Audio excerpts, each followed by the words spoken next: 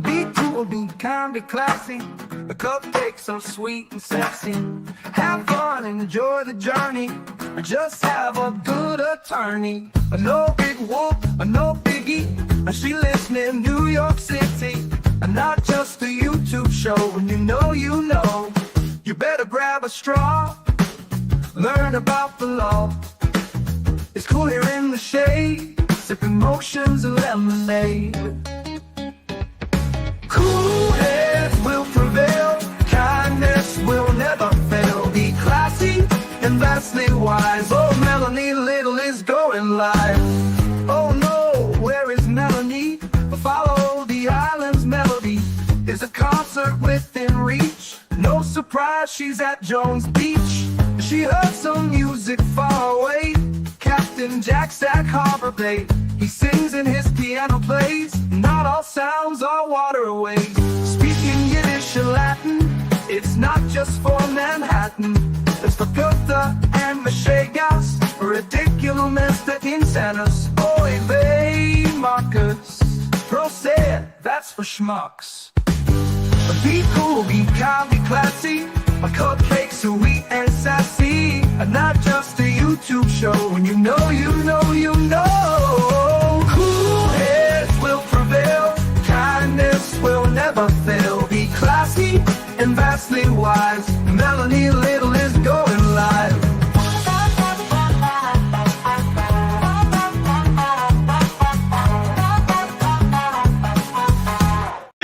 Good morning, my friends. Today is Tuesday, Taco Tuesday, February 10th, 2026, and we are going back to Athens, Georgia today for the real-life To Kill a Mockingbird story, scripted by Harper Lee, the trial of Georgia versus Edrick Faust. Wow, just wow. Yesterday we watched Tara. This is the tragic trial of the murder of Tara Baker in 2001. Yes, it is a 25-year-old cold case murder that was miraculously solved in 2024 when Georgia enacted an act called the Coleman-Baker Act. The Coleman-Baker Act was partially enacted for the case of Tara Baker. Brutally murdered, 2001. She was a UGA law student. She was 23 years old. She was murdered on the eve of her 24th birthday.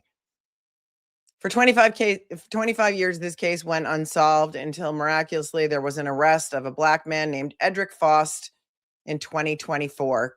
I believe this is the first cold case that is being solved, and I use that term loosely and in quotes, thanks to the Coleman-Baker Act, where $5 million was allocated to the closure of cold cases. A black man has never been a suspect in this case. There were no black hairs or any forensic evidence linking any black man to the crime until some junk science came into play in 2024. It's called true allele DNA testing. And it is the first time in a U.S. courtroom that low-gall iodine testing is being used in court, thanks to Judge Lisa Lott. We are in the land of the lot. And if you're a 70s kid, you might remember Land of the Lost was a very popular television show. And there was a guy named Chaka, or a little animal named Chaka, that was in that show. He's characters. Sometimes we put him up in the corner because we feel like we're in the land of the lost. And we are cruising on Melanie's yacht today. Yacht today, Satan. If you know, you know. We have at least 3 cupcakes in court today, maybe 4. I have connected them all. Maybe they're sitting together. Maybe not. We're going to get some observations today at some point. I think at this point, my goal is going to be to keep them all anonymous because we have seen Judge Lisa Lott, call out someone in open court. A woman by the name of Jessica Berryman. She said, is Jessica, after there was a little in front of the bench, she said, is there a woman named Jessica Berryman in the courtroom? And well, Jessica Berryman was not in the courtroom. She was home and she was rage posting on Facebook, I believe at the time. And everyone was telling her, why are they calling you out in open court. It was bizarre. We still don't know why, except maybe she was saying things the judge didn't like about the judge. I'm not really sure what Mr. Yalaman Chili, what his end goal was there to get her to stop talking about the case. I'm not really sure. So I don't really know. But yesterday, one of the cupcakes who was in court, hold on, let me see. She did have some observations for me. Also, you know, Mr. Hill, who's been sitting next to Mr. Crews the whole entire time, and he actually did argue something the other day. He is Justin Hill from the YSL case. I don't know how many of you watched the YSL trial. I obviously did not, because I was with you covering some other things. And I think that trial went on for, I don't know, at least a year, maybe 2. That is Justin Hill. He said something famously in the YSL trial about cap or no cap. So I don't know. I don't have the little clip on that. But if you did watch the YSL trial, you might remember him from there. And apparently he's a rock star, and we are so happy to have him join the defense team. He filed a notice of appearance. And so I'm not sure if he was sitting at defense table as a mentor or as a friend or just, you know, for moral support. And he was maybe doing it pro bono. I'm not really sure, but he filed a notice of appearance. And so now perhaps he's going to be examining some of the witnesses. And this is sure to get even more exciting than it's already been. So one of the cupcakes was in court yesterday, and she said that, you know, it was hard for her to update because she's not allowed to use her phone in court. And the family was in the courtroom today. I'm not sure if she's talking about the family of Tara Baker or the family of Edrick Faust. She was so happy that her first day was with Chris Melton and not the iodine semen girl. Can you blame her? She says that Mr. Crews and Mr. Hill are exceptional men, and that the 3 of the cupcakes yesterday were sitting next to Mr. Edrick Faust's fiancé. His fiancé. You know, Seinfeld references are always welcome. I lost my fiancé. I lost my fiancé. She said yesterday Ashley Hill was also in the courtroom. Remember Ashley, the one of the roommates of Tara Baker? She was in the courtroom yesterday watching Chris testify. And I think they are still very good friends. I have not been able to confirm that. I don't think she was asked that on the stand. I wish that she was, but she wasn't. And so we will hopefully hear some more things from them today. I'd like to know, you know, what their attention span is, the jurors. I'd like to know what they seem interested in, what they seem to check out during. And we will hopefully get some answers to that today. Yeah, do they know they're related? I don't know about that mitochondrial DNA. Like, it couldn't exclude Ashley and it couldn't exclude Chris Melton, right? It was wild. His borderline fiance, right? Was he going to propose? Was he shopping for a ring? I don't know what borderline fiance means, but I have the Madonna song stuck in my head. I'm going to pre-warn you today. The law and crime feed is not good. The audio. Maybe it's just me, but the thing is I have dual ear monitors in, and I'm only getting, it's not in stereo. I'm only getting it in one of my ear monitors. But yesterday you guys said the volume was fine. So I don't think I need to boost it. I am going to recommend to you, and I've linked them to my stream. They are not my sponsor. The best earbuds that you can get for the money. These are $20. I've linked them to this stream. If you've been in the chat for a while, you may need to refresh it. And you can buy yourself these earbuds for $20. They're made by JLab. They come in a million different colors. Their charge lasts forever. I think I charge them like once a month. And I lose things. I lose earbuds, and so I'm not paying Apple $200 for the earbuds, okay? We will ask about the jurors and what they thought about Melton's testimony, because some of the same people are in court today that were there yesterday. Okay, Melton was very cringe to watch. It was very cringe. And in fact, there's a woman who's a psychiatric nurse who came into the comments yesterday, and she said something such as like, I'm a psychiatric nurse, and this man was not grief-stricken. He was holding back rage yesterday when he was testifying, and that's what his whole demeanor was about. You know, his weird, almost like a panic attack that he had yesterday. And her opinion, and it's just an opinion, is that he was really holding back rage. So that's interesting. Let's pull our affirmation for a badass before we get into court, because the first witness up is Bill Ricketts. He's the lead detective from the ACCPD, which is the Athens Clark County Police Department, who was on scene the same day as Tara's murder, all the way back to January 19th, 2001. All right, let's pull our affirmation for a badass. Yeah, remember when he was talking to himself and he said, hold it together. I got to hold it together. This is the guy who testified that he's got to hold it. He had to hold it together for everyone. That's why he didn't cry. That's why he didn't cry in 2001, because he had to hold it together for everyone. It was bizarre. Here's your badass affirmation of the day. All right, are you ready? For whoever needs to hear this. Today, be the badass girl you were too lazy to be yesterday. All right? Today, be the badass girl you were too lazy to be yesterday. And you can also substitute the word guy in there if you like, but get out there and do it. Be a badass. All right, let us get into court. As always, if the audio, if my audio is way louder or way softer than the court feed, please let me know. But only if you yourself have good equipment. Okay, only if you yourself have good equipment. We are a little behind. That gives us the ability to fast forward and put things on a little bit faster speed, and that's the way we like it. Here, the link for the earbuds is linked to the stream. You may have to close out the chat to find it. I can see it on my phone, so here we go.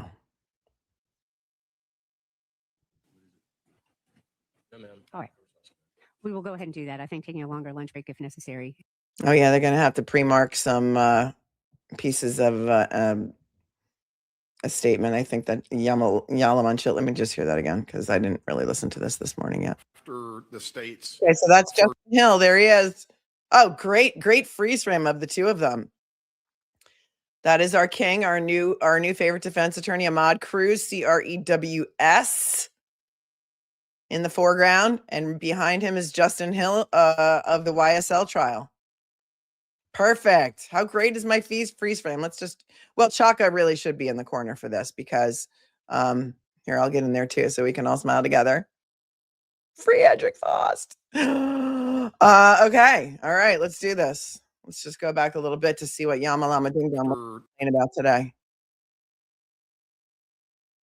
After the state's first two witnesses of this morning, I believe, if we could take maybe a little bit longer lunch break to allow Mr. Crews and myself to go through and make sure that we have timestamps that connect or correspond correctly. I think that's important and certainly needs to be done, and for the court to hear if there's any kind of disagreement between the parties and what may be admissible before the jury or may not be admissible before the jury. You know, as we've said before, there are many things we agree on. You know, Mr. Faust makes reference to several prior criminal convictions for attempted robbery, burglary, possession of a firearm by a convicted felon, and things along those lines. Oh, he had to get that out. He had to get that out.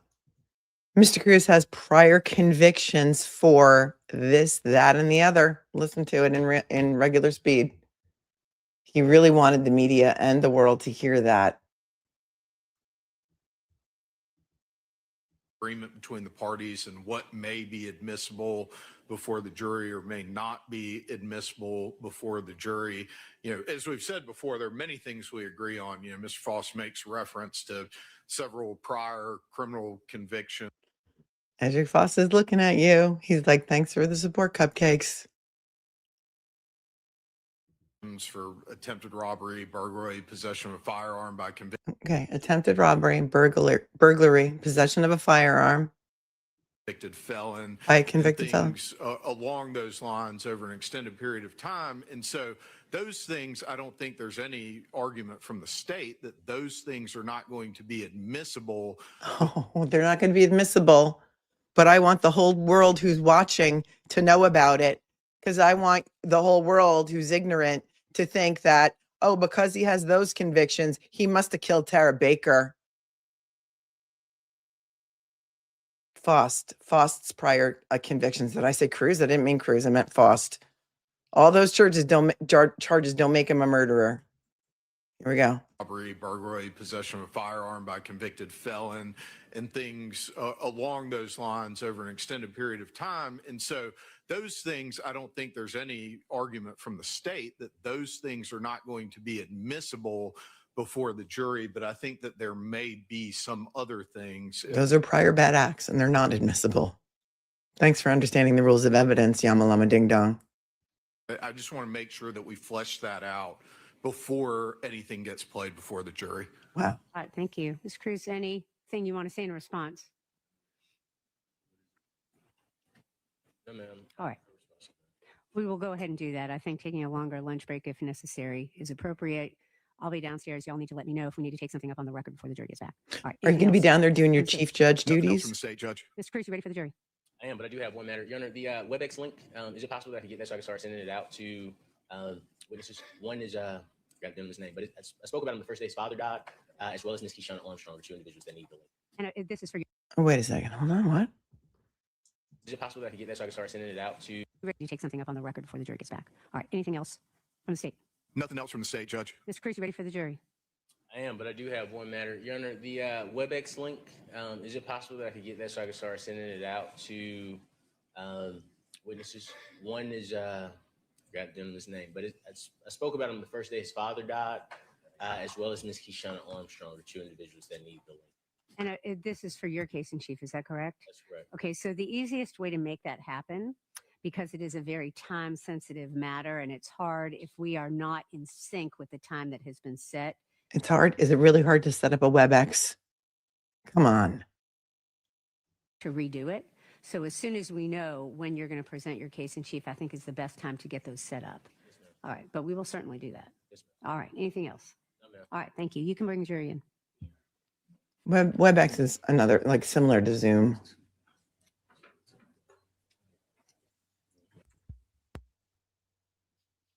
I don't know if he wants them to testify by Zoom or if he just wants to be able to watch the Resume proceedings. Trial, State of Georgia versus Edrick Faust, SU 24 CR 0547. Is the state ready to proceed? State's ready, Judge. Is the defense ready to proceed? You may call your next witness, Mr. Yalamanchili. State calls Bill Ricketts. Could you get Bill Ricketts, please?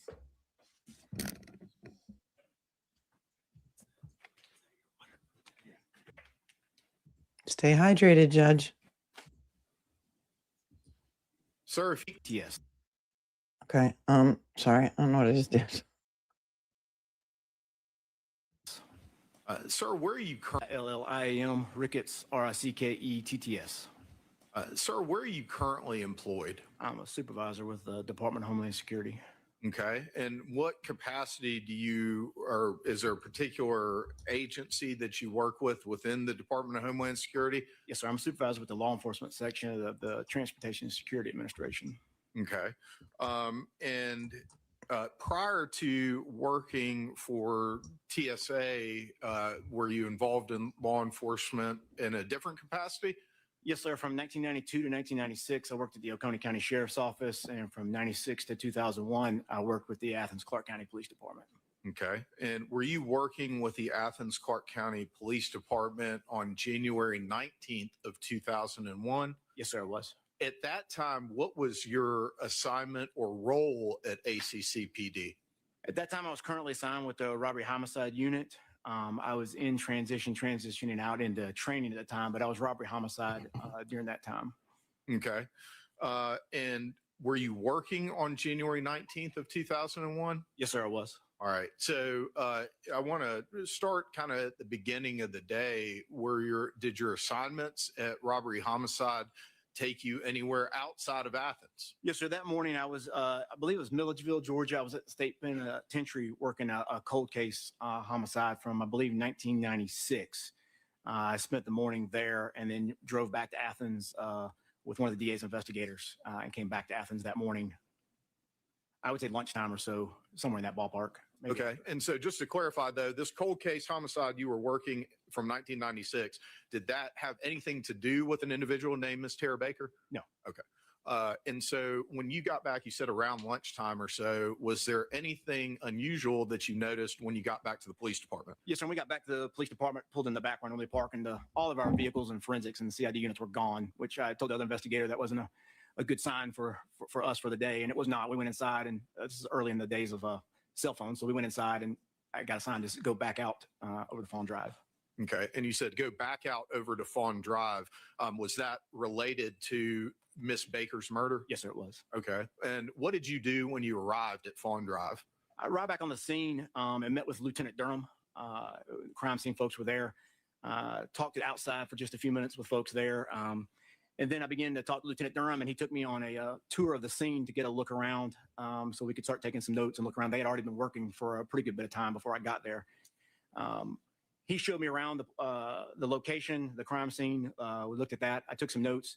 And then he kind of put me up to where he wanted me to go start doing some canvassing door to door, and wanted me to do some other items that he had on his checkoff list that needed to be done. So Wait, Scott, is he not a detective? He really didn't say what his title was, right? Did I mislabel him on the Chiron? Start with your canvassing door to door. Did you speak to an individual by the name of Matt Owens? Yes, sir. Okay. And then did you also speak with an individual by the name of Tiffany Ricker? Yes, sir. Okay. And so as it relates to Mr. Owens, what did he tell you about anything that he may have seen that day? Objection, hearsay. Any response to the objection, Mr. Yalman-Chile? Your Honor, I do believe Mr. Owens testified in this trial, and then Mr. Crews challenged the credibility of certain things that Mr. Owens had said. So I believe that this would be admissible as a prior consistent statement. I did not challenge the credibility of Mr. Owens. Mr. Owens testified. I don't even think I asked. Well, I didn't ask Mr. Owens any questions. I just thanked him. Mr. Yalman-Chile, any response to Mr. Cruz's statement before I make a ruling? Your Honor, if the defense is contending that he challenged nothing about the truthfulness and accuracy of Mr. Owens' statements, then I don't believe that the prior consistent statement would be admissible. All right, I'm going to sustain the objection. Oh my God, a sustained objection. Mr. Is he reading from something? Hold on. He's not supposed to be reading from anything. Did he go to the citizen detective class? Is he a citizen investigator? Ricketts, so you spoke with Mr. Owens. We're not going to get into the details of what he said. Did you speak to an individual by the name of Tiffany Ricker? I did. Okay. What is it that Miss He's reading from something. relayed to you? Objection, Your Honor. Hearsay. Any response to the objection, Mr. Yalman-Chile? As it related to Mr. Owens, I don't have definitive memories of the ways in which Mr. Crews may have asked questions or attempted to impeach that witness, but certainly as it related to Ms. Riker, there were significant periods of cross-examination. Okay, that was weird. He just touched his ear like Carol Burnett, like it's a signal of some sort, like a curveball slider. The witness did. And Mr. Yamalama Ding Dong, it's just easier for me to say. I'm sorry. Not sorry. You need to remember your case. If you want to enter these things into evidence, everyone was making fun of, not everyone, but the idiots were making fun of Ahmad Crews for not knowing how to get evidence in, which he really was doing properly, but the judge wanted to be a ball buster. Now it's your turn, and now you don't remember what Mr. Crews did, because you remember everything that Crews did when you want him to be sanctioned and fined $1,000. Take a look at this man and tell me if you think he's reading something. Look at his face. Miss Riker relayed to you. Objection, Your Honor. Hearsay. Any response to the objection, Mr. Yalman-Chile? As it related to Mr. Owens, I don't have definitive memories of the ways in which Mr. Crews may have asked questions or attempted to impeach that witness, but certainly as it related to Ms. Riker, there were significant periods of cross-examination, including confronting Ms. Riker with previous statements and things along those lines. So I do think that this would be admissible as a prior consistent statement. Thank you. Yes, sir. So my second objection based on the state's response would be waste of the jury's time. In regards to our examination of Ms. Riker, the only thing we went through were the statements that she gave to this officer. There was no need to impeach Ms. Riker on her prior statements because the testimony she gave in court, we used her prior statements from the day she spoke with Detective Ricketts to establish what her accurate testimony was. Thank you, Mr. Crews. I remember the statements, and I've taken notes on that. I'm going to overrule your objection, allow you to continue with that line of questioning. So, Mr. Ricketts, as it relates to Ms. Riker, what did she relay to you? She stated that morning around 8:15 in the morning, she left to go to class. She saw a male subject, black man walking Okay. down the street. Let me explain something to you. Witnesses are not supposed to have notes. They're not supposed to be reading from a report. He has not indicated that he doesn't remember the facts independently. He should have been prepped on his report. He should have memorized his report or refreshed his own recollection before getting on the stand. But he's clearly reading from something, and that is highly improper. Do you remember? I know everything goes back to the Karen Reed trial, but do you remember when Judd Welcher brought his laptop up on the stand and he was reading off his laptop and maybe communicating with people? No. Not the way it's supposed to go.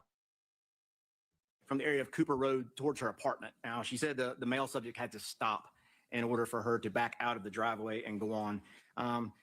Her description, was a medium, average looking height, medium, no hat, medium hair. It had an orange or bright red shirt, baggy pants. No. But they weren't dark in color. She gave us that. Everything he's testifying to is hearsay. That was a proper objection. She's already testified. She's the woman we didn't watch together, but she had oxygen with her. And in her, she had a nasal cannula. He sounds very confident because he's reading from a freaking paper or a script. Description while we're sitting there talking to her. She was surprised that morning, and it was kind of a foggy rainy morning that morning. Now he just flipped the page. So we saw the paper this time. Is it handwritten notes or a report? And whatever it is that he's looking at and reading, the defense attorney is now entitled to look at and read. Wow. They got some big cojones down there in Athens. That description while we're sitting there talking to her. She was surprised that morning, and it was kind of a foggy rainy morning that morning. I do remember driving down that morning. I wasn't at the scene during that, but that morning was a heavy fog, kind of rain kind of morning, kind of nasty. And she said it was kind of odd to have somebody cutting through just the apartment area at that time of morning. Walmart. And was the unusualness also based on? Oh, sorry. Okay. Describe the weather and then how this. Sorry. Thank you, Jess. Tiffany is the younger woman getting in her car. The tow truck lady was Oxygen Woman. Thank you. What was her name? Oxygen Woman. I mean no shade to her. No violation of the ADA here. That's the day I was sick in bed. Thank you for correcting me. Subject was almost walked into her car. It was one of those where if she hadn't seen him, she thinks maybe if she had seen him, they might would have run into each other, if that makes sense. Okay. Did you conduct other canvas interviews? I did. Okay. And I'm not going to get into the details of those, but just talking about what you did that day. Eventually, did you end up back at the Athens Clarke County Police Department? Yes, sir. Lieutenant Durham sent me on several other assignments to take care of, and I did end up back at the police department later that afternoon. Okay. While you were at the police department, and this would still be January 19th of 2001, is that correct? Yes, sir, it would. All right. So while you were at the It's not police even hiding department, it. did you have any contact with an individual by the name of Chris Melton? I did. Okay. And who did you understand Mr. Melton to be at the time that you spoke with him? I had understood Mr. Melton to be the boyfriend of the deceased. From being out at the scene, I had not yet seen or met him at this point, but I understood that's who he was. Okay. And you said by being out at the scene, to your knowledge, had Mr. Melton been brought to the scene at some point during the investigation? Yes, sir. Okay. Do you know the purpose for which he was brought to the scene? He identified the body, which I was told via digital camera from the crime scene, and was out on the crime scene answering some questions there, I believe, to Lieutenant Durham. All right. Did you have an opportunity to speak with Mr. Melton? Yes, I did. Was there anybody else present when you were speaking with Mr. Melton? Yes, sir. His father came with him. We weren't expecting him at the police department. He arrived, and he and his father were there together. So we decided to do an impromptu interview there at the office. Wait a second. Did Meltdown say that they asked him to come down to the station? Because I don't even know if he's a detective. Bill Ricketts is saying he just came down to the station, so we decided to do an impromptu interview. Refresh my recollection on what Chris Melton said about going down to the police station that day. He just wanted to go there with his father. It's okay that he went with his father. I don't have any problem with that. Oh, he said he volunteered. Okay. I thought he said they told him to go down there. All right, let's keep going. father came with him. We weren't expecting him at the police department. He arrived and he and his father were there together. So we decided to do an impromptu interview there at the office. And where in the police department in particular did this interview take place, if you recall? We were kind of over in that forensics area. We were not actually in an interview room. We were over in the forensics office. If you think of it, it's like a small conference room. I won't say a common work area, but a small conference room there. We could have a little bit of privacy and a table where we could sit and talk. The area was pretty busy that whole afternoon. We had several things going on at the same time, but that's where we decided to sit. Okay. Okay. People are saying that I am way louder than court. This is the problem if you have headphones on, I think, because again, it's only coming into one earbud of mine. So if you are listening on a television without earbuds, tell me if I'm even with the court or if I'm louder with the only people who are listening like on a television. I don't know what yes means. I'm louder or they're louder.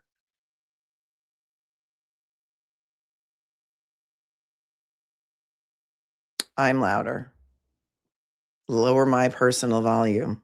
All right. Hold, please. I mean, my volume is on auto, so here's my volume at 30. Is that better?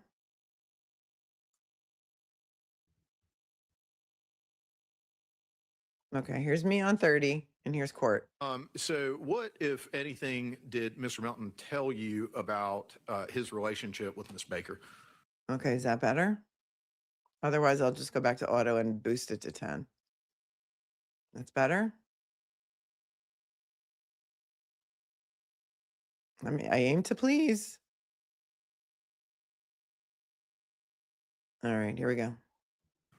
So we sat and began to talk. Your Honor, hearsay.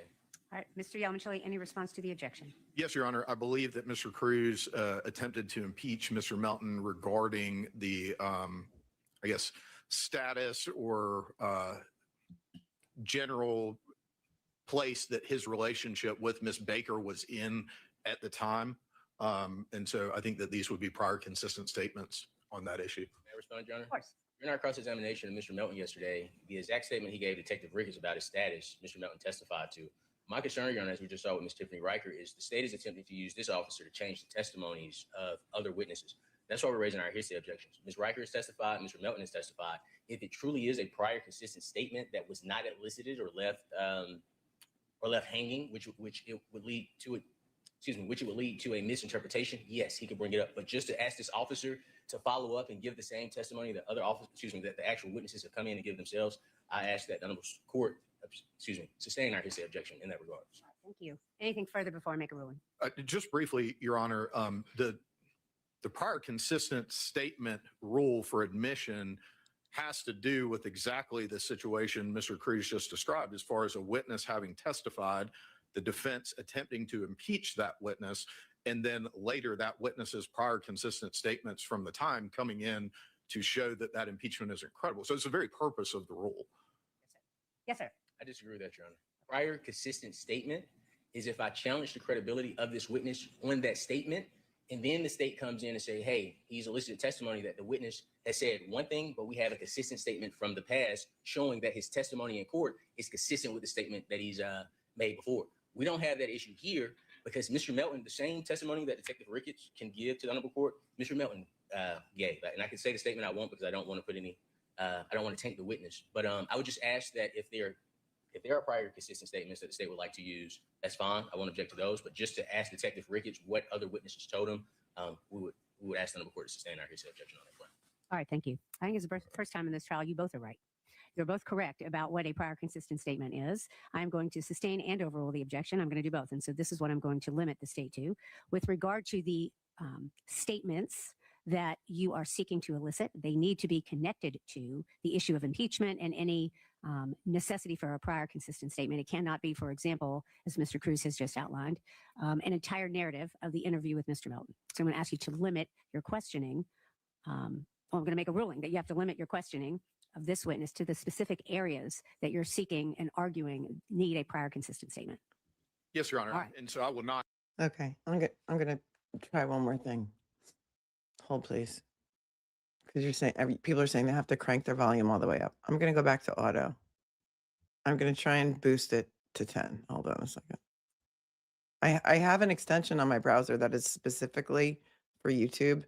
It is specifically a YouTube booster, but for whatever reason, what is going on in court, hold on,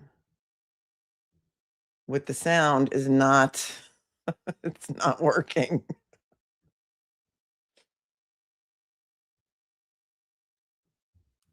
Let's try this. Ask the witness, I mean, what it did he doesn't tell you sound about any the fact louder to being me. correct, which should give Mr. Crews an opportunity, if he has additional objections, to bring them up at that time. That's correct. All right. May I proceed? So, Mr. Ricketts, Hold on.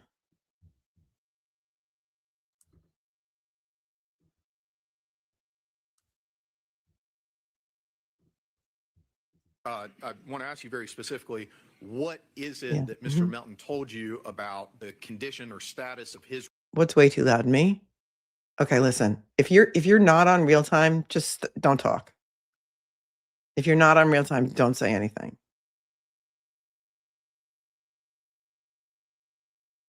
Okay. Court isn't louder, only you. All right, I'm just going to turn mine down.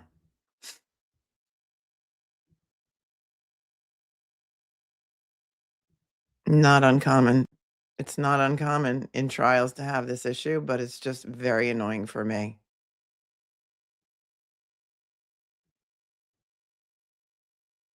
All right, my volume is now on 40%. And court is boosted as high as it can. relationship with Miss Baker at that time? Want to ask you very specifically, what is it that Mr. Melton told you about the condition or status of his relationship with Miss Baker at that time? That is hearsay without exception. I would object. All right, Yeah. Mr. Yalmanchili, any response to the objection? I was just restating the previous question I'd asked, and I think it is directed in the manner that the court informed or instructed me to ask it in order to be admissible as a prior consistent statement exception to the hearsay rule. I'm going to overrule the objection. You may continue. And so, Ms. Ricketts, I'll ask you the question. It's cumulative. Okay. Chris Melton has already testified. Why does this witness now have to talk about what Chris Melton told him? You know why? Because they are here to defend Chris Melton. That's what they're here for. They're here to defend Chris Melton. So they want to get it out there to the jury as many times as possible that Chris Melton's story was consistent. Okay, are we level now? Not everyone has the same sense of hearing. I know. It upsets me when I see a lot of complaints in the chat. I'm an empath, you know? Again, what is it on January 19th of 2001 that Mr. Melton told you about the condition or status of his relationship with Miss Baker? He said they had a serious relationship and that talking had intentions of marriage in the future. Okay. And then, I want to take you forward a little bit. We've talked about the general nature and status of their relationship at the time. What, if anything, did he tell you about the plans that he and Miss Baker had for that weekend? Objection, Your Honor. Hearsay. Mr. Yalmanchili, any response to the objection? Your Honor, again, it is a prior consistent statement. Mr. Crews, in his cross-examination of Mr. Melton, indicated that at the time leading up to Miss Baker's murder, the two of them may not have even been in a relationship. He referred to Miss Baker as his girlfriend or ex-girlfriend. So prior consistent statements regarding the fact that they were in a relationship and had plans together that weekend that both were excited about would be a prior consistent statement that would be admissible. Ms. Crews, anything further, sir? Sure. Mr. Yalmanchili's purpose for admitting this isn't because Mr. Melton or I elicited inconsistent testimony or inconsistent statement. It's the statement that matters, not the general view, not the general theory of the witness, the statement. We did not get into, on cross-examination, Mr. Melton's plans with Miss Baker on the weekend after her death or the weekend following her death. We spoke about the relationship generally. So I would ask the honorable court to sustain the hearsay objection. All right. Yes, sir. And I would just add, Your Honor, the state had opportunity to examine Mr. Melton on direct and redirect examination. I do think it's inappropriate to now try to bolster or support Mr. Melton's testimony through Detective Ricketts, as the jury has had opportunity to hear from Mr. Melton themselves. All right. Thank you, Mr. Crews. I'm making a finding that the very issue that the state is asking to have this witness speak about, which is the weekend after the incident was in fact brought out on cross-examination, the articulation the state has made about what a prior consistent statement is with regard to that issue is accurate, and I'm going to allow you to do it. I'm going to overrule the objection. So, Mr. Ricketts, I'll ask you Rarely. again, and I'm trying to make Rare. this a When is specific the tailored- last time you saw a prior consistent statement used as an exception to the hearsay rule? This is wild. This is wild because you never see it because it doesn't happen. Because what they're trying to do here is to bolster or improve or let the jury know that Chris Melton's a really credible guy. So let's keep repeating what he said. Let's keep repeating what all the times that he said the truth. All the times he told the truth about what he said to investigators the first time. It's cumulative. Hearsay is an out-of-court statement not made by the person who's testifying, an out-of-court statement offered to prove the truth of the matter asserted.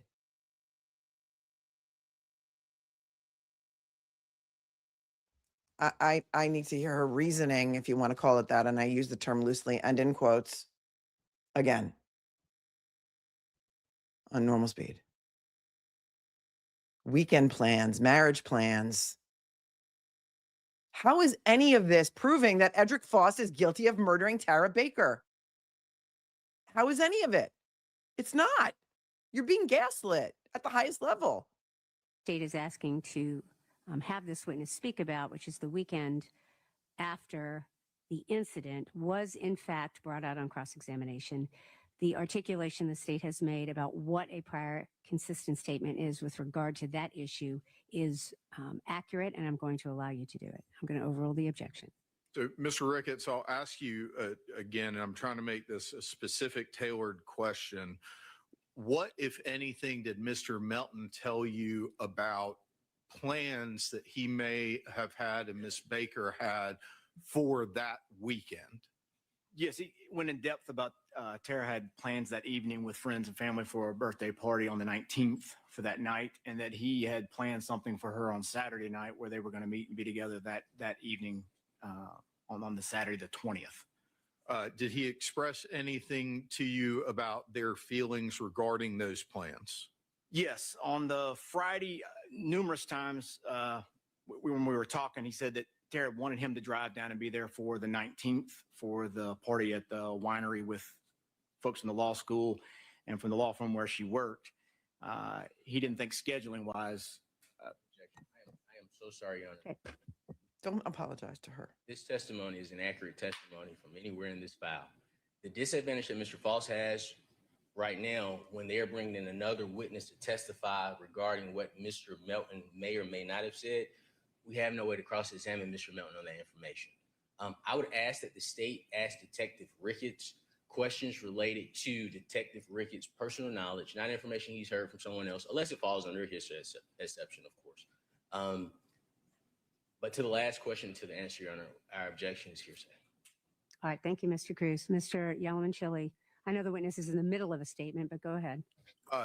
Your Honor, I think it's the same argument that the court just ruled on, a minute ago, that this is admissible as a prior consistent statement. And I believe it falls within that exception to the hearsay rule, as the court's already indicated. Mr. Crews, let me just ask you a question so I understand your objection. Are you arguing that this information was not elicited when Mr. Melton was on the stand? I am arguing that the statement that was just made from Detective Ricketts doesn't exist in the case file. So I'm not saying this is intentional. I'll let you respond in just a moment. And Mr. understand, my friends, that the witness, Bill Ricketts, is sitting there during this entire argument, okay?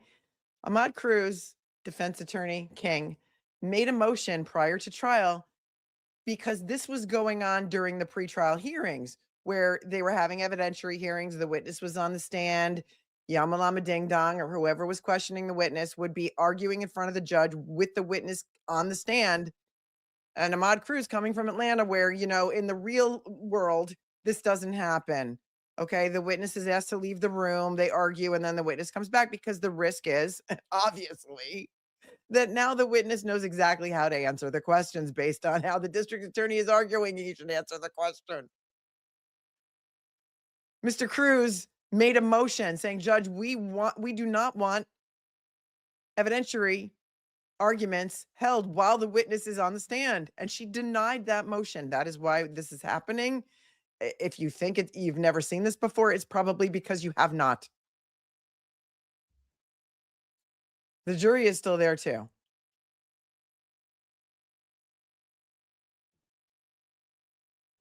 Intentional from the state. And you know that they had to get Chris off the stand as quickly as possible because they saw the meltdown that he was having. I don't think it's intentional. But what's going on here is Mr. Melton testified yesterday. I'm assuming the state didn't get the information that they would have liked Mr. Melton to say, so they brought in Detective Ricketts to now become a surrogate of Chris Melton, and they'll ask Detective Ricketts, well, what did Chris Melton say about this? What did Chris Melton say about that? That's right. Hang on just a moment. Ladies and gentlemen, I want to take this up outside your presence. All right. So if you'll go into the jury room and don't talk about the case, I'll be with you shortly. Thank you. Yeah. Okay. Tell the jury to leave the room. And he's 100% right with what he's saying. State is Go ahead. But my concern is, Your Honor, is the state is attempting to circumvent the rules of evidence by using Detective Ricketts to elicit testimony that, of course, during cross-examination, there's no way I can impeach Detective Ricketts on things that Chris Melton said while Detective Ricketts is on the stand. I want to make sure I understand your objection, Mr. Crews. Are you arguing that what Detective Ricketts is talking about right now or about to talk about was not brought up when Mr. Melton was on the stand? Well, my objection is hearsay. No, I understand that, but are you also saying that it was not brought up, that particular information was not brought up when he was on the stand, or something different? Generally, yes, but this wouldn't fall under a prior consistent statement. I didn't get into plans for the weekend. Our entire theory of cross-examination with Mr. Melton was the deterioration of the relationship before her death. The statements, if they wanted these statements from Mr. Melton, they could have talked to Mr. Melton about them. These were, and we could have gotten into it on cross-examination with Mr. Melton. These were outside of the statement that was just made. But as far as Mr. Melton stating, hey, she wanted to see me, we had plans for Saturday, those are accurate statements. As far as, oh, she wanted me to come that night, and we had all this stuff laid out, that's not anywhere in this discovery packet. We looked through all 25,000 pages and 25,000 files. That is not in here. But it would be inappropriate to cross-examine, and let me put it this way. Mr. Faust has a right of confrontation. Mr. Faust has a right to cross-examine statements of witnesses. The state is attempting to use Mr. Ricketts as a surrogate for. I understand exactly what you're saying, but I want to get I need to understand very specifically what you're arguing. I understand what you're saying about this witness testifying about what other people said, and you're not having the right to confront the actual declarant. I understand that. What I need to know, Mr. Crews, is what exactly are you alleging does not fall under the exception for prior consistent statements? So you've made two statements. I just want to make sure I understand what you're saying. You are saying, number one, that Somebody sent me an email last night and they said, this trial is, she said, thank you for picking up on the racial bias in this trial because no one else is reporting on the racial bias. And she said, people often point to the fact that there's no racial bias because Kalki Yalamanchili is Black. And so they're being treated. Kalki Yalamanchili is of Indian descent, okay? He is not Black. And she also pointed out to me, this viewer who sent me this email, she said, do you notice how every time Mr. Crews makes an objection or tries to argue the law, both the district attorney and the judge act like they don't understand what he's talking about, that he's being unclear, that he's not as smart as they are, and that it seems to be racially motivated. And this is an excellent example of what exactly that viewer was talking about. They are now making him restate things a million times as if he's nuts She doesn't understand what he's talking about. Yama Lama Ding Dong doesn't understand what he's talking about. And he must be not as smart as they are. And I'm just pointing out what a viewer said to me. Okay? And so I want you to maybe look at it through that lens a little bit. Because what you are watching here is exactly what she pointed out to me yesterday. Okay, listen. Treating him like an infant, like she has no idea what his argument is. And you know what I call on that? I call bullshit.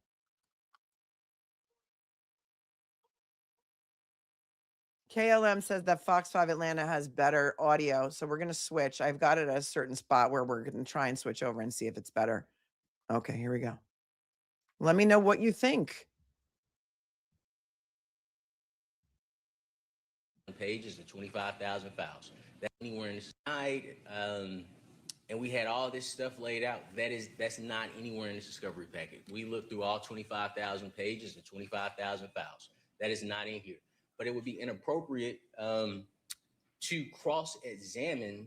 And let me put it this way: Mr. Faust has a right of confrontation. Mr. Faust has a right to cross-examine statements of witnesses. The state is attempting to use Mr. Ricketts as a surrogate for. I understand exactly what you're saying, but I want to get I need to understand very specifically what you're arguing. I understand what you're saying about this witness testifying about what other people said and you're not having the right to confront the actual declarant. I understand that. What I need to know, Mr. Crews, is what exactly are you alleging does not fall under the exception for prior consistent statements. So you've made two statements. I just want to make sure I understand what you're saying. You are saying, number one, that the information this witness is providing was not in the discovery. And certainly that's one thing. But in terms of this objection, are you also saying that Mr. Melton did not provide it on the witness stand, that this is something you've never heard or something different? That's what I don't understand what you're saying. Please forgive me for not being. I mean, that's okay. I just want to make sure I understand what you're saying. Did he So, testify? Did Melton testify that he wanted to go to the winery with them, but he couldn't make it? I don't know, and I don't care. He already testified to it. We don't need to hear about it again from this witness. Specific position is that this is hearsay that does not fall under the prior consistent statement rule. And the reason why we did not elicit a statement from Mr. Melton that was inconsistent with anything they had, I'm going to say allegedly, had planned on Friday or Saturday. My cross-examination didn't even delve into plans because our position, as the court is aware, is that they weren't together. So we didn't get into that. Excuse me, we did not get into those statements with Chris Melton. If the state would have liked to get into that with Chris Melton, they could have did it during redirect or direct examination. But I understand what you're telling me now. Yes, ma'am. All right. Thank you very much. Mr. Yalamichil, did you care to respond? Yes, I Go think ahead. Mr. Crews in part just made the state's argument for us. He has just said that the entire contention during his cross-examination is that these parties may not have been in a relationship. Mr. Melton did in fact testify that he and Miss Baker had plans for that weekend that he and Miss Baker were excited about. And then on cross-examination, Mr. Crews tried to develop a theory that the two of them were not in a relationship. And so that is obviously a challenge to Mr. Melton's testimony that they were in fact in a relationship and had plans that they were both excited about this weekend, as Mr. Crews has just indicated, was the purpose of the cross-examination questions that he asked. So I do think that this evidence is admissible. I would also like to read to the court from Detective Ricketts' narrative talking about the things that Mr. Crews has been alleging are not in the discovery. Chris told me that Tara was excited about Friday night. It was her birthday and she was going out with her girlfriends. Chris was going to take her out the next night, which was exactly what Mr. Ricketts was just in the process of testifying to, Your Honor. So, I mean, I understand why Maybe the proper objection would be cumulative. Defense doesn't want Mr. Melton's prior consistent statements to come in because they cast doubt on the impeachment mechanisms that the defense has attempted in this trial. However, that is the entire reason that a prior consistent statement may be admissible in the trial of the case when the defense or the state, depending on who called the witness, has impeached or attempted to impeach that witness, Judge. So, I think it's a textbook example of when a prior consistent statement would be admissible. All right, thank you. Yes, sir. I'll just say this, Your Honor. I'll leave Right. it to the Honorable Court's discretion. Mhm. I'm going to relook at the law. I'll be with you both shortly. Relook at the law. Right there on the bench. To subsection C. To subsection C of 24-6-613, and it will be the second sentence that would. I've got it, Mr. Crews. Thank you. Yes, ma'am. If the DA wanted this stuff out, he should have asked Melton. All right. I think I have it to the place where we can maybe switch over, and let's see if this is better. This just so we're clear. A prior consistent statement shall be admissible to rehabilitate a witness if the prior consistent statement logically rebuts an attack made on the witness's credibility. A general attack on a witness's credibility with evidence offered under Code Section 608 or 609, which is not the case here, shall not permit rehabilitation under this subsection, but we're clear that does not apply. If a prior consistent statement is offered to rebut an express or implied charge against the witness of recent fabrication or improper influence or motive, the prior consistent statement shall have been made before the alleged recent fabrication or improper influence or motive arose. I'm going to overrule the objection. You may continue, Mr. Yalomashili. Okay, am I even now? Because now I'm on equal. It's a StreamYard issue, and it's a law and crime issue, and hopefully we're better now. Or I'll just move away from the mic. You can't even see the mic. It's like right here in front of me. It's not in frame. I don't like my mic in frame because it's super annoying. Okay, perfect. Now everyone can put their volume back to normal. Did she get a bang trim? Did the judge get a bang trim? Here we go. Of course, she's overruled the objection and she just read the law into the record. Business as usual. You may bring the jury in. Thank Thank you, Judge. And the witness was there the entire In time. the restroom? Okay. At ease, we have a restroom moment. Mr. Faust looking fly today in an ivory. We're going to do a fit check. He's got an ivory quarter zip sweater that has like an argyle pattern in the front and looks like gray. As he side eyes somebody, looks like maybe the DA. Loving the sweater. Okay. At ease, we have a restroom At moment. ease. Grow up, put a robe on, says Robin. She's not even wearing black today. She's wearing a gray blazer. The judge wears a gray blazer. She doesn't even wear a robe. Thank you, Karen M., for your Cash App and for pointing out that Fox 5 Atlanta has better volume. You rock. Very much, sir. Okay. Does it matter that she misinterpreted the law? Yeah, on appeal. The ruling that I just made needs to be consistent with the prior ruling that I made when I sustained Mr. Crews's objection. This questions about No, it doesn't really need to be because you could overrule yourself and then you could direct the jury to disregard the prior testimony. You could do that. You could issue a curative instruction if you decided now that you're wrong. You don't have to be wrong twice just so you're consistent. questions that the state feels support prior consistent statements cannot be a narrative, just in general. It has to be specifically tailored to the moment in question that the state feels is entitled to be rehabilitated. All right, thank you. You may bring the jury in. You're not rehabilitating someone if it's a prior consistent statement. Like, what are you talking about? Am I insane? Where are my lawyers in the chat?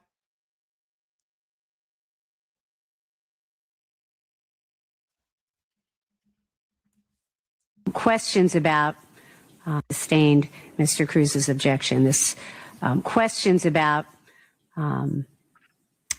questions that the state feels support prior consistent statements cannot be a narrative, just in general. It has to be specifically tailored to the moment in question that the state feels is entitled to be rehabilitated. But you're not Thank you. rehabilitating You may him. bring the jury in. A prior you're not rehabilitating him. If it's a prior consistent statement that he already testified about. Anyone?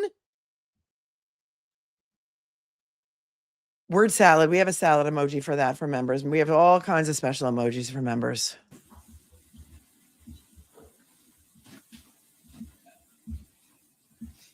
Mr. Hill is like, he's right. He's trying to like not blow his stack, and it's hard because he doesn't want to be fined $1,000 either. But I can't wait to hear from him too.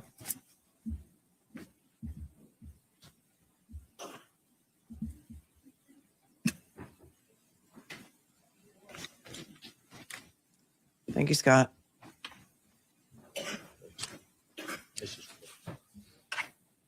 I think he said that. I think he You all said. may be seated. Thank you. I think Chris Melton said that she was going to go out with her friends. I don't fucking know. And I don't care. It doesn't matter what. Chris Melton's not on trial here. Gentleman Chile, you may proceed. Thank you, Your Honor. Mr. Ricketts, before we took that brief break, I'd asked you a question, and I'm going to try to, as best I can recall, ask you the same question again. Did Mr. Melton talk to you at all or say anything to you about plans that he and Miss Baker had for that weekend and their feelings surrounding those plans? Yes. He advised that Tara was very excited about her birthday coming up the weekend, and that she and friends from law school and the law firm she worked at were all getting together at the winery on Friday night, and that Chris had made plans on Saturday, the 20th, to meet and take her out to celebrate her birthday. All right. And as it relates to Mr. Melton's whereabouts on Friday morning, January 19th of 2001, is that something that y'all discussed in your interview? Yes. One of the reasons Friday night that he wasn't going to be down is for work on Friday. The new area where he was working and things of that nature was taking time away. He had jobs to do on that Friday. So he said Saturday would be a much easier thing. And she had her college law school friends and her law firm friends and all to do the dinner with on Friday night. Okay. Well, and so my question, I might not have been clear in it, I apologize for that, is did he talk to you about where he was Friday morning? Yes, he did. Okay. And what did he tell you about that? He spent the night and had spent most of the nights that week with his mom and dad. And it was at their residence.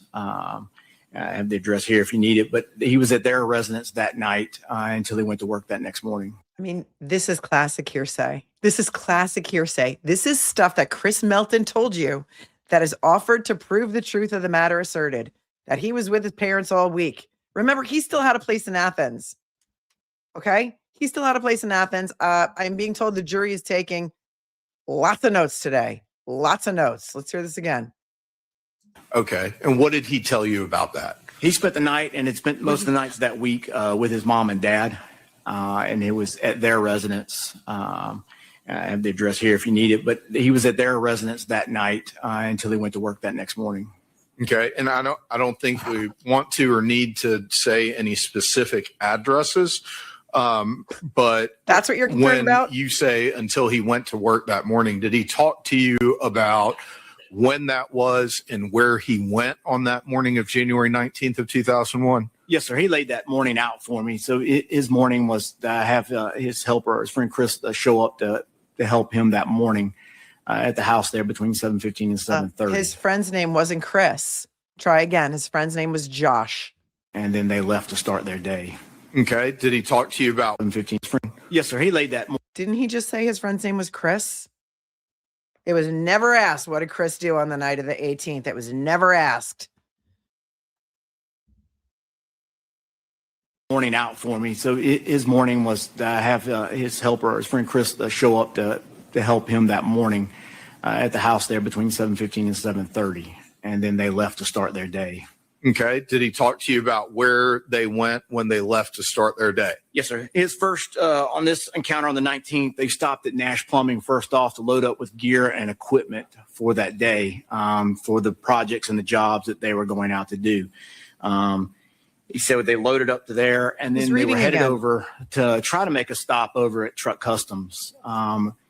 Chris explained in the interview that he was trying to get a ladder rack put on his truck. They needed to measure it, and then he would go back later in the day and they would install that ladder rack, was my understanding the conversation we were having. That location is in Loganville, Georgia, and he went there in order to get that measured out. They left there and went over toward Grayson, Georgia, in order to do a job there, a check for some leaks, that kind of thing at that house. From there, they went on to Forsyth, met up with a contractor there to look at doing a house there in Forsyth. Now, the house there, I guess it wouldn't have it had boarding on it, but no paper and shingles, I guess, if that makes sense. And I think they were just getting pretty wet. They were going to lay. He's like, trust me, bro. He believed every single thing Chris Melton told him. Listen to the way he's embellishing it. And like, oh, yeah, they went to this place. Then they went to Forsyth. Then they went to Grayson. And they went to this. And they're, looking at the sheetrock and, looking at like as if everything he's telling him is true. The house out to do the initial plumb of the residence that day. But there was no cover on the roof, so they were kind of getting wet. So Chris stated he went back by Truck Customs just to stop in and see if maybe they happened to be ready on his way back to his house. And when he went back to the house, he just dropped Chris off. All right. Any response to the objection? Reading. Your Honor, I think it's all still responsive to the initial question of what Mr. Melton relayed to him about what he was doing and where he went that morning. I am going to sustain the objection. I do think it is a narrative. I'm going to ask the questioner to walk their witness through appropriately. Yes, Your Honor. Thank you. Mr. Ricketts did, so we're at Truck Customs at this point. Did Mr. Melton tell you where, if anywhere, they went from Truck Customs? Due to the weather and whatever else, he went back to the residence, dropped his helper off in order to let him go eat and see if they could maybe wait the rain out and see kind of how that would go. He advised that they would meet up together later and try to complete some more work or go back by Truck Customs. And I'm sorry, let me just ask you some questions as we go along here. You just testified that he had dropped his helper. What was that person's name? Chris. No. Well, Chris Melton. Oh, I'm sorry. I have to look back. I apologize. That's all right. Who said he could use his report? Give me 1 second. I'm so sorry. As he flips through his either notes or report. Objection, Your Honor. I object on the grounds of hearsay to the witness having his notes while he testifies. If the state would like to refresh the witness's recollection, there's an appropriate mechanism to do that. Good. But for the witness to be able to use his notes while he testifies, that constitutes hearsay. All right. Thank you. Anything from the state before I make a ruling?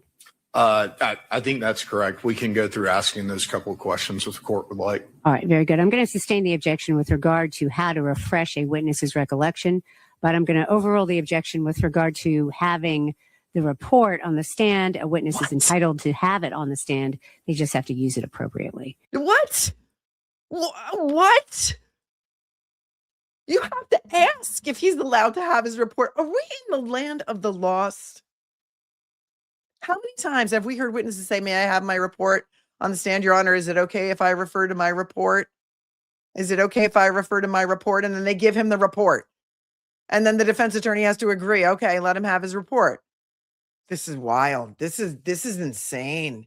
He's had it the entire time. I didn't hear anybody ask for permission. He's been reading from it the entire time. We don't. The defense attorney doesn't even know what this man has on his lap or on his podium with him that he was trying to hide, but then he really wasn't. Yeah, this is like a 3-card Monty. You may continue. And so, Mr. Ricketts, before you refer to your report, please, indicate to me that you may need to do that, and we'll go through the appropriate questions. I understand. My understanding from your last answer is at this time, you can't necessarily recall the name of Mr. Melton's helper. Is that correct? Yes, sir. All right. Do you think referring to your report would help you refresh your recollection? It would. Okay. Please refer to the report. Do not read from it, and just let me know when you've had a chance to review it. He's been reading it the whole time. He should have it memorized by now. Mr. Crews needs to look and see what it is that he's looking at. Who knows what it is? It could be a script. First name is Josh. Okay. So I think, do you recall now, after having reviewed your report, that individual's name? Yes, Josh McCurdy. Yes, sir. Okay. So you had just testified that Mr. Melton dropped Mr. McCurdy off at Mr. McCurdy's residence. Is that right? They were back at Chris's house. They needed both the vehicles, from my understanding, because Josh went there. But when they went back to Truck Customs, Josh, he was going to have to follow him back to Truck Customs. In order to leave Chris's truck there, they would need the second vehicle. So he went to lunch at that time. Okay. Did they ever return to Truck Customs? Yes, sir. All right. And what did Mr. Melton, what did Mr. Melton tell you about where he went after he left Truck Customs? He went to Truck Customs. He said around 3:45, 4 o'clock for an appointment that he had there. And he got a page they received while he was there. He received that page, made a phone call, and then went to Athens. To the address on Fawn Drive. Okay. And this, when you say the address on Fawn Drive, are we talking about Miss Baker's residence where she was killed? Yes, sir. Okay. During this interview, this is January 19th of 2001. Did you have an opportunity to observe Mr. Melton's hands? I did. Okay. What did you observe about Mr. Melton's hands? During the interview, while we sat and talked, Mr. Melton, for lack of better words, just picked at his hands and messed with his hands, pretty much just gluing things off his fingers from his fingernail beds, and just kind of making that kind of movement while he was moving with his hands. You could see that. And then I had the opportunity to fingerprint him for prints. And at that time, we didn't use computers like we do now. We had to do manual prints, ink prints. So I printed him both hands on the printing, pretty much with the desk just like this. Start with outside and work the inside. So I had to hold and sit and stay there, hold his hands, and roll each finger out as I made the fingerprints. Wow. Remember, he didn't have his tantrum where he punched the wall 30 times until when? When he got home to his parents' house that same day, the next day. This man is talking now about the condition of his hands because he had to print them and he was picking at glue and stuff on his hands. So he noticed that. I want them to roll the tape. So his prints were compromised, right? And then I would move over to the other hand and do the same exact thing and work through all 5. So all of his fingerprints were done there at the police department after we finished this interview. And you yourself did that rolling of the prints. Is that what you just testified to? I did. Okay. And I just want to go through that process again a little more slowly. Did you just testify that all 10 of his fingers would have been printed? Yes, sir. Correct? Okay. And when you're going through that process, do you make contact with the person you're printing? Sure. So unlike now, you have to take your hand and you hold the finger, you go to the far side and you roll it because you're getting ink. So now with a computer, you can sit and look at a screen and kind of move it around. But with this, you had to dip his hand in ink. You take it and roll from side to side, and then you would move one at a time from finger to finger. So I dip, roll, dip, and roll, and then get the thumb, and then you move around to the other side. And each time you do that, you have to grab the hand and you have to hold the hand and do it. And they have to kind of hold their hand real loose and kind of give you kind of control of the hand. It's much better system we have now. But that time. This was on the 19th when he came down to the station with his father. I had to sit and hold his hand during that time while we were doing that.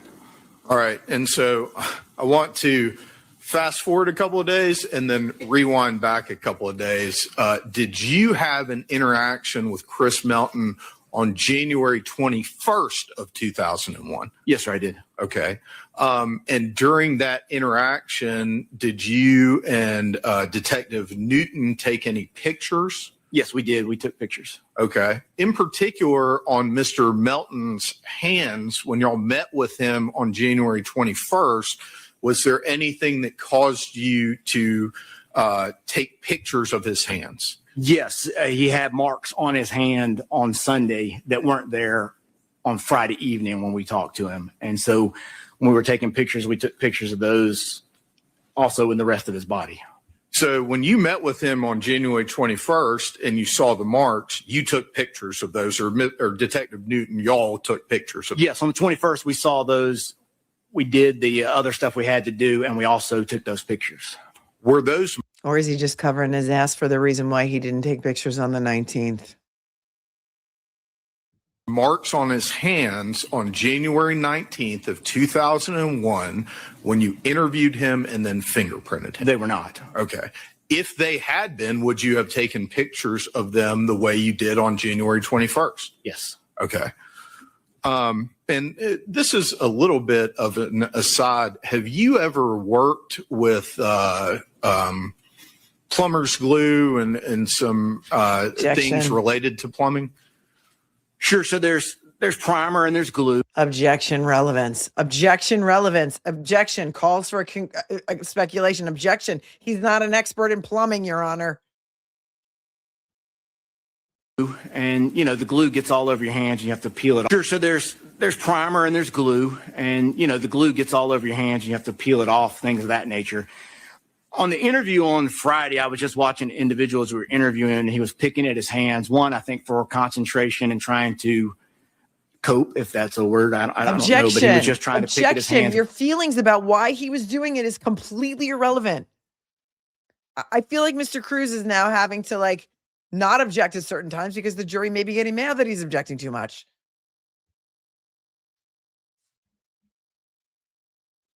Are you a behavior expert? Have you been qualified? Have you been entered into as an expert in I can't with this. I can't. Trying to cope, if that's a word. I don't know, but he was just trying to pick at his hands and pull that glue off. None of the stuff that I had to do, like if your hands are extremely dirty, like if I got somebody else, I needed to print them, I'd have to clean their hands in order to take prints. So there was nothing on his hands that impeded with me taking fingerprints. So I didn't have to go scrub his hands, which I've had to do before, where we've had to get somebody and scrub their hands in order to get prints. We didn't have to do that. Glue primer is usually purple, and I won't say it's see-through, but it doesn't block. And glue doesn't either. It just peels up and you have to peel it off. And let me ask you this question then. Was there anything about the things on Mr. Melton's hands on January 19th of 2001 that would have prevented you from seeing these injuries if they had been there? No, there was nothing covering his whole, from the picture, you would have had to cover his hand from about where my shirt stops all the way to his fingertips to cover that up, and his thumbs and that area right in there. So you would have had to cover everything. Okay. And the plumber's primer and the glue, it gets on your skin, but it's not that bad. I plumbed the house when I built my house. I'm not very. I thought he didn't work that day. And now he's talking about one time at band camp. We are officially in the upside down, inside out Narnia of Athens. I thought Norfolk County was bad. This man is now talking about his own expertise on plumbing materials. I can't believe this is real. The picture, you would have had to cover his hand from the things on Mr. Melton's hands. Was there anything about the things on Mr. Melton's hands on January 19th of 2001 that would have prevented you from seeing these injuries if they had been there? No, there was nothing covering his whole, from the picture, you would have had to cover his hand from about where my shirt stops all the way to his fingertips to cover that up, and his thumbs and that area right in there. So you would have had to cover everything. Okay. And the plumber's primer and the glue, it gets on your skin, but it's not that bad. I plumbed the house when I built my house. I'm not very good at it, but I got more stuff, but it's, you can see through it. Like if you cut yourself or anything like that, you're going to see that. Okay. So I want to go forward to January 20th of 2000. Did you take pictures of his hands to prove anything that you're testifying to? Is it possible that he could have used one of those things as an accelerant to the fire? You know, like the glue or the primer? Is that stuff flammable? Those would be my questions.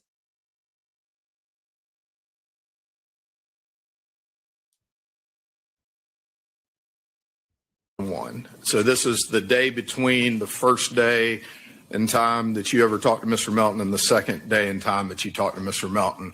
Did you take any investigative actions in order to, I guess, see if you could talk to some of the people that Mr. Melton had mentioned to you about being with him or around him on Friday morning? Yes, we made phone interviews on Saturday from the police department. Okay. As specifically as it related to Mr. Melton's whereabouts on January 19th, who did you talk to on January 20th? I talked to Josh, and I also talked to Mr. Teeters. Okay. And you've already testified about who you understood Josh to be. Who did you understand Mr. Teeter to be? From Truck Customs. Okay. And is that the Truck Customs that you were making reference to? Yes, sir. Judge, I'm going to turn the Elmo off, or can the court turn it off? I just don't want to put something down here inadvertently and have it displayed. Why would you put 'Cause I something almost down did. on that overhead projector inadvertently? Thank you. Okay. Well, and so as it relates to Josh McCurdy, what did Mr. McCurdy tell you about his whereabouts and Mr. Melton's whereabouts on January 19th of 2001? He drove to Chris's house that morning, approximately 7:15. He said to 7:30. Objection hearsay. Objection hearsay. Josh McCurdy testified yesterday. And he said their first stop was at the plumbing. They went there first. If I could refer to my notes, I can tell you that later. He also mentioned that they went by a Chick-fil-A that morning also. Do you, and so as you sit here, are you having difficulty recalling the remainder of what Mr. McCurdy told you? Yes, sir. Do you believe that reviewing your report would help refresh your recollection? Yes, sir. Okay. Would you please do so? Then don't read from your report, but let me know when you finish. Yes, sir.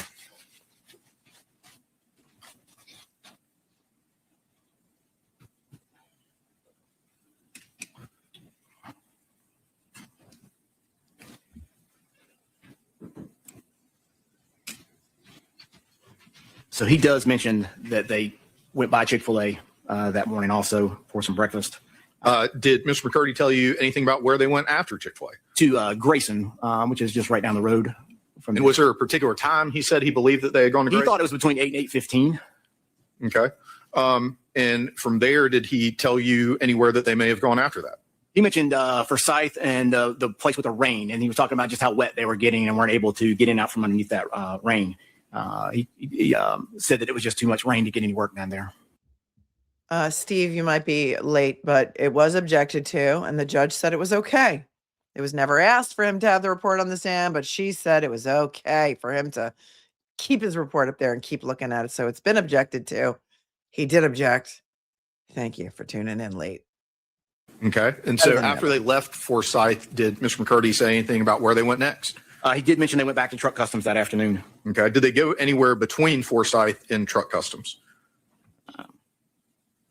He did stop. They did stop for lunch for the lunch break that they mentioned earlier. If I didn't mention that. Okay. And then did Mr. McCurdy say anything about anything that happened while they were at Truck Customs in the afternoon? He mentioned the page. Didn't this man, in reading him from his report, say earlier that Chris dropped off his helper, Chris, because it was raining, and then was going to pick him back up again? And now he hasn't said that Josh said they were ever apart at all. Hello? Did anybody pick that up? Am I wrong? Okay, sir.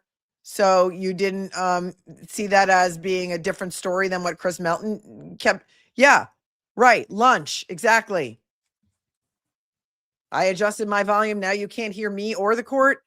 I give up. Everyone else can. Maybe you're behind. I don't know what to tell you.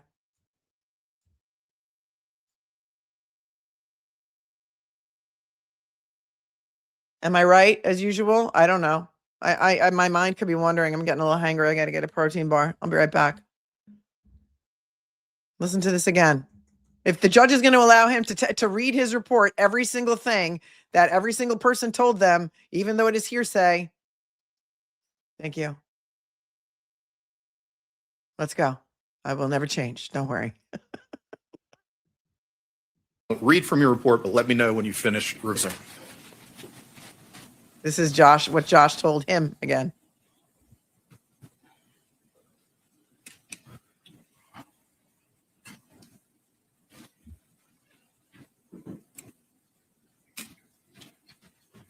So he does mention that they went by Chick-fil-A that morning also for some breakfast. Did Mr. McCurdy tell you anything about where they went after Chick-fil-A? To Grayson, which is just right down the road from. And was there a particular time he said he believed that they had gone to He Grayson? thought it was between 8 and 8:15. Okay. And from there, did he tell you anywhere that they may have gone after that? He mentioned Forsyth and the place with the rain, and he was talking about just how wet they were getting and weren't able to get in out from underneath that rain. He said that it was just too much rain to get any work done there. Okay. And so after they left Forsyth, did Mr. McCurdy say anything about where they went next? He did mention they went back to truck customs that afternoon. Okay. Did they go anywhere between Forsyth and truck customs? They did stop for lunch for the lunch break that they mentioned earlier, if I didn't mention that. Okay. And then did Mr. McCurdy say anything about anything that happened while they were at truck customs in the afternoon? He mentioned the page in detail, and then he talked about how they left Chris's truck there and he drove him to Athens. He didn't want Chris to have to make that drive, but he drove him all the way to Athens. Did he say anything about any fears that Mr. Melton had or any actions that Mr. Melton took as they drove to Athens? Objection. No, he said while they were in the truck that Chris was calling information, trying to track down other parents of. Hey, let's admit some double hearsay now. Did he tell you anything Chris said to him? The girls there and trying to make contact as he drove the truck. Actions that Mr. Melton took as they drove to Athens. No, he said while they were in the truck that Chris was calling information, trying to track down other parents of the girls there and trying to make contact as he drove from that area. I'll just say Loganville because it's easiest there. But as they drove down from Loganville to Athens, he was trying to get information and see if he can make contact with family members. Okay. And did he say anything to you about? Josh didn't want to drive him all the way to Athens, apparently. Didn't want to drive him all the way to Athens, even though his girlfriend was just found dead in a fire. But apparently Chris didn't even tell him that. Any types of worries or fears that Mr. Melton had? Objection, Your Honor. Hearsay. In response to the objection. Judge, under 24-8-8035, past recollection recorded, I believe yesterday during Mr. McCurdy's testimony, the foundation for that was laid, and this would be that past recollection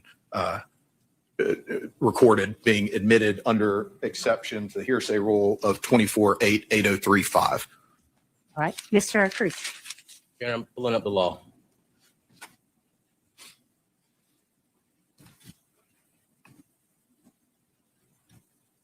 Okay, so 8035 does not apply in this case. The state, if they wanted to use past recorded recollection, it's not Detective Ricketts who they would use it with. It was Josh McCordy who they could use it with. I'm becoming concerned that the state is trying to use Ricketts to override everybody else's testimony. So I would just ask the court to instruct the state not to elicit hearsay. If it's something that's personal observation of Detective Ricketts, that's lawful, that's legal. As far as just going through witnesses and saying, hey, what do they say about this? What do they say about that? I believe that is improper. Your objection is hearsay. It is. I'm going to sustain the objection. And okay, is it so? I'm going to move forward then, Detective Ricketts, and talk to you. You've already mentioned that you had a conversation with Mr. Teeter. Is that right? That's correct. Okay. I don't think we need to get into the contents of that conversation, but I do want to go forward with you to January 21st of 2001. Did you have contact with Mr. Melton again on that day? I did. He voluntarily came back and met with us. Okay. When Mr. Melton met with you, did he have anybody else present with him? His family was with him, but they came back with him, but his dad was with him. Okay. When you Family was with him. when on that day, 2001, did you have contact Wait, you what's- to January 21st of 21st, 2001?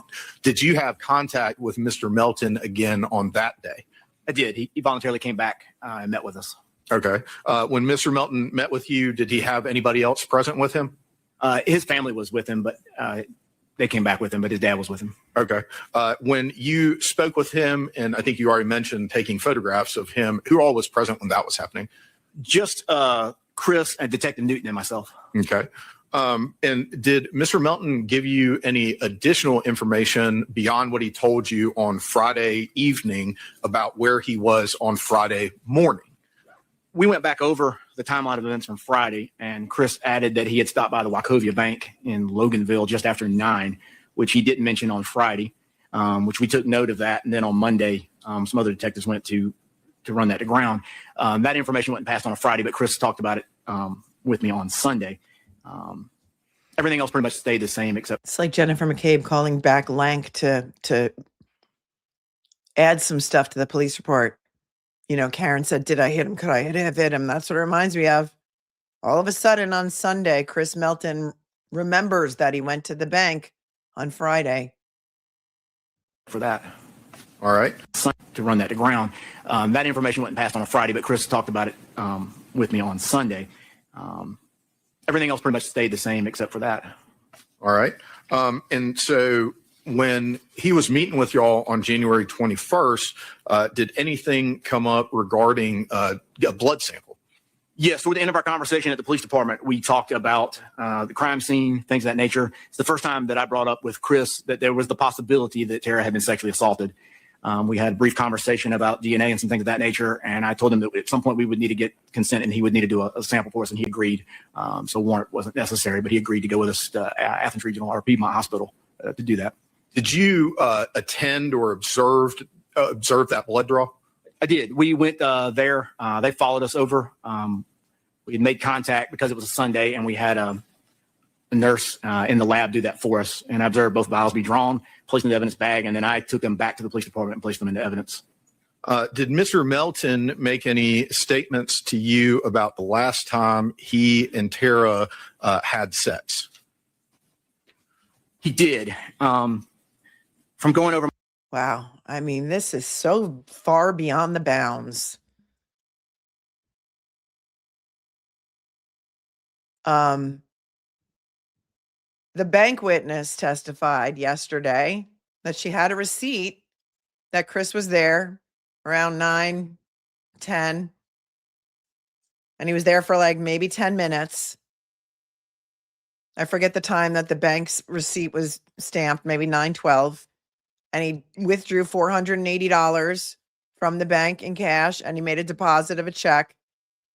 And she says law enforcement came to her and reviewed the video footage of it with her. They looked at it together, but they never requested a copy of that video. Chris then said he was at the bank for 45 minutes. Then it was brought out that he returned to the bank on Monday to get some sort of business loan or line of credit. And I think he spoke to that particular witness about it. And that was the time he was at the bank, from 30 to 45 minutes. Your girlfriend was just murdered on Friday. And at Monday, you're at the bank. Your borderline fiance was murdered. And at Monday, you're at the bank looking for a loan. Make it make sense. He's still reading the report because the judge said he could.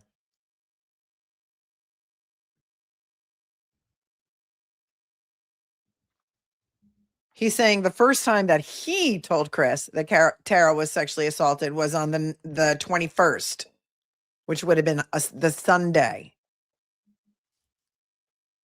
Statements to you about the last time he and Tara had sex? He did. From going over my notes and listening to the recordings, I can't give you a precise date. His voice trails off there, but it was in that week period of time, sometime between that last weekend. I want to say it was Saturday or Sunday would be my best recollection. Objection. The recording goes off kind of That Well, micro let's cassette talk recorder's not about- real good. Sorry. That's okay. Sorry, Cut sir. you off there. Let's talk about the tools that you had in 2001. Obviously, nowadays we all walk around with these guys that have a recording function on them.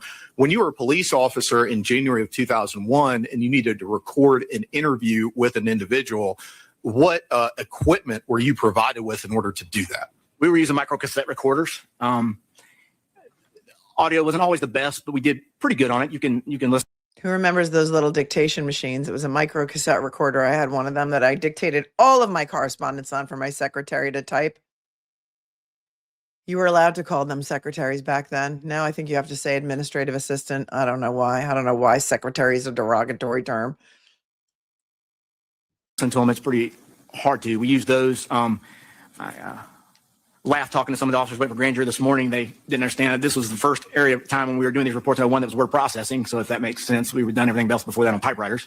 So word processing was kind of new, and we were using micro cassette recorders, which weren't the great. Athens Clarke County at that time was in the process of putting up interview rooms with video cameras and things of that nature, but they weren't. That was not the norm. So, I mean, is it fair to say that this was a period of time when like the use of technology and the tools that y'all had available was in a period of transition? Huge. Yeah. So Huge. as you were there on January 21st, I want to go and retrieve some things from evidence and show them to you. So if you bear with me for just a moment. Oh, okay. Now we're going to show him some evidence. Play the recording then. They opened the door to that. Love to hear his demeanor in that micro cassette recording. Or did they lose the tapes? Who knows?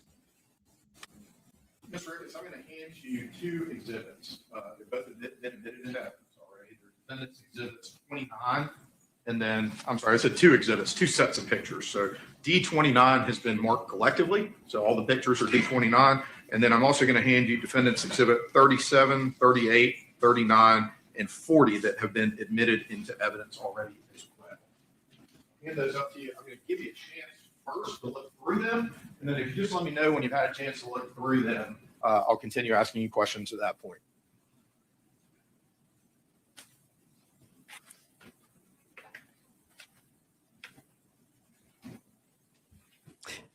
Kim, Mrs. Judge Diane Frenier. Yeah. Yeah, me too. Marked exhibit that Detective Ricketts, in the collectively marked exhibit that I handed to you, where there's one number but a bunch of pictures. Do you recognize those pictures? This one here? Yes, sir. Yes, sir, I do. These were taken at Piedmont, Athens Regional. Okay. And again, who was present when those pictures were taken?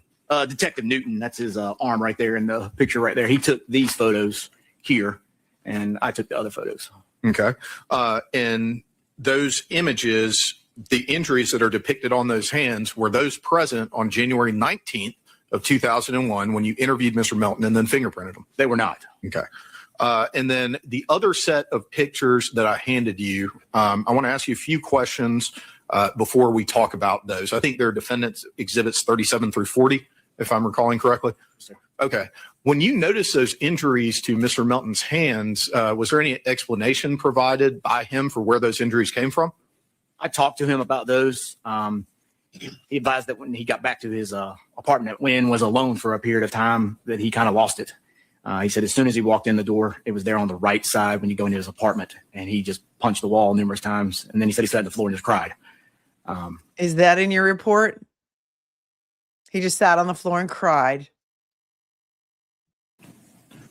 Did you ever go to Mr. Melton's apartment after you talked with him about those injuries and how he received them?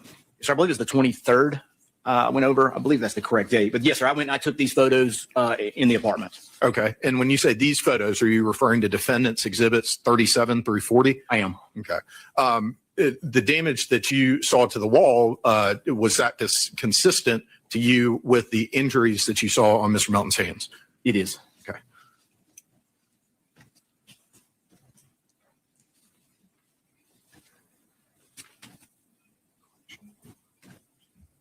They have not shown Chris's interview video. No, Crystal, they have not.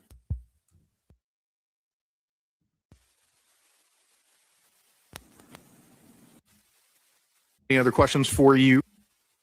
sure Mr. Crews may have some. Yes, sir. All right, Cross-examination, Mr. let's Crews. go cross. Sorry, crossing. I used the bathroom. Yes. Oh, Why don't good. we Little take a bathroom 10-minute break. recess? Excellent.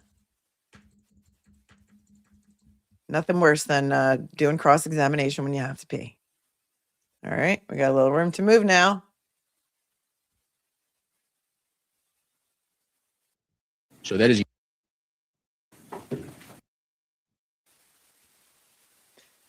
And this will be the cross-examination of Bill Ricketts by Ahmad Crews.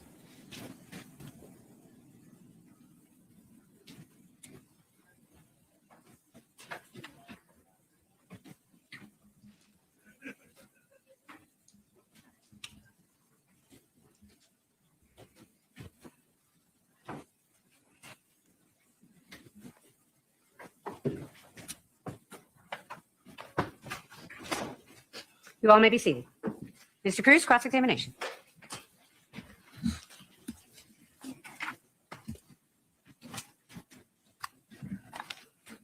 Good morning, Detective Ricketts. Hey, good morning. My name is Attorney Ahmad Crews, and I have the privilege and honor of representing Mr. Faust. Under the authority of this honorable court, I'm going to ask you some questions. Is that okay? Yes, sir. Party. Excellent. Detective Ricketts, you were with ACCPD, is that correct? That's correct. Okay, and during the time of this investigation, you were with ACCPD. That's right. Would you agree that ACCPD dropped the ball on this investigation? No. Okay. You believe ACCPD? Would you agree that ACCPD, that is Athens Clarke County Police Department, dropped the ball on this investigation? I think I just love this man more and more every day. This kind of man that makes me proud to be a lawyer.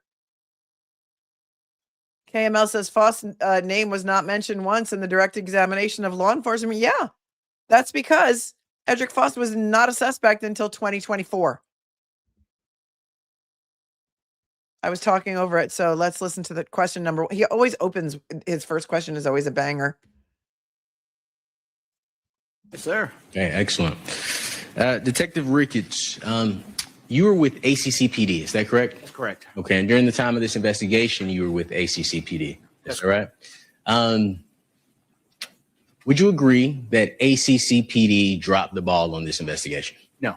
Okay. You believe ACCPD followed up on all leads, Yes. confirmed all information, I think so. I would like to add something to that if you would allow me to. Oh, isn't that so I can't interesting? answer any questions. How this witness has been told by someone, maybe the district attorney, that he's allowed to explain his answers. That is a new thing for us too. The witness is allowed to explain his answers and just go on and on and on in narrative form because this judge said so. Either he watched yesterday's testimony, or maybe he was in the courtroom, or maybe the district attorney told him, like, listen, you want to explain something, just keep going because she's not going to stop you. At least he asked.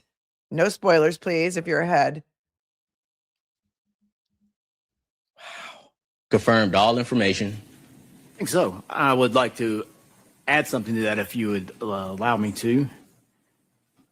I can't answer any questions. We could talk about it after those, if that's okay. This time, No, I think I'll answer that question. Yes, I wish if you look back at any case 25 years ago and look at it with fresh eyes from 25 years ago, yes, things would have been done totally different, I think, with some options and things that would have happened.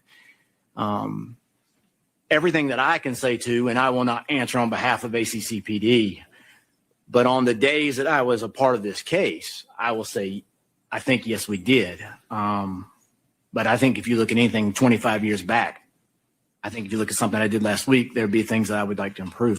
You did drop the ball, sir? You did drop the ball? Okay, cool. On. But I don't think drop the ball would be a word I would ever use. sure. Do you believe ACCPD followed the evidence appropriately? Yes, sir. The evidence, to my knowledge, I believe they did. Okay.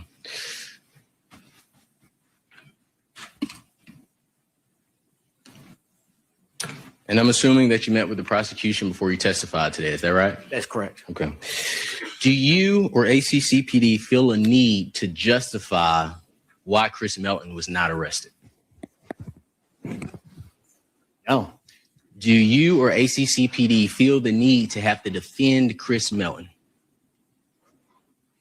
I don't believe I'm here defending Chris Melton.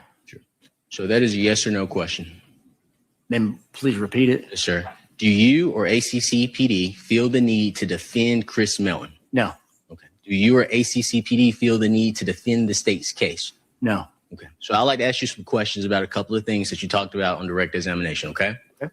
For starters, would you have any reason to disagree that January They're watching the chat. Well done. Well done.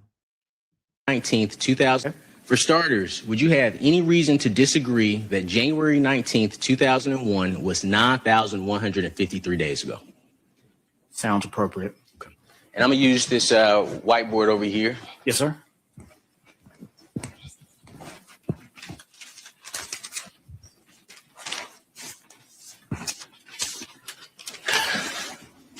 Nine 9,153 days ago, Tara Baker's family has been suffering. And so far, we've not heard one thing tying the defendant to this crime that is in evidence. And I love this whiteboard. So easel. 9,053 It's not a whiteboard, really. It's paper. days since 1/19/01. Fair? Sounds correct. In 2001, can you tell us what team won the Super Bowl? I cannot. Okay. In 2001, can you tell us what team won the World Series? No. In 2001, can you tell us what your favorite song was? No. Okay. Wow. So no to Super Bowl, and forgive my handwriting. It is terrible. Crews is left-handed. No to World Series. I love it. No to favorite song.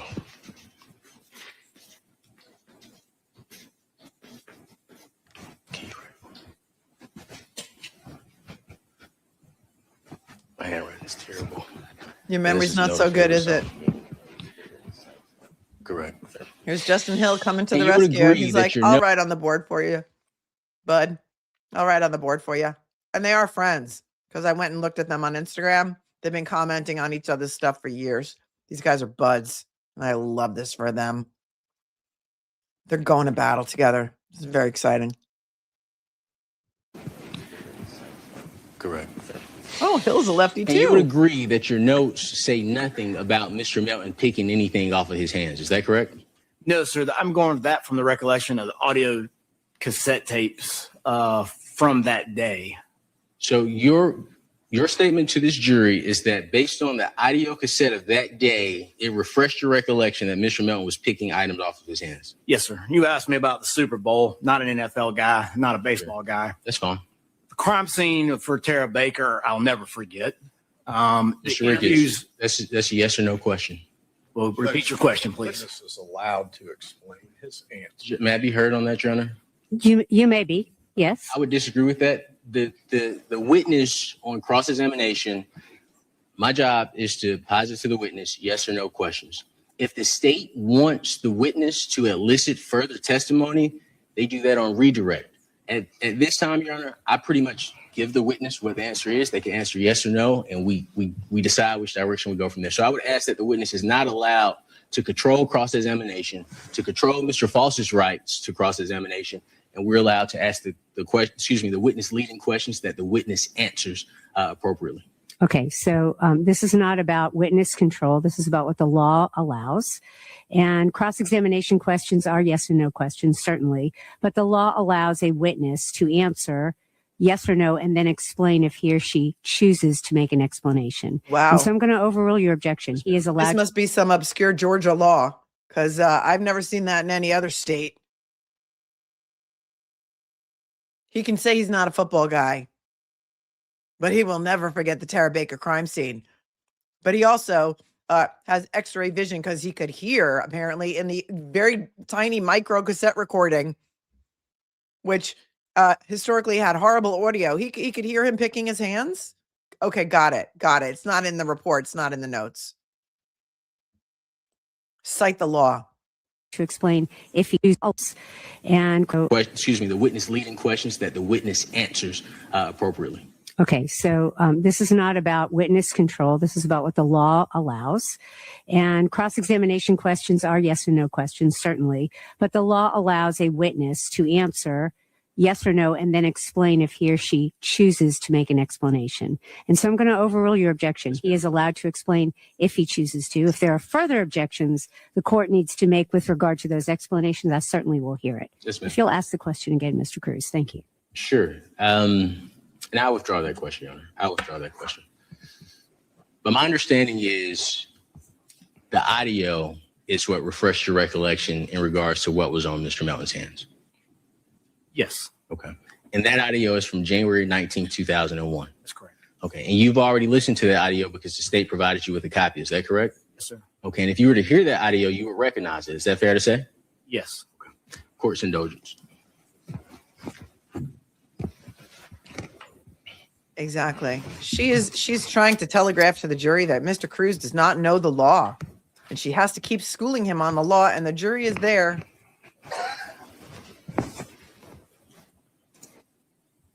A little bit of room to move here. Down on this. I'm gonna turn the volume down on this. I'm gonna move the mic out the way. Okay. I'm going to allow you to hear the audio. I want you to listen to it. When you feel comfortable that you recognize the audio, just look up, okay? Is that fair? Is that fair? Yes, sir. May I approach the witness, Your Honor? Right. Yeah. Okay, so I guess they're going to turn the sound off while they do this. Okay.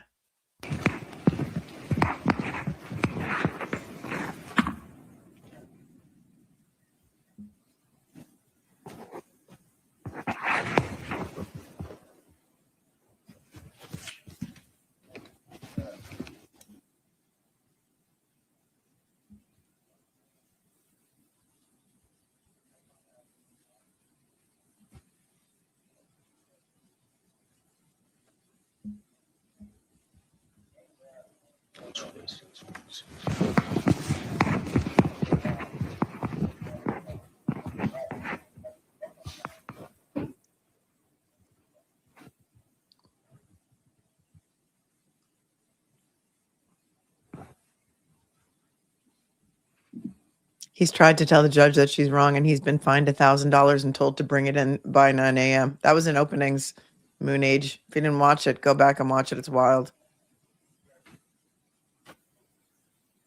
In addition to the extensive show notes underneath this video, you will also find a playlist of all the shows we've done so far on this case, including one we did on Sunday to catch up on some pretrial rulings. Just a little. You can press that button right there.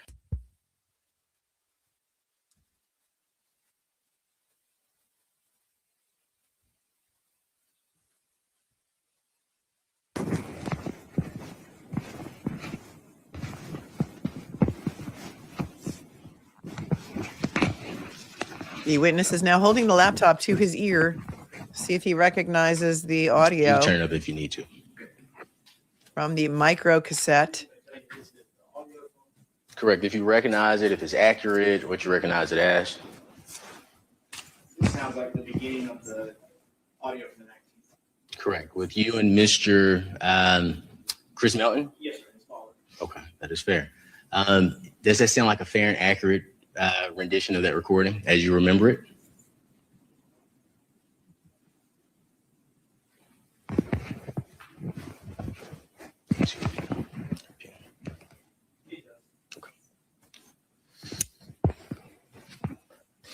Now, what I'd like you to do, I'm going to mark that flash drive, which has been identified by the witness as the interview between Detective Ricketts and Chris Melton on January 19th, 2001, as Defense Exhibit 44.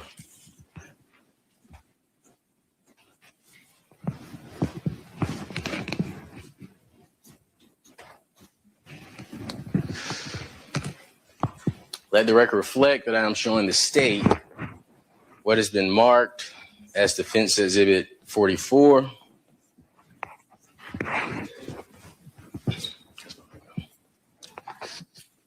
right, so this is what I want us to do with Defense Exhibit 44. Detective Ricketts, I'm going to allow you to listen to this, okay? And can you look up at the portion where you discuss with Chris Melton what's on his hands? Is that fair? Yes. Okay. And just to make sure we're clear, this recording, based on your prior testimony, this recording refreshed your recollection about Mr. Melton picking his hands, what was on his hands, things of that nature. Is that fair to say? Yes. Okay, excellent. May I approach the witness, Your Honor? Okay. There you go. And I just stopped it where you stopped it. So if you, okay. And if you would, once you hear that portion of the recording, just let us know the timestamps. Thanks, Michael, for quoting what appears to be some law, but I need a citation on that. Thank you.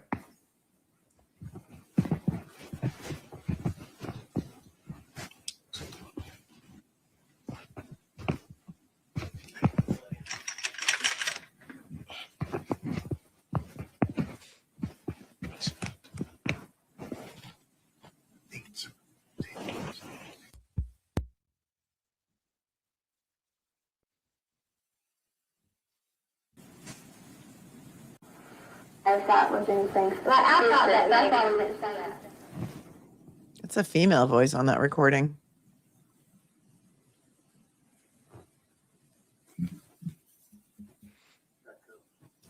It's not in evidence. It's never been played before. We've never heard it. It's not in evidence now. They're just marking it. You can turn out of your bet you need it. Your choice. If you could find it by speeding through it, we'll take that. If you need to listen to it, we'll take that. We just want to know where in that recording do we talk. You can speed through it. I think it's I can give you the times for the ending of the interview. But yes, you can speed through it. Thank you. Les Confetti says, you keep delivering at such a high level. Thanks for providing us with so much knowledge, compassion, and humor. Well, thank you guys for being interested in this. Thank you, Lone Star State, for your deuce and the morning laugh. Karen from Kentucky, still haven't introduced any evidence against Faust. If I didn't see the title, I wouldn't know who was on trial. Thank you, big boy, for volunteering to tell me about auto balancers. I appreciate your 5. Kathleen says those witnesses all said the black man they saw were walking the same direction, but they saw him on 2 parallel streets and on the street perpendicular to those streets. Thank you, Kathleen. For you 20. Not that Mickey's here from South Africa, and she says I sound perfect on her TV. Thank you. Swings your super says thanks on top for your super sticker. The witness is listening quietly to the audio, trying to find the place where they're talking ending about his time hands. is 42:08, if that will help you. 42:08 is the interview ending time, if that will help you. Oh, Schmoopy. What a great username. We love Seinfeld references. Oh, Schmoopy says, I rage cut my hair yesterday while listening all day, then shopped your Amazon. Oh, you're so sweet. Thank you for your 5. Not that Mickey again from South Africa says day 7 and still waiting for any proof of Faust's guilt. This is more about defending Melton than convicting Faust. I think you're seeing what we're all seeing, girl. Kathy's Crafty Life says Mr. Faust should just get a book and read to pass the time since none of this pertains to him. Thanks, Kathy, for your joke and your 10. KLM says, yes, I did get the Cash App. Thank you very much for that. I appreciate you so much for directing us over to Fox 5 Atlanta for better audio. You're the greatest. Brooklyn James says this witness is now impeaching Chris. Chris said he was going to that work party and excited about it. Thank you, Chris. Thanks, Brooklyn James, for your 5. Not a House defendant. Says, I don't understand. Chris can tell this office anything. Doesn't make it true. Did you independently confirm that? Thank you for your 5. Melissa's been here for 10 months. She says, I missed a few days. Have they showed one piece of evidence of Faust? Nope. Haven't heard one thing yet. This whole trial has been about Chris. Judge is too biased. Thanks, Melissa, for being with me for 10 months. JPS, thanks for your 20. Says my older brother punched walls in his bedroom, sheetrock. His knuckles would have wounds, and also they were swollen and bruised. I have real doubts with this guy's hands. Thank you, JPS.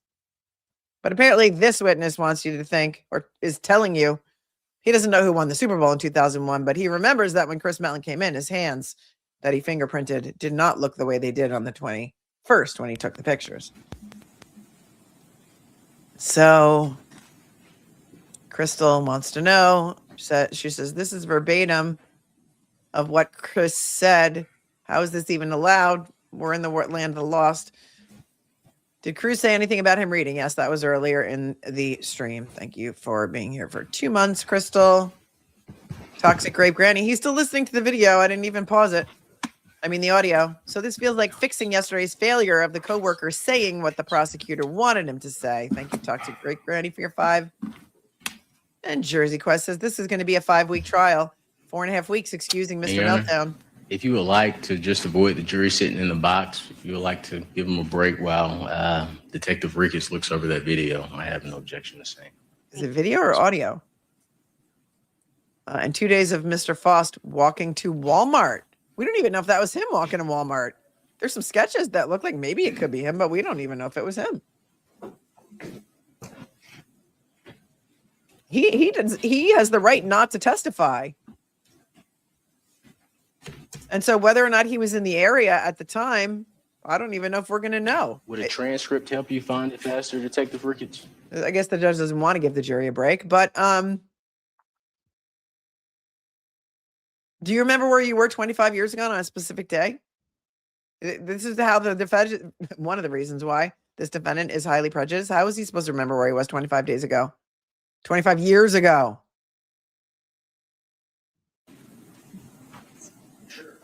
Sure. I have a transcript for you as well. Elizabeth pointing out, she thinks she's convinced it was a boyfriend, especially knowing that she was killed right before her birthday. Abusers often act out or ruin days important to their victim. Elizabeth, thank you for your 5 and your very astute observation. Jody says, I hope Crews brings up why he said Meltdown got those injuries when he was alone in his apartment. Not his parents, not with his parents, as he testified to yesterday. Yeah, didn't this guy just say that he I don't know. I can't keep it straight anymore. Thank you, Jody. Good point.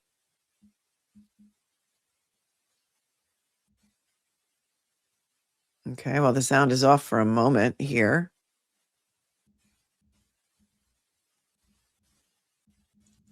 Start at 4048. 4048.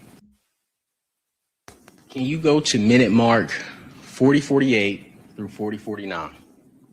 Or 4048, start at 4048 and play it to 4051. Justin. Good, let's hear it.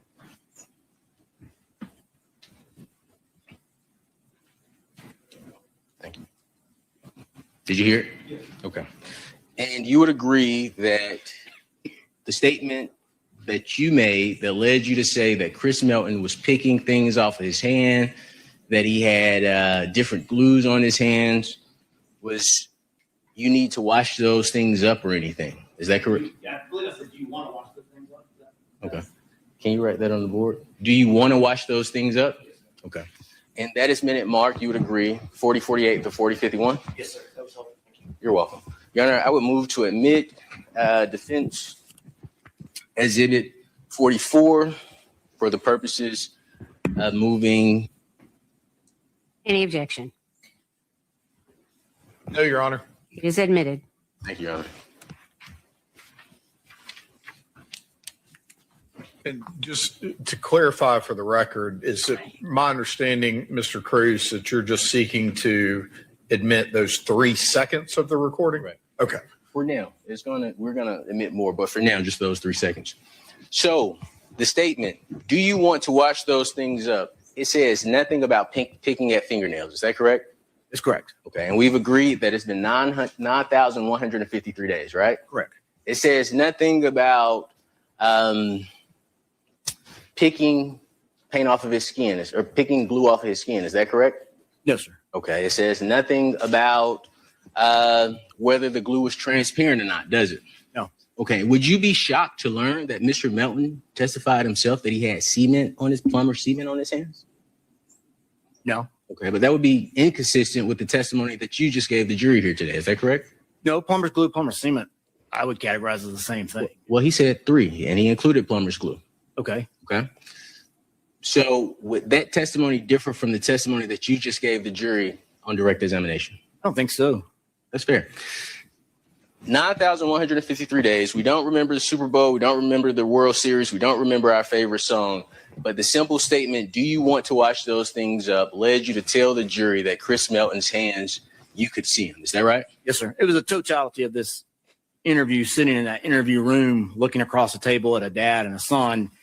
And Chris, as he would make comments, you can hear that. He'll tone in, tone out, not a person to show emotion or things of that nature, but would sit and pick at his hands and pull. And it was just, I won't say a nervous tick, but it was what he was trying to do, I think, to keep his focus, would be my opinion. Objection. That is what we're talking about with there. We're ending the end of the interview where I've got to get fingerprints. And I just asked him, hey, do you want to wash those things up? Do you want to get that stuff off of there? That's all it was. If he'd have had a high amount of semen or whatever else on his hands. Objection, non-responsive and narrative. He's saying, just I'm so gonna you're sustain clear, the- he is, and we don't get closed captions on live television. He is saying cement, not semen, cement. Lucy, you're right. Melton said his parents were hugging him when he pushed his father away and unleashed on the wall. That's right. Because I remember saying to you, why would his parents let him punch the wall like that? Objection with regard to non-responsive, the end of this particular statement. You may continue. What you just stated, that's nowhere in the police report, is it? No, You have your reports, is that right? that's correct. It is not in the audio recording you heard, is that correct? That's correct. Okay. And as far as the evidence that you've personally provided in this case, the very first time you've ever made that statement is before this jury here today, is that correct? What do you mean? Sure, based on your notes and based on the audio recording. You had never said before that Mr. Melton was picking at his hands, picking items off of his hands. Is that correct? No. Okay. But we would agree 9,153 days later, you stated. Is that correct? That's correct. Well done. Right. Is he a psychic? Now, you also stated on direct examination that Mr. Melton wanted Miss Baker at his, excuse me. Let me rephrase that. You also stated on direct that Miss Baker wanted Mr. Melton at her birthday party on Friday. Is that correct? That's correct. Did you interview Miss Virginia Baker? No, I don't believe so. So you're not aware that, but you did not interview Miss Virginia Baker. Is that correct? No, the only people I did were some roommates and other folks who corroborated what Chris said for me there. Okay. Do you know if Chris Melton had talked to those roommates and told those roommates the same thing he told you? I would have to look at my notes, but one of them mentioned it to me in her statement, I believe. Sure. Look at your notes and tell us the date that she mentions that. Give me one more second. Just make sure I would give you a good direct answer. Absolutely. I think Crews knows that it's not there. And I love this for him and us collectively. It's like Jennifer McCabe saying, do you want me to read all 227 pages of my testimony to find it? And Alan Jackson was like, yeah, no, you're not going to find it because it's not in there, right? I'm fast forwarding through the time that he is spending What reading I've got about. So those statements aren't going to be about the birthday party. And I don't know if you want me to read what I've got about the relationship with Tara. No. I don't want to say. So Well, I don't have anyone doing what you said. So I'll say no to that because that's on a different relationship page. I don't know if you want me to bring that up or not. So no. So the specific answer to my question is no. No one else said anything about Mr. Melton's. to my knowledge, no, then it was a different statement. So the statement that you gave on direct is inconsistent with your notes. Is Which that was the statement I made on direct. that Mr.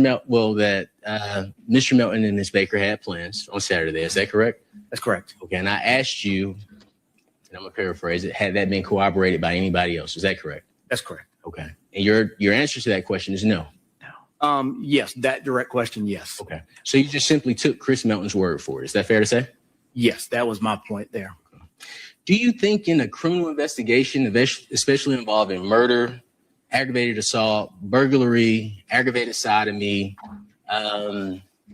arson, it is important to take more than someone's word for it. Is that fair to say? Yes. And I believe the question I asked you was about the party Friday. That's what we were talking about, not Saturday, the party Friday. Yes, sir. So just to clarify the record, the fact that Tara wanted Mr. Melton at the party Friday, that was based on Mr. Melton's word. Is that correct? That's correct. Okay. And the same for Saturday. Is that right? Yes. Okay. And Mr. Melton did not provide any proof of any plans he had with Ms. Baker. Is that correct? Did not.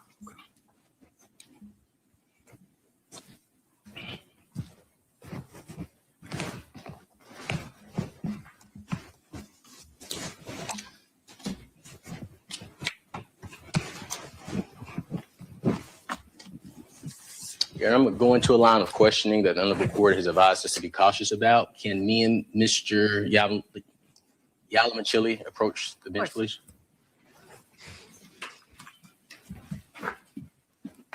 Did he want to say Yamalama Ding Dong? Did he? You decide. There's Mr. Faust sitting alone at the defense table, looking dejected, as he should. He's facing LWAP.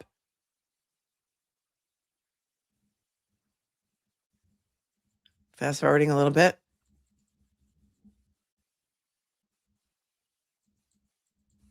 This is why we start a little bit late, so we have room to move. Right. Look at Bolton's face. Who's he looking at? Is Bigham's there today? All right. So you know Mr. Melton's parents' address. Is that correct? Okay. You don't have to say the address. And Ms. Baker's address was 1. Your Honor, I am asking the Honorable Court to take judicial notice under OCGA 24-2-201B 2 of the distance between Mr. McCourty's parents' home and Ms. Baker's home. Look at Starflower coming in with the citation. Thanks, Notice State. does not bring a fact before a jury as a trier of fact in a jury trial. It is just something that the court can take notice of. It is if it is a previously established fact. So the method in which Mr. Crews is attempting to use judicial notice, I don't think is proper.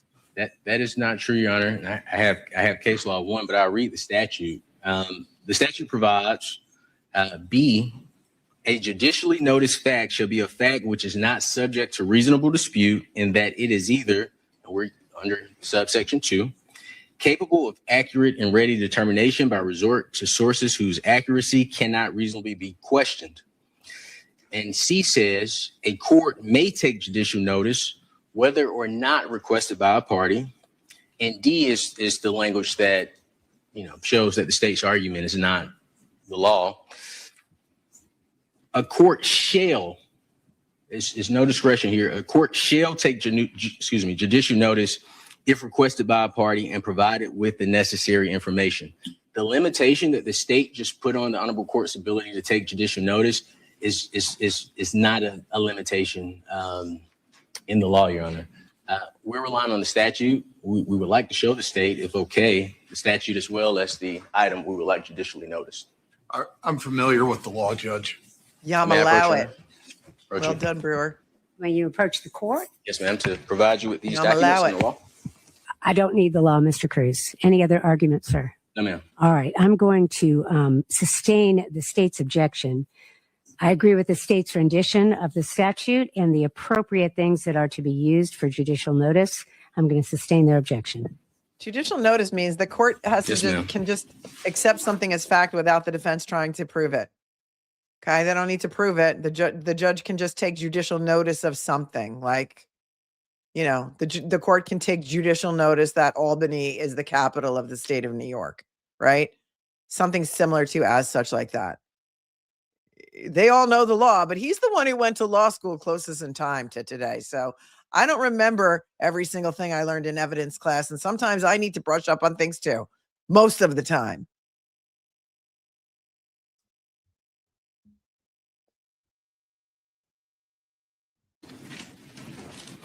Do you have your phone? And this was something that he wanted to introduce, I guess, the point of distance, the distance between 2 points, we're in the land of Lisa Lot. I do. Okay. Can you go to Google for us, please? Oh, good. I can Let him turn do it. back on. It's off. Is that okay with the court? I don't have any prohibition against that. Okay.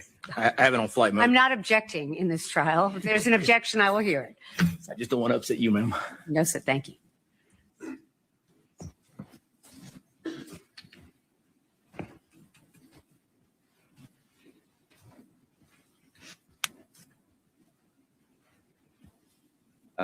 Okay, I've got a signal now. Okay. Can you go to Google Maps or whatever you use, Apple Maps, Google Maps, whichever you prefer? Okay.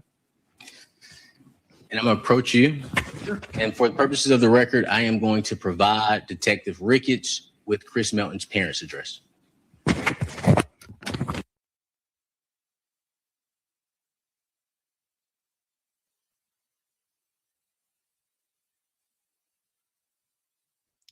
I mean,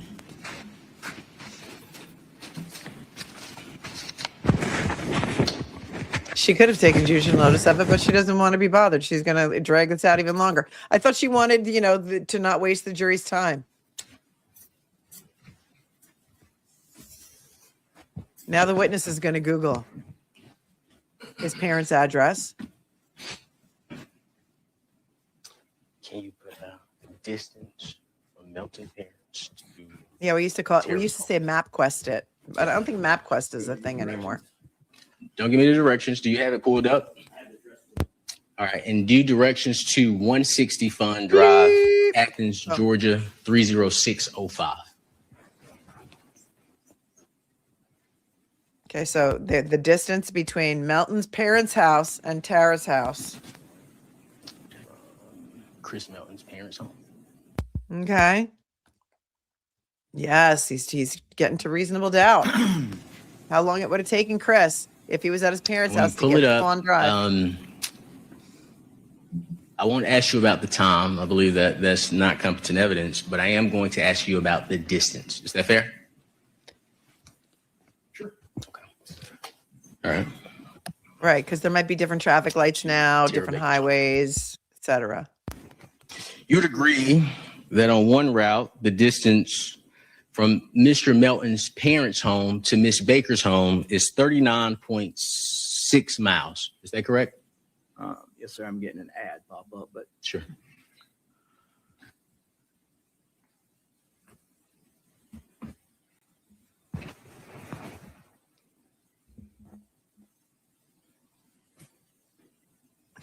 I think now we use Apple Maps or Google Maps. Somebody said, wait, what do people use instead of MapQuest?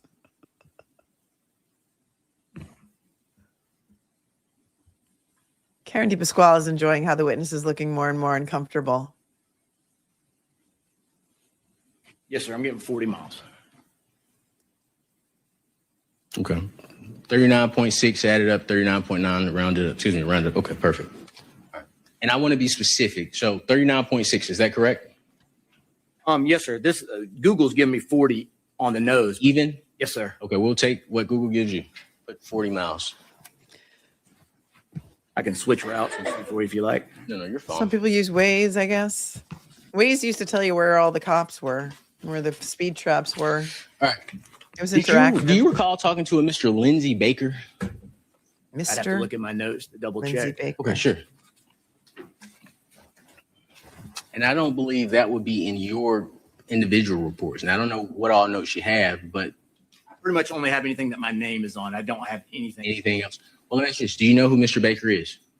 No, sir. Okay, Off the top of my head, no, sir. that is fine. Did you ever visit Mr. Melton's parents' home? I did not. Okay, but he did tell you at the time that Miss Baker was killed, he was staying at the parents' home. Is that right? Correction. Could you repeat that question for me one more time? Sure. Did you say the Baker's residence? No, and I might have said the Baker Yeah, I think residence, so. so please forgive You me. go to the Baker's home. The Melton residence. No, I did not. Someone else did that. Okay. So you don't know the layout of the home. I do not. But Mr. Melton did tell you he was staying in the basement of the home. Is that right? No, he just told me he was staying there. He never told me where in the house he was staying. He just said he was staying at his parents' house. And on that same audio, you can hear his dad at the beginning say he's been staying there for pretty much the week. Okay. Hear him chime in. But to your personal knowledge, Oh, the dad chimed in that he'd been staying there for the week. Josh said he lived in the basement. you don't know where in the home he was No, staying. I don't have any information on that. May I turn my phone back off? Absolutely. Because it will. Die.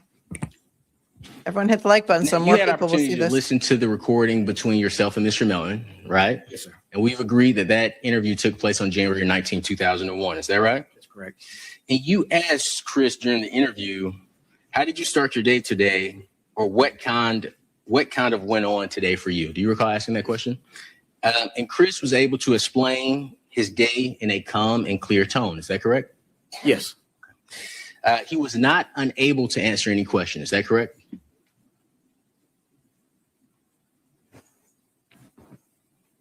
I believe everything I asked him, he did answer. Okay. He was not fumbling over his words. Is that right? No, there are times in that recording that he will get quiet. He won't say anything. Okay. But he was able to get through his conversation. But we could both agree that he wasn't frantically crying. Is that right? No, he was not. But he did tell you that he was asked to identify the body that day. Is that right? That's correct. Earlier in the day. Okay. And we agree that Ms. Baker died on the same day. Is that right? That's correct. And he also described her as his borderline fiance. Is that correct? That's correct. He even spelled the name of Truck Customs for you. Do you recall that? I did. I was having an issue with it. I believe in that tape, I asked him to spell it for me. Mhm. It could be the second interview I did because I was having a hard time finding it. But that could be the second interview I did with him where I asked him to spell it. Would hearing the first interview refresh your recollection? Or would, excuse me, let me change that. Would hearing him spell out Truck Customs refresh your recollection? Sure. If that's in the first one, I'll just agree with you. It did. He did spell it for me in one of those two because in my report I had it wrong. Sure. And I had to get it corrected. So let me ask the question this way. You would not disagree that on January 19, 2001, Mr. Melton spelled out Truck Customs for you during that interview? I would agree with you on that. He's such a good investigator that he could not find Truck Customs because it's spelled TRUK-KUSTOMS. He's such a good investigator that he couldn't even figure that out using the white pages. Detailing his day, Chris stated that Josh came to his house after he woke up on the morning of Miss Baker's death. Is that fair? Say that one more time. Sure. While he was detailing his day to you, he stated that Josh came to his house on the morning of Miss Baker's death. So that's how I took it. And Chris stated that him and Josh only work together. Is that correct? What do you mean by only work together? It's the two of them? They Or? don't have any personal relationship. Is that correct? He advised that they work together. Yes.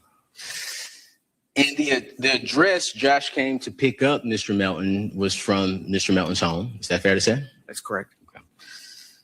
We've discussed that address. And they drove to a company called Nash Plumbing together. Is that Correct. correct? And this was in Chris's truck. That's correct.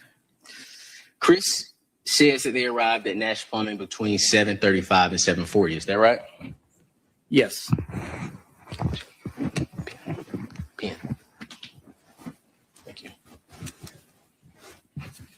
And he stated while at Nash Plumbing, they loaded up. Is that correct? We went there to get their supplies.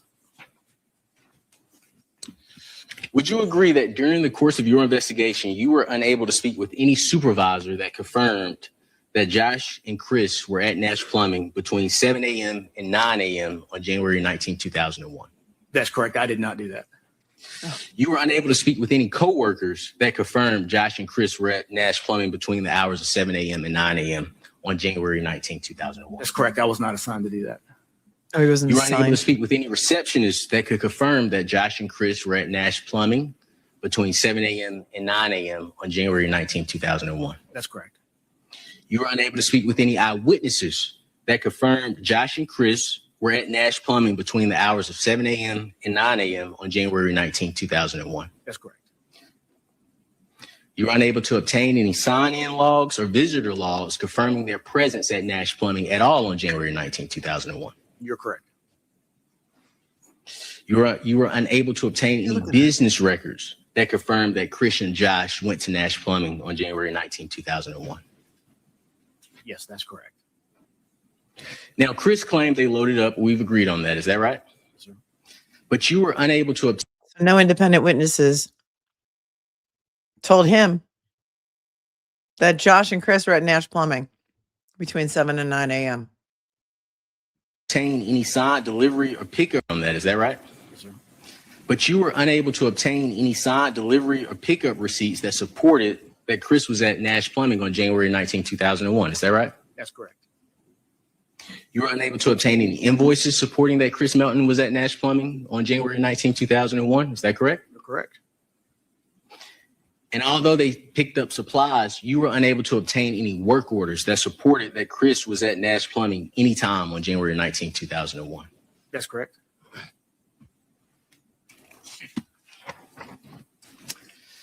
Now, in regards to Chris and Josh saying they worked together, Chris told you that Josh was his employee. Is that fair to say? Yes. Okay. You were not able to obtain any payroll stubs to confirm that they were employed together, were you? Yes, sir. I was not assigned to do that. Is that a no? Yes, it's a no. You did not collect any W-2s or 1099s confirming their employment together? I did not. Mr. Melton didn't even provide you with an employment contract showing that those two worked together. No, he did not. Did you obtain any work-related emails between the two? No. And I know it was 2001, but you didn't collect any work-related text messages between Josh and Chris. Yes, sir. Correct? Right, but the ball wasn't dropped on this investigation. You obtained no evidence they were actually at Nash Plumbing other than trust me, bro, and no evidence that Josh and Chris Melton were actually co-workers except trust me, bro. But they didn't drop the ball. You were unable to interview any third-party co-workers that confirmed that Chris and Josh worked together. Is that correct? That's correct. And Chris's father was with Chris during the January 19th interview. Is that right? He was. And during that interview, not even Chris's father confirmed that Josh and Chris worked together. Is that correct? No, he was not asked to.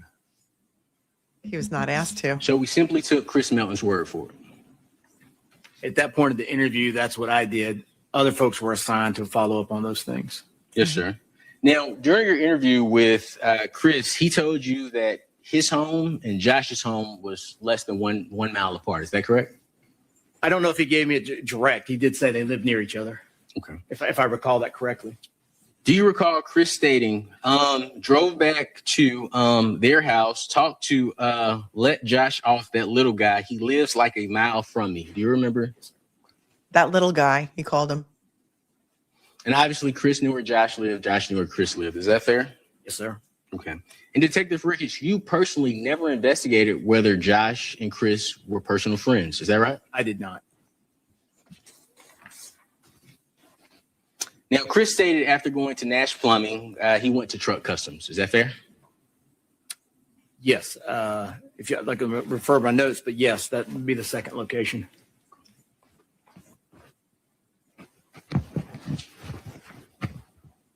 Justin.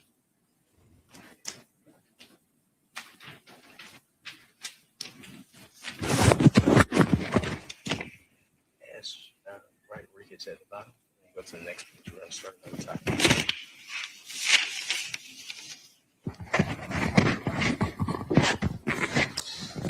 Question for you, Detective Ricketts. Have you met with the state in this case? I have. Did you take notes of your meeting with the state? I did not. Who's he looking at? And then we'll go to the next page. All right, Detective Ricketts, what we're going to do for purposes of the record, I have a whiteboard here. We're going to write your name at the top, okay? All right. We're going to discuss the information that you were given. Is that fair? All right, so Ricketts at the top. Two T's.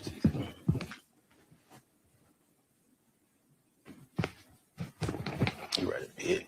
All right. Then put an underline here, and we're going to write Chris, and we're going to write Josh. All right, then line. Yeah. Down. I think now he works for Homeland Security, he Chris, said right, in Josh, his initial job, in his initial testimony. Thank you for your patience. Still in Of course. Saigon.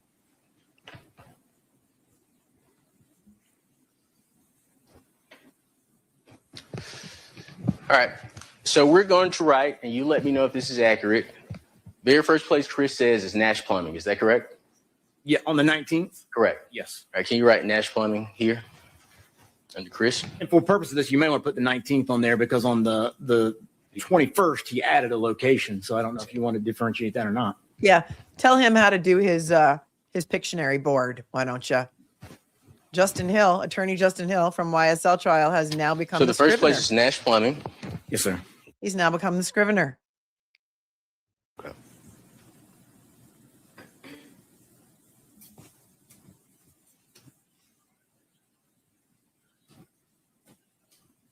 All right, put a hyphen at the Nash Plumbing. And Nash Plumbing was unconfirmed. Is that right? By me, yes, sir. Okay. And put unconfirmed at the Nash Plumbing. By you.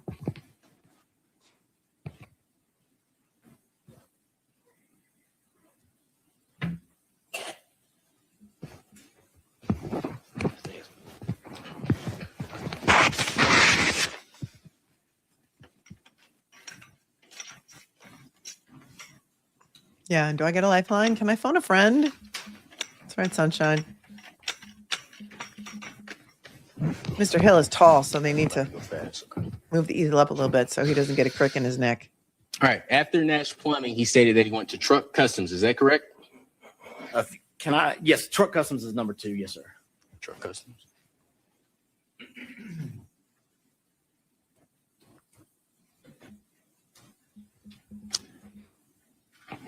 And he stated that they went to Truck Customs at 9:30 a.m. or earlier. May I refer to these? Absolutely. And Detective Ricketts, to be fair, you can use the 19th or the 21st, whichever one you would like to use as far as the He said around 9:30. Yes, sir. So put 9:30. And I want to emphasize this language. He didn't say 9:30 or later. He said 9:30 or earlier. Is that right? And it's page 1 of 2. He says, or maybe earlier. Yes, sir. You're correct.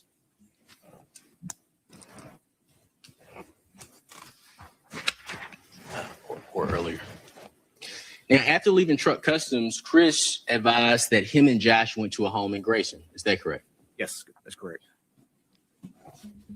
And forgive me, we skipped something. He eventually tells you that he went to the bank, right? Yes, sir.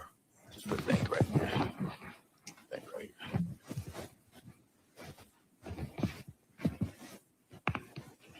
Did you speak with anyone other than Josh to confirm that Chris was in Grayson, Georgia on the day of Ms. Baker's murder? I did not. Did Chris provide any documentation confirming that he worked on or went to a home in Grayson, Georgia on the day of Ms. Baker's murder? To me, no. Okay. So just for you, we just took his word for it. Is that right? For this on the day of, yes, it's preliminary, and then Sunday the same. Yes, sir. You can put Grayson, Georgia after Truck Customs. Thank you, Jashai. Says he's taking Denise Galvin's job on the timeline. Now, excluding Grayson, we could safely say that Ms. Baker was killed between 7 a.m. and 11:32 a.m. Is that a fair window? And I can ask it a different way. At 11:32 a.m., the fire was reported. Would you agree with that? I was 11:22. reported at, I think it's 11:22. I don't have notes on this, but at 9:00 whatever, the clock on her wall no longer worked. Okay, Doesn't mean perfect. shit. That's fine. We could say 7 to 9, whatever. So we'll say 7 a.m. to 9 a.m. Is that I would fair? be more comfortable at that time. Okay, excellent. And you're aware at 7:45 a.m., a neighbor of Ms. Baker said they saw a white guy running through their backyard away from Ms. Baker's home. Is that correct? Yes, that's not in my interview, but You are aware of that. I heard that. Yes, sir. Oh, So it's safe to say that if that person was the murderer of Ms. Baker, it's safe to say that the murder occurred before 7:45 a.m. Is that correct? wait. There was a white guy running from her backyard at 7:45 a.m. Hold on. 7 to 9, whatever. So we'll say 7 a.m. to 9 a.m. Is that I would fair? be more comfortable at that time. Okay, excellent. And you're aware at 7:45 a.m., a neighbor of Miss Baker said they saw a white guy running through their backyard away from Miss Through Baker's the home. neighbor's backyard away from Miss Baker's home. I think the clock is a red herring. I don't think the clock has anything to do with anything. That's my personal opinion. Maybe the battery in the clock was dead. I don't know. Is that correct? Yes, that's not in my interview, But you are aware of that? I heard that. Yes, sir. Okay. So it's safe to say that if that person was the murderer of Miss Baker, it's safe to say that the murder occurred before 7:45 a.m. Is that correct? If that's the murderer. Correct. Is that fair to say? Yes. Could be. Yes. So you knew that it was very important to confirm where Chris Melton, well, let me change that. It's fair to say that it would be very important to confirm Mr. Melton's whereabouts before 9 a.m. Is that fair? Yes. And for his alibi, he says, I start my day at my parents' house. Is that fair?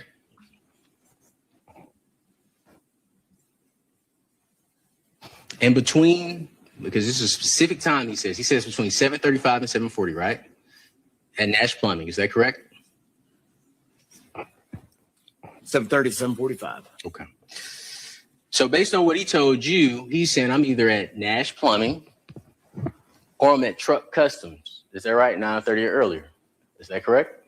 Yes.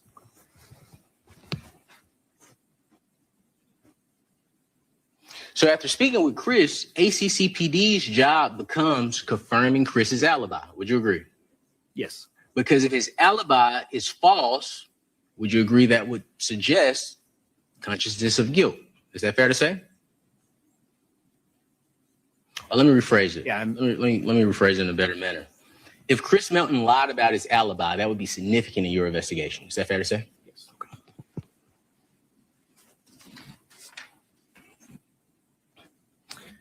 Now, we can agree that you actually took the next steps to trying to confirm Chris Melton's alibi. Is that fair?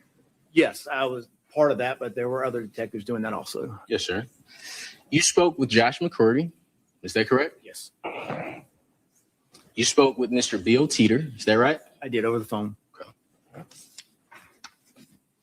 And you spoke with Josh McCurdy not on the 19th, but the next day, January 20th. That's correct. And it goes without saying, but it's the day after Miss Baker's death. That's correct.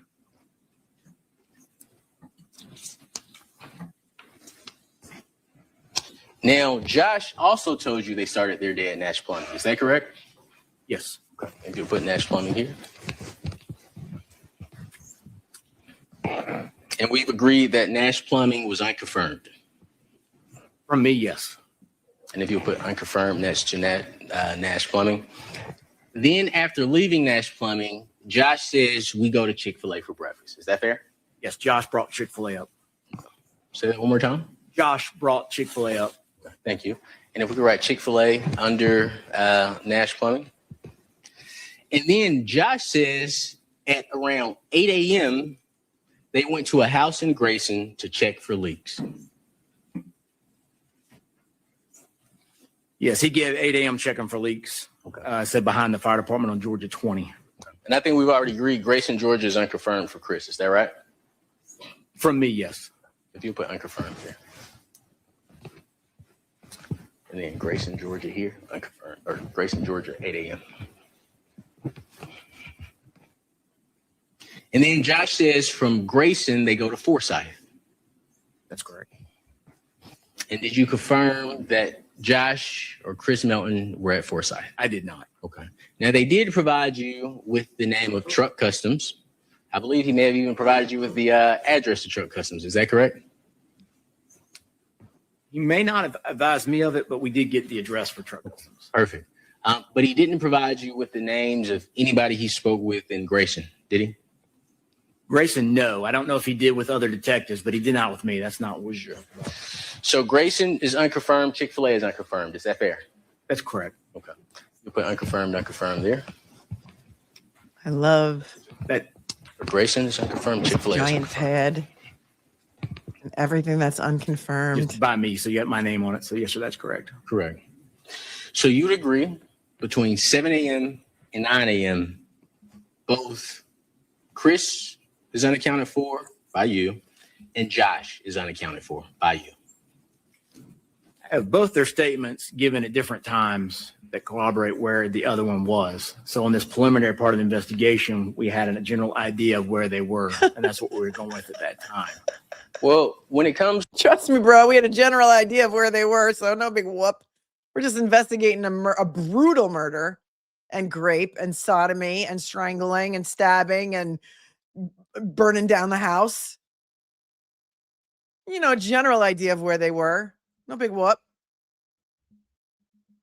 Listen to that again. That corroborate where the other one was. for by you and Josh is unaccounted for by you.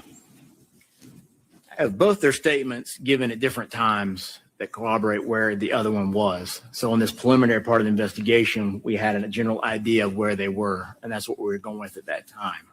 Well, when it comes to murder, aggravated assault, aggravated sodomy, we want to have facts. Is that fair to say? Correct. And in this early stage, the 19th, 20th, 21st, we're trying to get information on three. So a lot of times when you're taking these cases in this first, you'll get somebody says this, as Chris did. He left information out on Wachovia remembered it. Now, people forget things like that all the time. You've got Josh, Really? and then you interview these other ones. You forget that the same exact day that you're interviewed? You forgot you went to the bank that morning, the same exact day? He didn't mention the bank until Sunday or Monday, the same exact day that he's interviewed, the day his girlfriend is found brutally murdered in a house fire, in her own house fire. He forgot he went to the bank, and that's common. They went to high school together, sir. They went to high school together. Now you're trying to show you didn't drop the ball by showing what a bumbling fool you are. As Chris did, he left information out on Wachovia on three. So a lot of times when you're taking these cases in this first, you'll get somebody says this, as Chris did. He left information out on Wachovia remembered it. Now, people forget things like that all the time. You've got Josh's, and then you interview these other ones, and all you're doing is taking and aligning their timeline. During that, They forget things or they're lying. You're the worst detective ever. I mean, is he worse than Proctor? Maybe. I don't know. It's a toss up. first 3 days, Josh and Chris Melton went to high school together. that's what we were doing, is just aligning that timeline and getting the stories where everybody was, and then getting DNA, fingerprints, and things of that nature in order to work the case to push on to the crime lab. Correct. So I ask you this. At that time, you were a law enforcement officer. Is that right? That's correct. And your job was to protect this community. Is that correct? Yes, sir. So as we talk today, why are you defending Chris Melton? I'm defending the information that I gathered on the 19th, 20th, and the 21st. Well, wouldn't it be an issue if Chris Melton says that they went to Grayson after 9:30 and Josh McCourty says that they went to Grayson at 8 a.m.? Yes, but from the Wachovia video and whatever else, we've got that stamp at 9:08. You're aware of the Wachovia videos, is that right? Yes, sir. Okay, but our timeline is 7 a.m. to 9 a.m. 9:08 is outside of our murder timeline. Praise be. We're saying 7 a.m. to 9 a.m. Josh and Chris are unaccounted for. Is that fair? Well, yes, if you want to say it that way, but to be in the Chick-fil-A is right next door to that also. To be in that area in under an hour and 15 minutes from Fawn Road in Athens on morning rush on a Friday, it's going to be very difficult to do. My question again, why are we defending Chris Melton? Right. Again, I'm defending what we were doing in these first 3 days of this investigation. But Detective Ricketts, you've told us that Chris's parents' home is only 40 miles away from Miss Baker's home. And you've already said that January 19, 2001 was 9,000 days ago. How do you know what the traffic was like, Detective Ricketts? The route that we're going to their house, I drive a good bit, but I'll just say you're going to do it in an hour. During that time frame, someone from Athens, Clark County, I'm not sure who did that drive. It's going to take you approximately that amount of time. Now, again, not defending Chris, I'm explaining to you how investigations in those early 72 hours are done with trying to line up those statements. Copy of this redacted. First 72 hours are important, right? Indulgence. This is what we call reasonable doubt. I just want to make sure I understand your testimony. Your testimony is it takes an hour to get from Mr. Melton's parents' home to Miss Baker's home? Yes, with traffic, I'm saying yes. Well, hold on. Let's be clear. So when I Google mapped it just a minute ago for you on the record, it said 1 hour and 4 minutes to do that 40 miles. So 25 that was years at later. 9:30, 10 o'clock in the morning past rush hour. But you would agree in 2001, Athens wasn't the city it is now, right? Judge, I would ask, Detective Ricketts was in the middle of an answer. Mr. Crews cut him off with his next question. I'd ask Detective Ricketts to be able to finish his response. I'm going to allow him to finish his response, and then you may question. Sure. Is there anything you wanted to add? You may. No, I was just going off the recollection of what I pulled up at 10:30 in the morning on Google for right now. And yes, I'm sure traffic was different in 2001. Well, let's talk about this. It's 10:30. If, and we've already discussed this, if the person seen running committed this crime, he would have been traveling before 7:45. Is that fair? Okay, yes, sir. Okay. And he could have been traveling, we don't know, at 6:45 a.m. Is that right? I don't know. Okay. But you do know, as you just told this jury, that at 10:30 on February 10th, 2026, it's an hour and 4 minute drive. Yes, sir. Only because you asked me to look it up. Sure. That's the only reason I know But that. that's irrelevant to our conversation about January 19th, 2001. Is that fair to say? Okay. Is that fair to say? Would you? Yes, sir. That'll be fine. Now,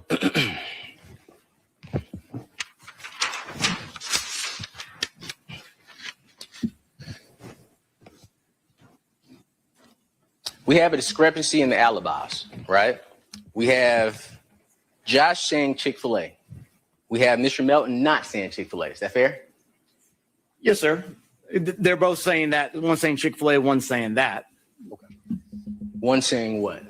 One saying Chick-fil-A and one saying the Wachovia Bank. So you're saying the bank and Wachovia are next to each other? They're close. So how do we explain Josh saying Chick-fil-A before 8 a.m. and Chris saying Chick-fil-A after 9 a.m.? Great point. Say that again. Sure. Your testimony was that the Wachovia is right next to the bank. Is that fair? Yes, they're close together. And you just made the statement that Josh said Chick-fil-A, Chris said bank. Is that fair? Yes, Okay. Josh said Chick-fil-A before 8 a.m. Is that correct? he did. Okay. Chris says bank after 9 a.m. Is that correct? Yes. Okay. So that's a discrepancy. Is that fair? Or both things could be true. They could have gone by that Chick-fil-A and then gone back to the bank. The bank doesn't open till 9. So my question is this: why are you defending Chris Melton? Yes. I'm not. You're asking for information, and I'm trying to give it to you from the 72 hours that we were working the very first. Now, in this, from the 19th, 20th, and 21st, He doth protest too much, but he knows he's allowed to explain his answer. Do you think he's defending Chris Melton? That was at least the third time Crews said it. He's on fire today. He's on fire. Somebody call the fire department. He's on fire. Team Brittany said, have you ever won a game of Clue, sir? Have you ever won a game of Clue?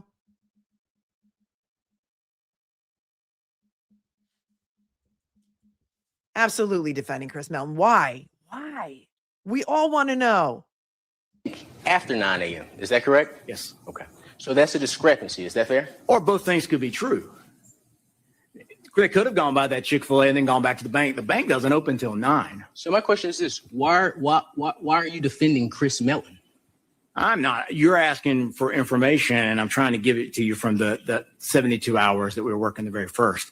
Now, in this, from the 19th, 20th, and 21st, not even working this case, I believe we did 20-some odd. I did 20-some odd interviews during that time. Typically, this is what happens during those first 72 hours is just trying to get timelines. And then over time, you start pulling those timelines together. Do you know if Mr. Faust got that courtesy? I don't work here anymore, sir, so I don't. But we can agree that Chris Melton got that courtesy. Right. I don't think Chris Melton got the courtesy. I think we worked the case. Well, officer, we just talked about this. You said that you explained that the reason Josh said Chick-fil-A and Chris said the bank, you said two things could be true at once. You're saying they could have went, and this is your testimony, they could have went to, I guess, to Chick-fil-A by the bank first, and then after 9 a.m. went back to the bank. That was your testimony. Is that right? Yeah, when we're looking at this during this time frame. So when you take somebody who's been involved in a crime or whatever else, and they've been a victim of a crime, and they're giving witness statements. I'm sorry. Chris Melton was the victim of the crime here? Chris Melton is the victim of the crime? Listen to this. Testimony, is that right? Yeah. You're saying they could have went, and this is your testimony, they could have went to, I guess, to Chick-fil-A by the bank first, and then after 9 a.m. went back to the bank. That was your testimony, is that right?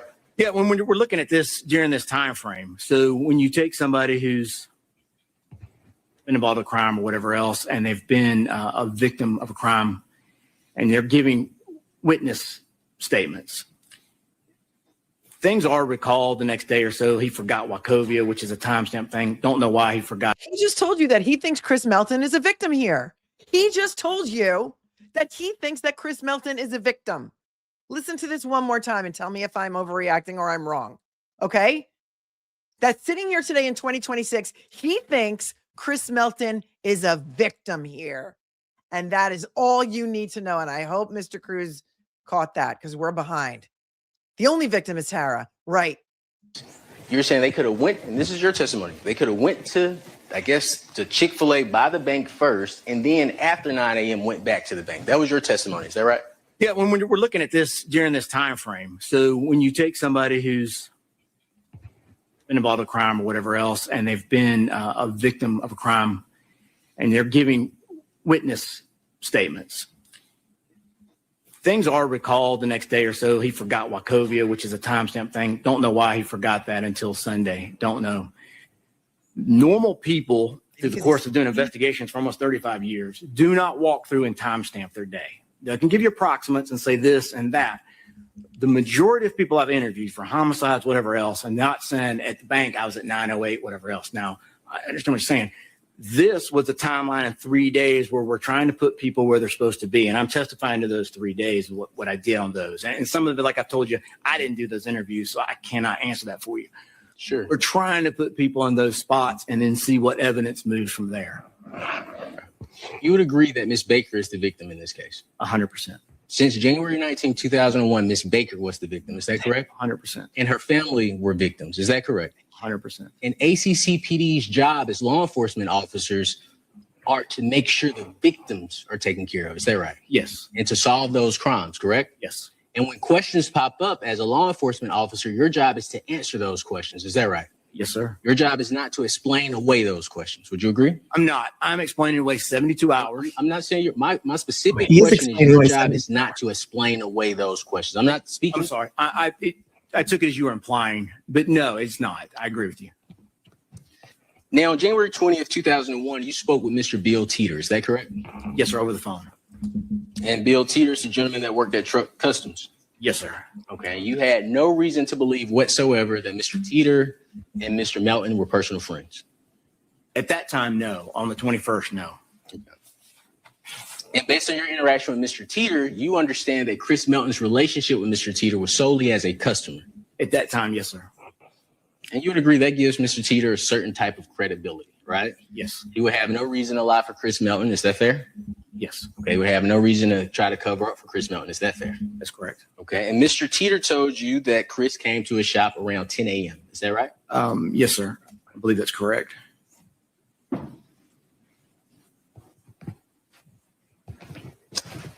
Cross here. Put Teeter in that box.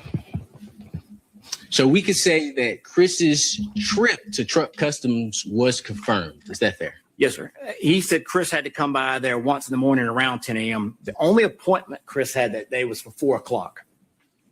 The initial appointment in the morning, the reason he said if 10 a.m. on the tape 10 a.m. is it was just to show up for a measurement, and that was a stop in. They measure the compartment or whatever else, and then they go, and then would come back for that appointment later in the day.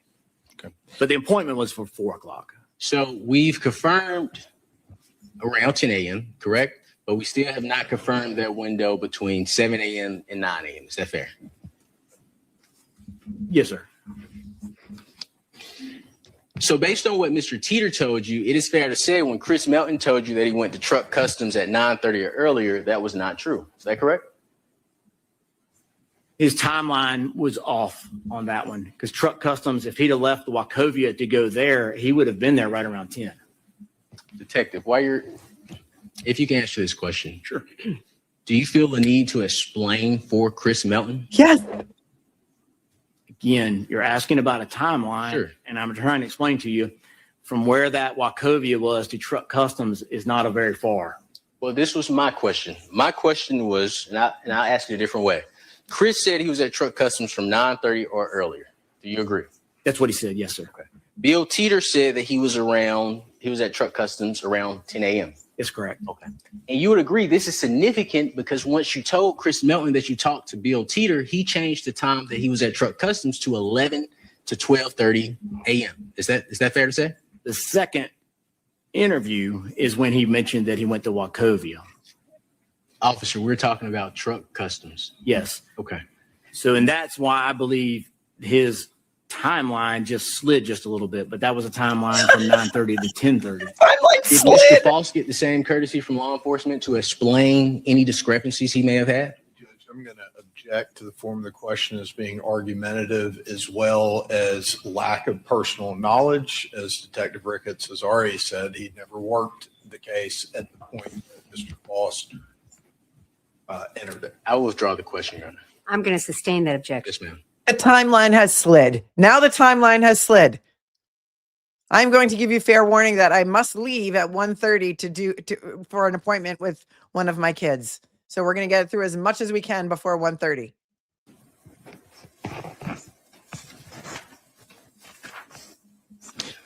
But after you told Mr. Melton that you talked to Mr. Teeter, Chris Melton then changed his time to somewhere between 11 a.m. and 12:30 a.m. Is that correct? I don't know if I told Chris that I talked to Bill or not. I cannot testify to that. Chris told us about that, though, the evening he came in and brought up Wachovia, which in a normal investigation, somebody bringing something else up they did that day is not that far out of the realm of possibility. Okay. So this is possibility here. You say this would be normal for Mr. Melton. Yes, sir. Okay. On the morning that Miss Tara Baker was killed, this is normal. What do you mean by normal? Sure. You said this is not outside the realm of possibility. I'm talking generalized in an investigation when somebody comes back in with a time. Like I said before, people don't roll through their day now pretty much with time stamping, especially in 2001. With phones and everything we have now, you can time stamp pretty stinking well. I'm just saying that's along the realm of that kind of ballpark window that we're looking for just to keep things for that initial 72 hours. Well, I would like to talk about police. Police, they live in timestamps. Is that correct? Yes, sir. Okay. Police, they confirm. If you say you went somewhere, a police officer's job is to confirm it, correct? That's correct. Because you got to give answers to the community. Is that fair? Yes, sir. And you have to give answers to the family. Is that right? That's correct. And if the family asks you, where was Chris Melton at 8 a.m., an appropriate answer isn't, well, in the general realm of possibilities, he could have been anywhere between these places. Is that fair to say? I understand what you're saying, and yes, that is fair to say. And in that first 72 hours, we're putting in on the timestamps of what's happening in that first 72 hours. Yes, sir. Would you have any reason to disagree with me in the multiple interviews you conducted with Chris Melton? He has never stated that he went to Chick-fil-A. No, sir, he is not to me. And again, he may have to some other investigators after that, but not to me. Sure. And we've already agreed that you never personally confirmed that Josh went to Chick-fil-A, right? That's unconfirmed. By me, yes, sir. And we've agreed that you talked to Chris the second time on January 21st, 2001. Is that right? Now, his parents were present. Well, his father was present at the interview. Is that fair? Yes, they drove him there. But at the interview, I believe it's just Detective Newton and myself. Now, during your interview with Josh told you that he had worked with Chris for a year. Do you recall Josh making that statement? However, Chris told you that he had only met Josh in December of 2020. Is that fair? I'm sorry, December of 2000. Please forgive me. I understand that. I've done that a lot lately. I don't know. Is that in my notes? It's in the recording. That's a good possibility. Then I won't argue that with you. So December 2000 was just a month from Miss Baker's death. Is that fair to say? Yes, sir. Okay.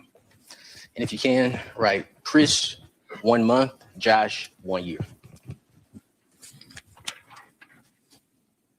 And this is a very important area for us, officer, because I do think you did. I think you did the best you could with the facts that you were given under the circumstances. So I do want to say that, and I do appreciate your service tremendously. Okay. Okay. But I do want to ask you about the interview on January 21st, 2001, in regards to Chris's statement about going to Wachovia Bank. Okay. Okay. Now, he told you that he was in the bank on Friday, January 19th for 35 minutes. Is that correct?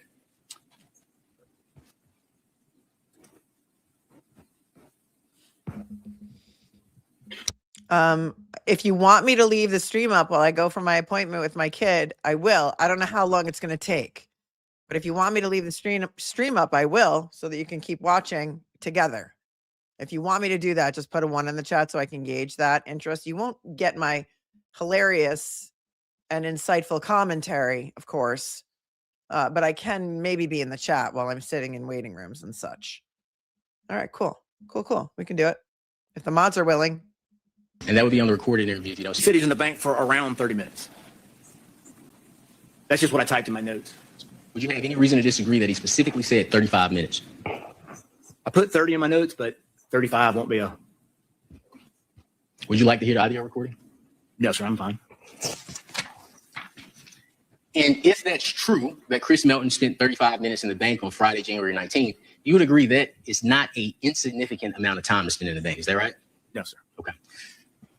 However, Josh never mentions going to the bank for 35 minutes with Chris, does he? He does not. In fact, he never mentions the bank at all.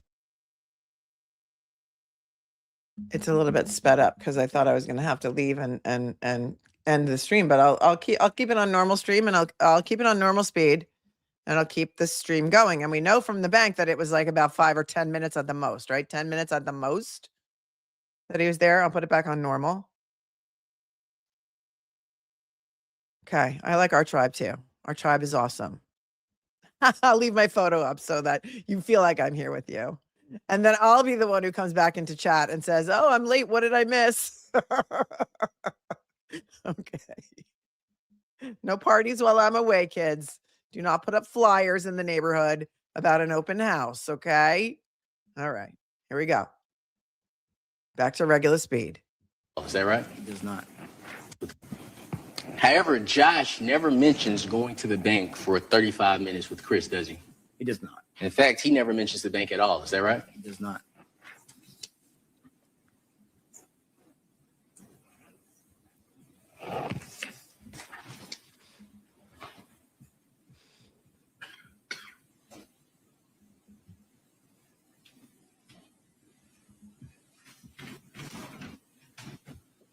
Now, we've agreed that Chris' father was with him on the January 19th and January 21st interview. Is that fair? Yes, I don't believe he sat in on the 21st. He did sit in on the 19th. Okay, so we'll discuss the 19th.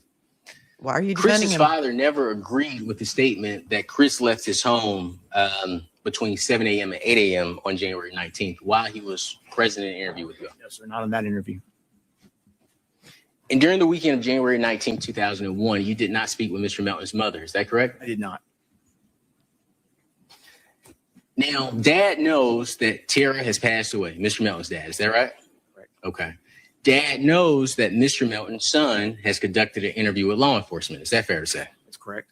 But Mom never calls you, Mr. Melton's mom, she never calls you and says, hey, Detective Ricketts, Chris was here with me that morning of Tara's death. Is that right? No, sir, I did not do that. Chris's parents don't reach out to law enforcement at all. Is that correct? Except for coming to the police department twice voluntarily. With Chris. Is that right? Only Josh and Chris are the only two people that stated that they left Chris Melton's parents' home around 7:15 a.m. Is that correct? That's correct. And as of January 21st, 2001, with your involvement in the investigation, besides Josh, there were no other witnesses or documents confirming where Mr. Melton was between 7 a.m. and 9 a.m. on January 19, 2001. Past the 21st, I cannot answer that, but from the 21st backwards, that's correct. I believe you mentioned this on direct. You told Chris that Tara was probably sexually assaulted. Do you recall telling Chris that? I did. Okay. And when you told Chris that, he didn't start crying, did he? No, sir. Okay. Chris didn't become upset, did he? No, sir. Chris didn't say, I need a moment to myself. Is that fair? No, numerous times during the interview, he stopped. but no, sir, he did not. Okay. And Chris didn't say, I hope you find who did this before I do. Is that correct? Not on the 19th. Mentioned it on the 21st while we were at the jail in between. I mean, my jail at the phlebotomist, getting blood work done there. Just a statement he made in the hallway. But yes, sir, not during an interview or anything of that nature. Can you show us that statement in your It's notes? not in there, sir. Oh, it's not And in we've there. already agreed that January 19th was over 9,000 days ago. 100%. But Chris did ask you about the evidence in the case. Is that fair to say? And specifically, Detective Ricketts, Chris asked in response to you telling Chris that Tara was sexually assaulted, did you find some stuff on her like semen? Do you recall Chris asking that question in response to you telling him that Ms. Baker had been sexually assaulted? Yes, sir. Did you find that odd that his response was about asking questions about the evidence? No, for a couple reasons of sexual assaults. And one of the reasons John Newton and some of those folks were brought in for the sexual assault is if he's not sure she's been raped. Sometimes people wander down that road of how do you know that this person was sexually assaulted? So can I ask you this before you finish? So it's normal to tell someone that's engaged or preparing to be engaged to another person that the love of their life has been sexually assaulted, and before they say anything. Object to the form of the question as being argumentative, Judge. I'd also ask that the witness be allowed to finish the answer they were giving before they were interrupted by Mr. Crews. I think that is correct, actually. I'm going to sustain the objection. It is argumentative. Yes, ma'am. And if this witness chooses to finish his statement, he may. Otherwise, you may. Number one, I don't think he interrupted him. Number two, it's not argumentative. He's recapping his testimony. And if recapping his testimony is argumentative, then put everyone in jail because I am sick and tired of your bullshit. Oksana, my love. Hi. Thank you for your 20. I was able to meet my cupcake Oksana when I was in Cancun with Dave Matthews and Oksana. She recognized me in the crowd. She came over. We had a really fun night together. Thank you, Oksana, for your 20. She said her head has popped off too many times to count. And says, thanks for covering it, Queen Melanie, Queen Oksana. Say what now? Thanks for your 5. Says, I just can't. I've never seen a trial where the defendant's name is never mentioned. No, none of us have. None of us have. And Sarah B. Creative, thanks for your 10. Says, the land of Lancelot. We love you, Mel. We love you so much, Sarah. Thank you so much. Courtney said, Crew's ability to pivot on a dime blows me away. It is a skill. It is a phenomenal skill. People were really, disparaging Mr. Crews in the first days of this trial. And I knew. I thought maybe he's smarter than everyone. And this is just, a little bit of an act. And he's going to blow us away. And so far, he's blowing me away. Fight me on it. Deshai, can I do an update on Enrique and Kelsey? Not during this stream. Depending on how today goes, maybe tonight. Maybe. Thank you to Starflower, who gave me $10 to give me the site on the Banks v. State case, which stands for the proposition. I haven't read it yet. Georgia courts have established, although a cross-examiner may insist on a yes or no answer, the witness must be given an opportunity to explain their answer. Thank you very much for that $10 super chat. And Julie said, wouldn't it be a hoot if we all got together for a trial retreat somewhere and meet each other? Well, listen, there's cupcakes in court today. There's at least 3 or 4. I don't know if Gigi made it down there, but as far as I know, there's 3 or 4 of them in court today together. And I love that idea. I love it all. Nay wanted to know how old this cop was when he was investigating. Well, it was 25 years ago. It's hard to tell how old he is now. I really don't know. If he's 50, he was 25. If he's 55, he was 30. I just can't tell how old he is. He could be 45 for all I know. Could have been 20. Thanks, Angela, for becoming a member. And hang on one second. And Emily C. is here. And she says, if you didn't read Nancy Drew as a kid, you shouldn't be allowed to be a detective. Why aren't any of these detectives curious? They're not. They want a conviction. They're not interested in the truth. They want a conviction. And in my opinion, they want to pin it on the black guy. I think Encyclopedia Brown might have done a better investigation than this guy, but that's my own personal opinion. All right. Back to the testimony. And I got to get ready. So I'm going to still be listening, but I have not left you yet. I'll withdraw the question. Okay. Yes, sir. We've established that Chris Melton was in his vehicle on January 19, 2001. Is that correct? At the police department? No, the morning of January 19, 2001. Yes, sir. You would agree that you did not search Chris Melton's vehicle for the presence of Miss Baker's blood. Is that correct? No, sir. From the 19th to the 21st, I did not. Well, any other time past the 21st? I did not. No, sir. Would you agree that it's important to search a vehicle in a murder case? If it requires travel, let me add that. If the murder would require travel, you would agree that it's important to check the vehicle. If you had a viable suspect at that time, then yes. And Chris Melton was not a viable suspect at that time? That time, through everything we were getting, was coming voluntarily. Timeline was coming together. So at that time, by the 21st, he was not. Well, what choice did he have, officer? Because you stated if he didn't agree to blood, you would have got a warrant.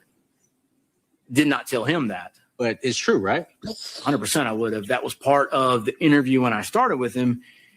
At the very beginning of the tape, I make it very clear to Mr. Melton that he's there voluntarily and giving me a free and open statement. Because going into that interview, I don't know if he's a suspect or I don't know if he's a boyfriend of a victim.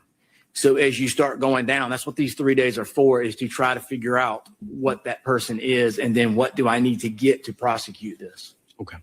So my question, my specific question to you, and if you can answer it with a yes or a no, he didn't have an option but to give blood. Is that right? He did have an option. Yes. At that time, he could have told me no. And you would have got a search warrant and still got his blood. We wouldn't have got blood that day, but it'd have been, I'd had to see a judge and move forward. Okay. Yes. So you would have had his blood regardless. Yes, sir. But Okay. at that time, he was not told, hey, if you don't give this to me, I'm going to go get a warrant. Sure, that's fair. And as far as coming to the police department voluntarily, were you the one that called the family and told them to come to Athens? No. What do you mean by the family? Sure, Miss Baker's family. Oh, no, sir. Okay, but you are aware that officers called them and told them to come to Athens. Is that correct? I would 100% believe that. Yes, sir. Okay. But to your knowledge, no one called Chris and told Chris to come to Athens. Is that fair? Well, Chris was paged by Miss Baker. Law enforcement. We're talking about law enforcement. Well, that's not the question he asked, Judge, and I think the witness is entitled to answer the question. What family? What family? This is real life. This is real life. We're not that far behind real time. Told them to come to Athens? Get a warrant. Sure, that's fair. And as far as coming to the police department voluntarily, were you the one that called the family and told them to come to Athens? The family. No. What do you mean by the family? Sure, Miss Baker's family. Oh, no, sir. Okay, but you are aware that officers called them and told them to come to Athens. Is that correct? I would 100% believe that. Yes, sir. Okay. But to your knowledge, no one called Chris and told Chris to come to Athens. Is that fair? Well, Chris was paged by Miss Baker. Law enforcement. We're talking about law enforcement. Well, that's not the question he asked, Judge, and I think the witness is entitled to answer the question that he was asked. You're going to allow him to answer. Well, I withdraw the question, Your Honor. I withdraw that question. Did law enforcement call Chris Melton to come to Athens? To my knowledge, no. So he voluntarily went to Athens the day that he found out that his girlfriend was murdered. Yes. Okay. And you all asked Chris Melton to identify the body. Is that correct? Lieutenant Durham, I believe, is the person that I can't testify to who asked him, but yes, he was asked to identify the body. That's fair. And Chris Melton, you stated that he didn't appear with a lawyer. Is that right? He did not. Okay. If he appeared with a lawyer, that would have looked a bit suspicious to you? It would have been way out of the norm.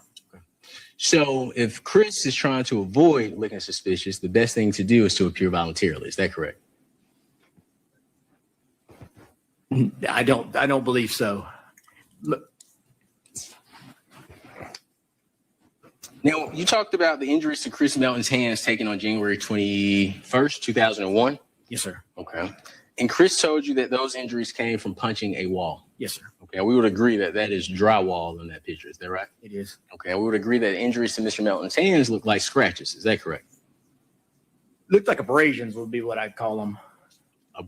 Abrasions. Okay. What are, help me, what's the difference between abrasions and scratches? Abrasions is usually when you hit something and it slides, it's open. A scratch is usually a line or whatever else. An abrasion is usually wider open. So if you look at the picture, there's more of an abrasion, a hit, that kind of thing. Sure. Your Honor, can we turn on the projector? Can?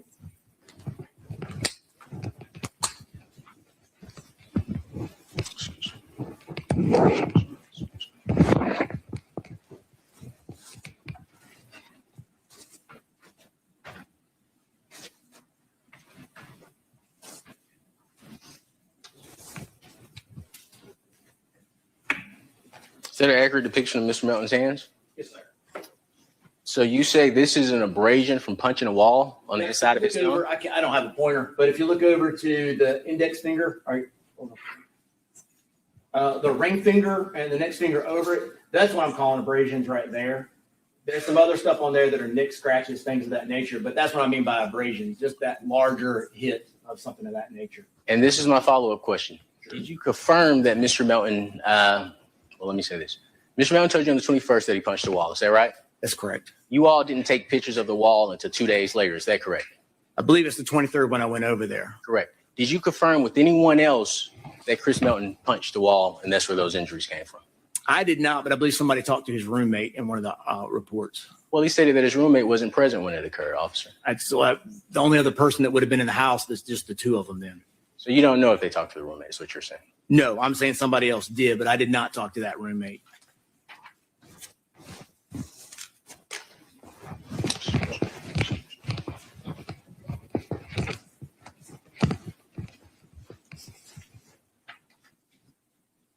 Now, on January 23rd and 24th, 2001, you obtained a hair sample from Chris Melton. Is that correct? Yes, sir. I believe that's correct. And this was done with Detective Newton? Yes, sir.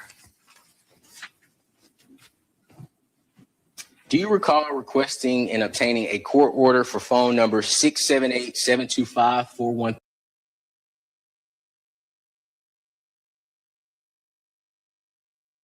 Because of latency, I'm a little bit behind on. He said his parents were with him when he was hugging his parents. That's right. He was hugging his parents and then they let go of him and then he punched the wall. But this guy is saying that the roommate would have been the only one there. He wasn't there at the time. He was alone. Wow. Wow. Just pointing out discrepancies like I do. Dad can't testify. He's deceased. How convenient. Thank you, Team Brittany. Wow. The whole punch was at his apartments in Athens, right? Hold on. I'm going to take that back a tiny bit. Would have been in the house. That's just the two of them. Did you confirm with anyone else? Did you confirm that Mr. Melton, well, let me say this. Mr. Melton told you on the 21st that he punched the wall. Is that right? That's correct. You all didn't take pictures of the wall until 2 days later. Is that correct? I believe it's the 23rd when I went over there. Correct. Did you confirm with anyone else that Chris Melton punched the wall and that's where those injuries came from? I did not, but I believe somebody talked to his roommate in one of the reports. Well, he stated that his roommate wasn't present when it occurred, officer. The only other person that would have been in the house is just the two of them then. So you don't know if they talked to the roommate, is what you're saying? Not true. No, I'm saying somebody else did, but I did not talk to that roommate.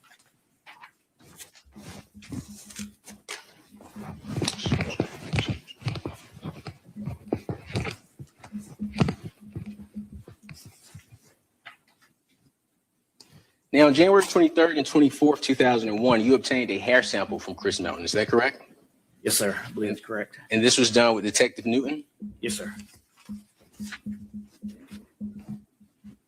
Do you recall requesting and obtaining a court order for phone number 678-725-4136? I believe that was the 24th that I did the hair samples. Is that correct? Before I think I said yes, but I want to make sure I'm on the same page with That is correct. I have the 23rd and 24th. Okay, the 24th. I have the 23rd, 24th written in there, but I just want to make sure that's the date you're talking about. That is fair. What you're looking at? No, sir, just my notes. Okay. Yes, sir, we did do hair samples on those days. Okay. And you also obtained a court order for phone number 678-725-4136. Is that correct? If I signed for it, then yes, sir, I did. I don't have a signed copy of that with me. Would you like to see it? Yes, sir.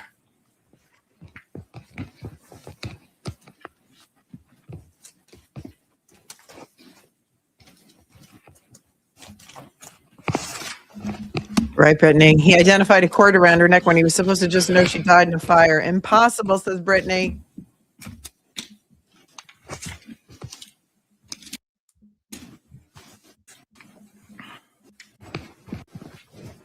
Need to use the bathroom. And just let you keep going, Mr. Crews. Excuse me, To the what? bathroom. Your Honor, after this, can we take a break just in case the jurors need to use the bathroom? And just let you keep going, Mr. Crews. After this, can we let the jurors go to the bathroom? Just keep going, Mr. Crews. I'm sorry, what? Maybe he looked over and one of the jurors was squirming around, like maybe somebody had to go.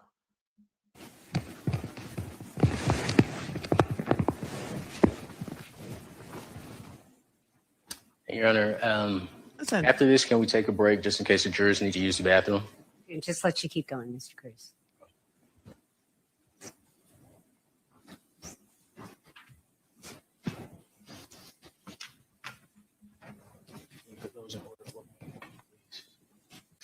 All right, is it okay if I approach you and show you the court order? Yes, sir, please.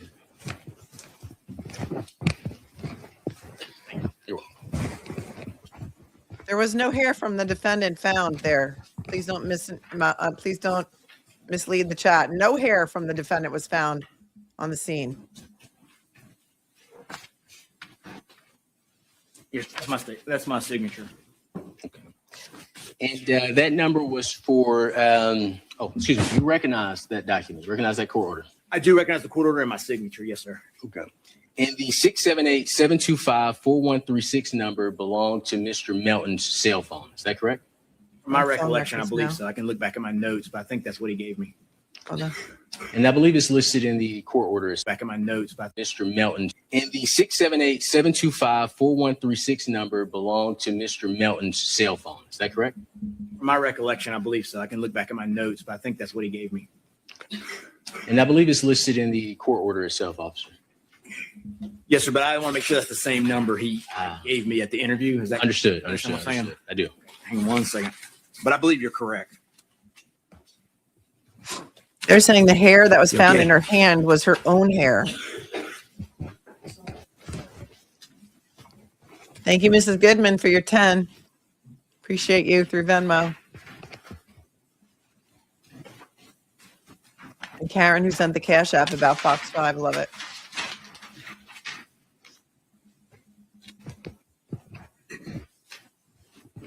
I believe that's his next tell. Yes, sir. Okay, excellent.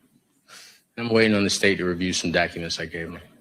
May I approach you? Yes, sir. The document? That's why he needed the break, because he needs to look at some documents. Really? You can't let the jurors use the restroom? We're behind, and it's Briefly.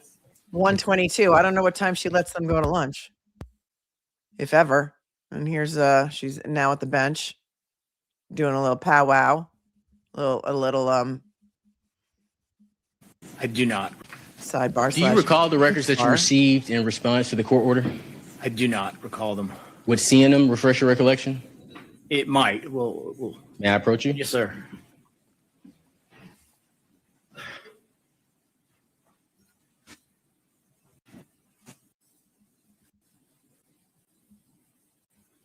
To us when we put these things in. Do you recognize those particular records? I'll take your word for them. The document you showed me a minute ago was my signature for the request.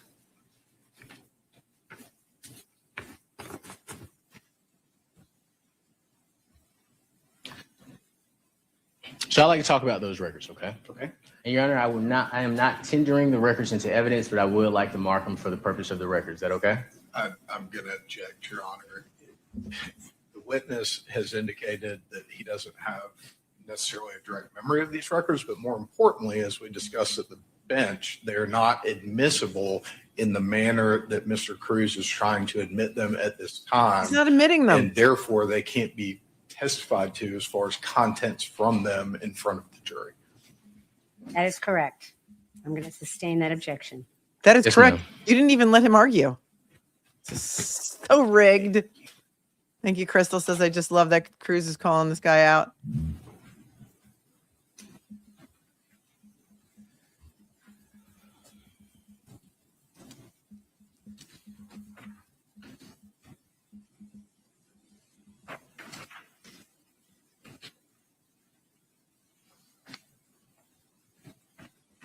The cupcakes who are in court On can't use their January phones, 21st so they can't tell me anything yet. 2001, you spoke with a young lady by the name of Miss Laura Sherling.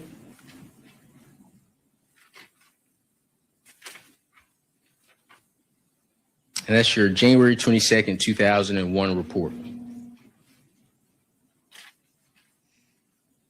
And it's page 104, first paragraph, first sentence. Okay, I don't have the 104 numbers. I just have some of my case reports. What was the name again you gave, sir? Lauren Sherling. Yes, sir. Okay, and that interview with Miss Sherling was recorded. Is that correct? Yes, sir. Okay, and Miss Sherling is a former co-worker of Miss Baker? Yes, sir. All right. I have no other questions for you. I want to thank you so much for your patience and your time and your service to this nation. Thank you. Okay, thank you very much, sir. Any redirect, Mr. Yalman-Chile? I do, Judge.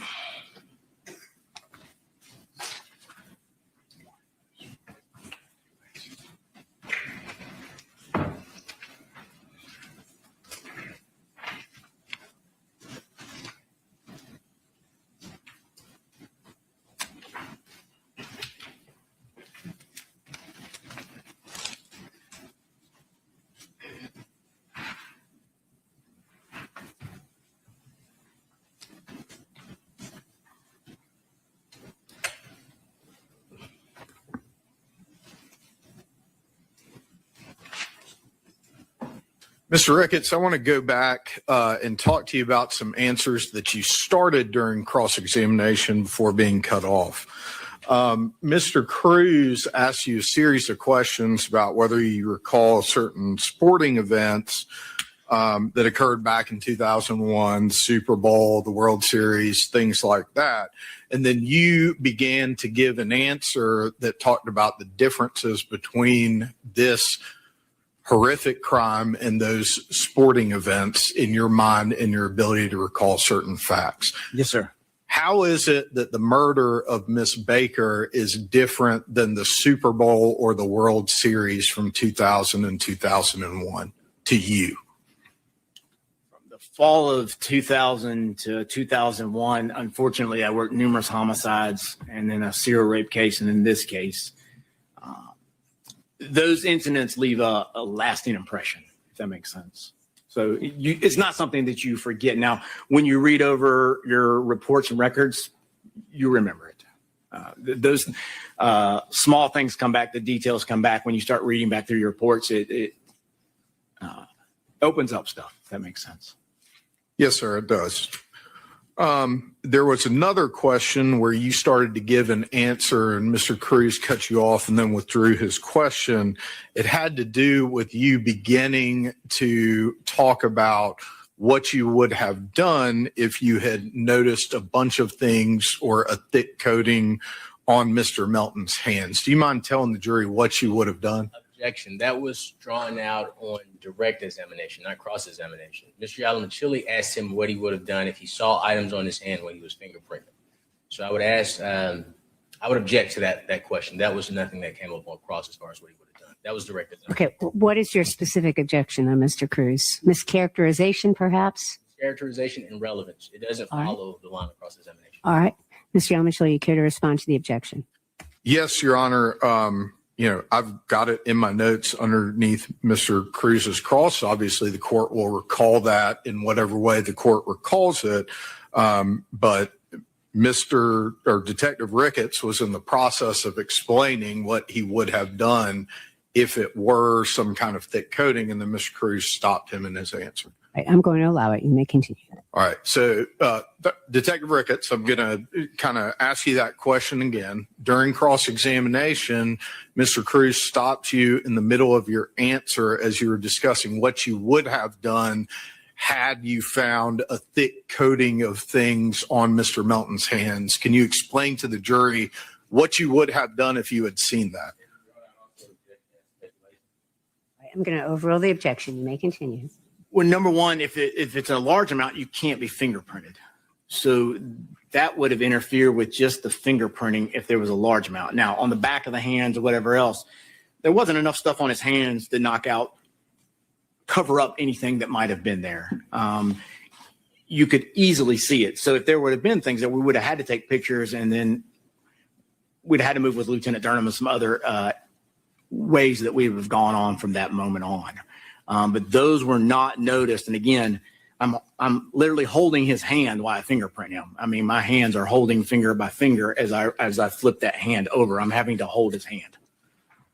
Also, during your testimony, after the distance from 160 Fawn Drive to Mr. Melton's parents' residence was established, you testified to a timing run that was done by ACCPD at the time. Is that correct? Yes, sir. And I just want to clarify that because I feel like it might have gotten lost in your testimony and questions coming in while you were talking. Your Honor, this calls for hearsay. We explicitly did not ask him about the time stamp. We disagree with the time stamp that was given. But the reason we didn't ask that is because we know under the law that is hearsay. Right. Any response to the objection? Well, Judge, this is a response that was given to Mr. Crews's question about what was done. The response is about what ACCPD did at the time. And the answer was given during Mr. Crews's cross-examination. I'm just going back to talk about that answer. That answer wasn't objected to or asked to be struck or otherwise identified as hearsay by Mr. Crews at the time. So it's in evidence, and I think it's an appropriate grounds for redirect examination. Right. Yes, sir. I would just ask, Your Honor, I'll leave it to the discretion of the honorable court. But if that door is open, the reason I didn't go down the impeachment route with that line of question is because I wanted to follow the law. That isn't appropriate to withdraw, to bring out of a witness. That was non-responsive to my question. But if the state is allowed to go down that line of questioning, I would just ask the honorable court allow us to follow up with that line as well on recross examination. Okay. Thank you, sir. The objection was with regard to hearsay. I don't find that this question is going to elicit hearsay. I'm going to allow you to ask it. Certainly on any recross, we will address any issue that the state might object to, and we'll take it up again if we need to, but you may go ahead. All right. And so, Detective Ricketts, what was it that you stated was the time period when ACCPD or law enforcement did a test run back in 2001?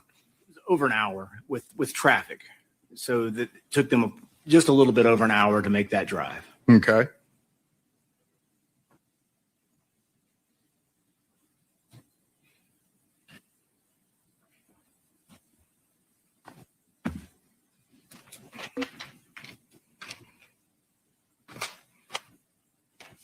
I want to talk to you just really briefly. Okay, just a reminder, I have to go to a moment. The issue is that Fox 5 Atlanta ended their stream for the morning stream, and now it seems that I am like glitching in and out of this stream. They ended their stream and the jury's out to lunch until 2:30. I'll take my laptop with me, and if I'm able to put up another stream, I will. It may be possible that we would have to end this stream. I don't know what the hell's going on with StreamYard. Not in a good way. So we're going to just fly by the seat of our pants and see how this works out. I'm going to have to leave. Let anybody who knows I'm here with you in spirit. Why is this? Hold, please, while I just refresh my browser. Maybe that'll fix it. Hold. Well, I can't because the sound on everything else sucks. Okay. We went through this whole entire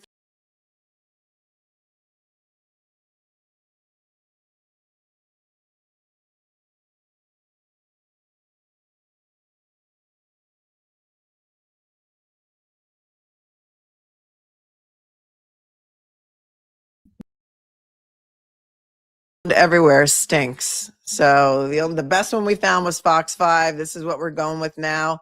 If it turns out that I have to end the screen, I'm going to end the stream. I'll end the stream and then pick up after lunch when I get back, depending on when that is, because I have no idea.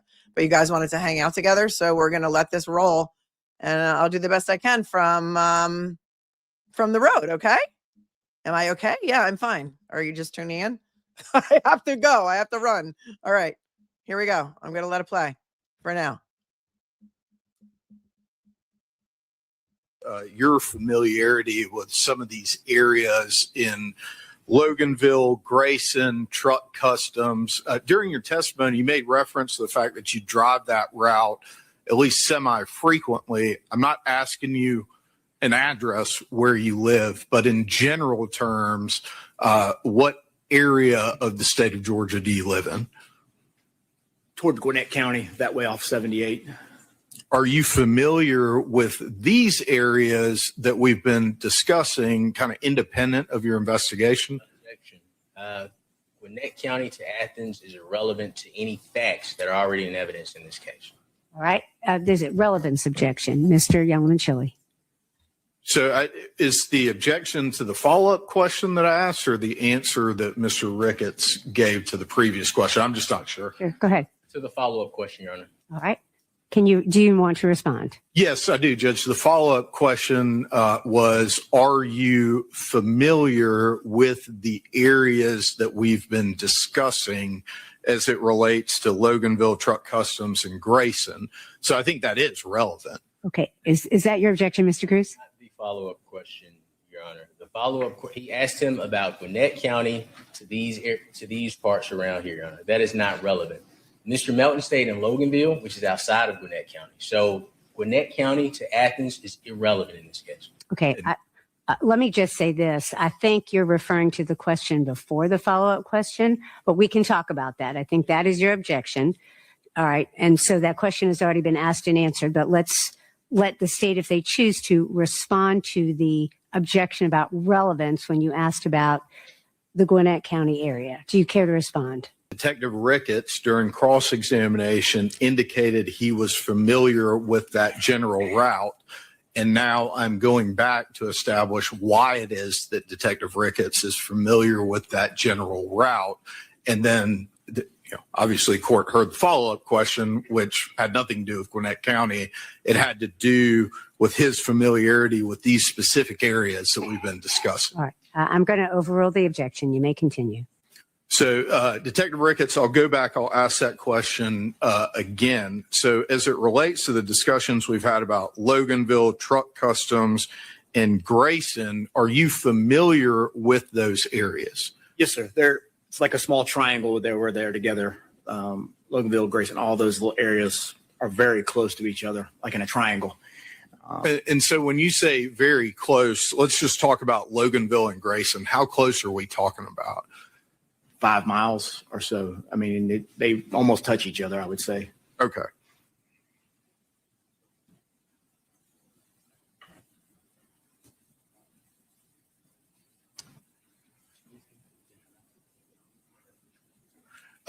Repeatedly during cross-examination, Mr. Crews made reference to you being unable to obtain documents from Nash Plumbing and some of these other locations that both Mr. Melton and Mr. McCurdy said that they both went to.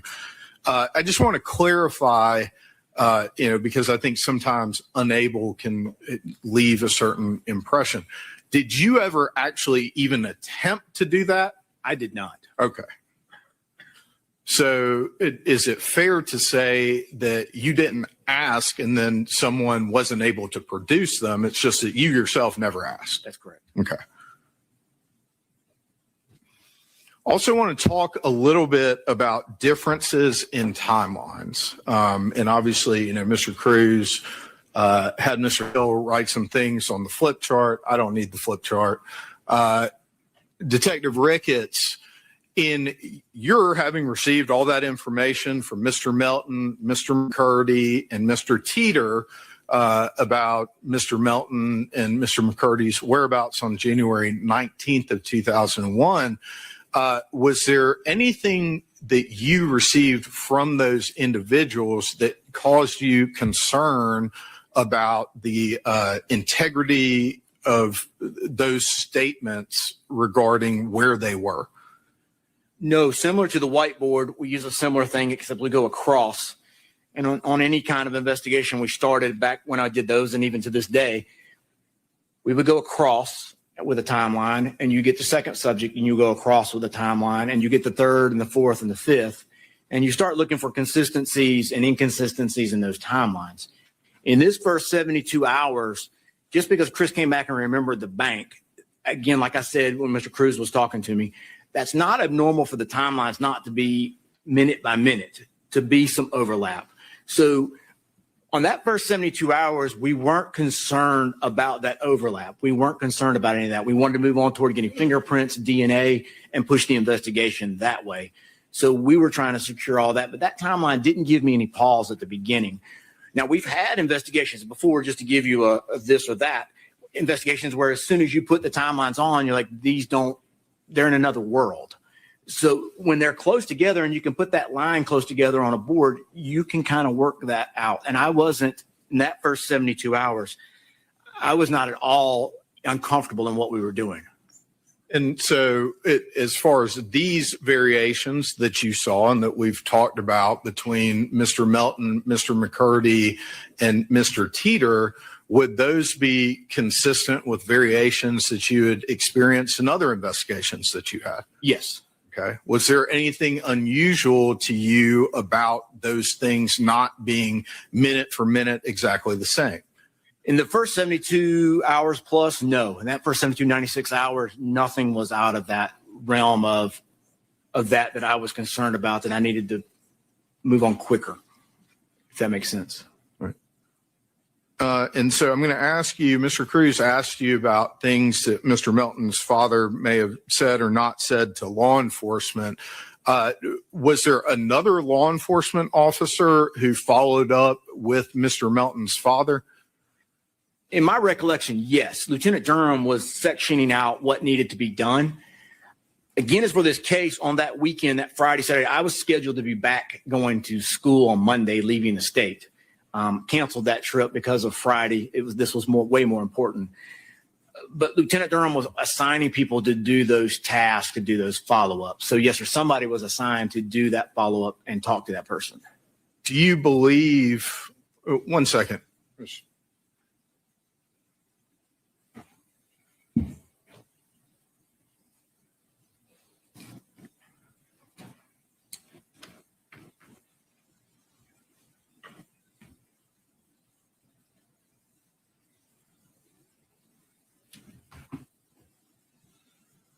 Do you believe that seeing a police report from Rebecca at the time Taft would help refresh your recollection?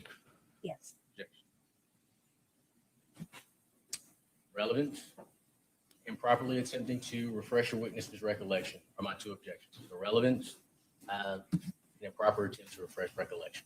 Those are my two objections. Okay. I'm not sure I know what you're trying to refresh. You didn't finish the question. So he's made two objections. So first, as to the relevance factor, this would be information that Mr. Crews solicited on cross-examination about statements made by Mr. Melton's father to law enforcement regarding Mr. Melton's whereabouts. So that's one. Relevance. It is absolutely relevant, even independent of Mr. Crews's questions on cross-examination, but certainly at the point that the information is solicited on cross-examination, it would be relevant in a redirect.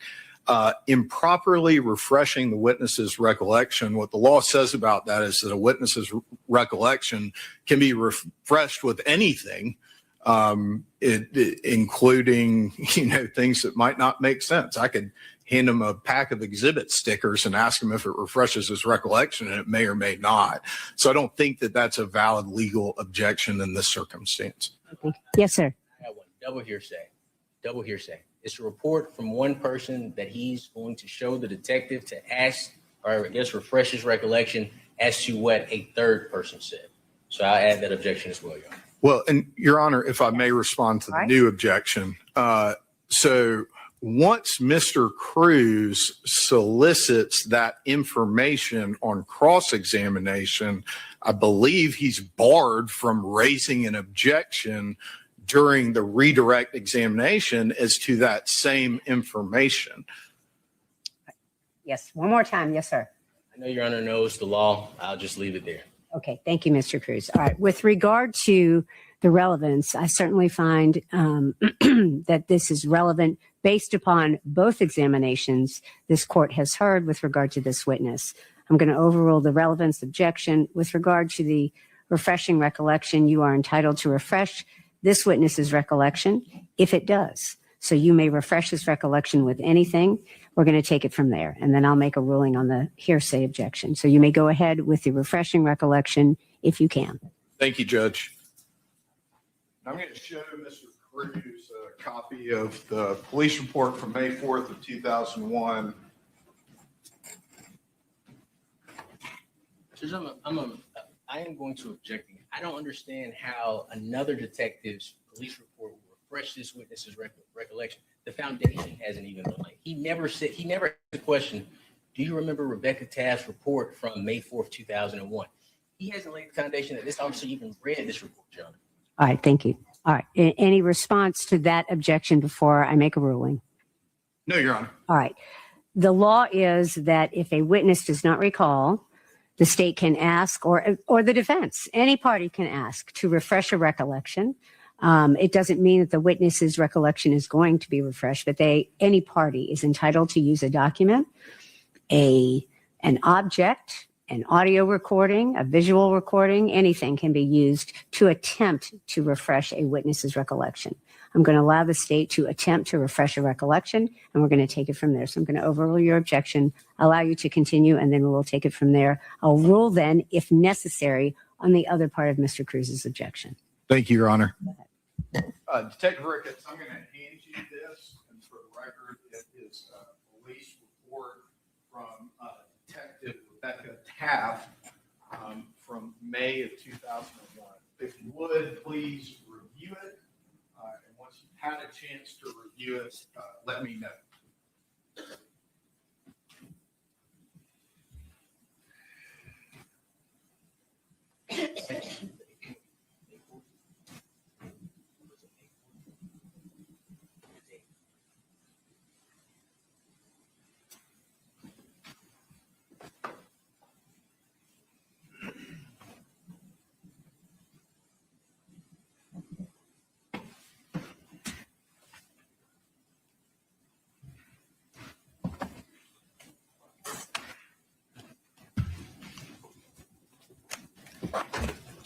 Yes, sir. Have you had a chance to review that report from Detective Taft? Yes, this was one of the assignments. Hold on one second before we get into any other testimony. Has reviewing that report helped refresh your recollection as to what other law enforcement may have done related to George Melton, Mr. Chris Melton's father? I knew a detective had gone and interviewed them both. I just couldn't remember if it was her or John or Painter. Not Painter, but anyway, I knew it was one of the ones. But yes, this is the recollection of the report that I remember seeing. Okay, all right. All right. So I'll come get that back from. All right, and at this point, since the recollection has been refreshed, I'm going to send the jury out for just a moment and take something up outside your presence. Please don't discuss the case. Thank you.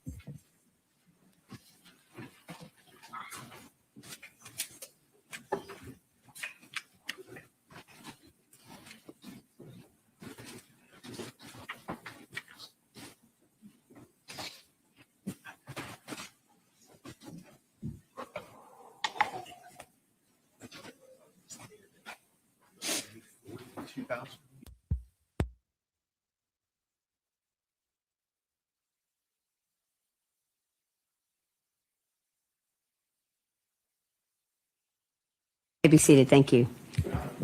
Yes, of course. All right. I wanted to take this up outside the presence of the jury in the event that the information you all are arguing about is something that is not admissible, and I don't want the jury to hear it. So I'd like to hear what you all are arguing about. Thank you, Your Honor. So, Judge, if I could retrieve. May? I'm sorry. Thank you.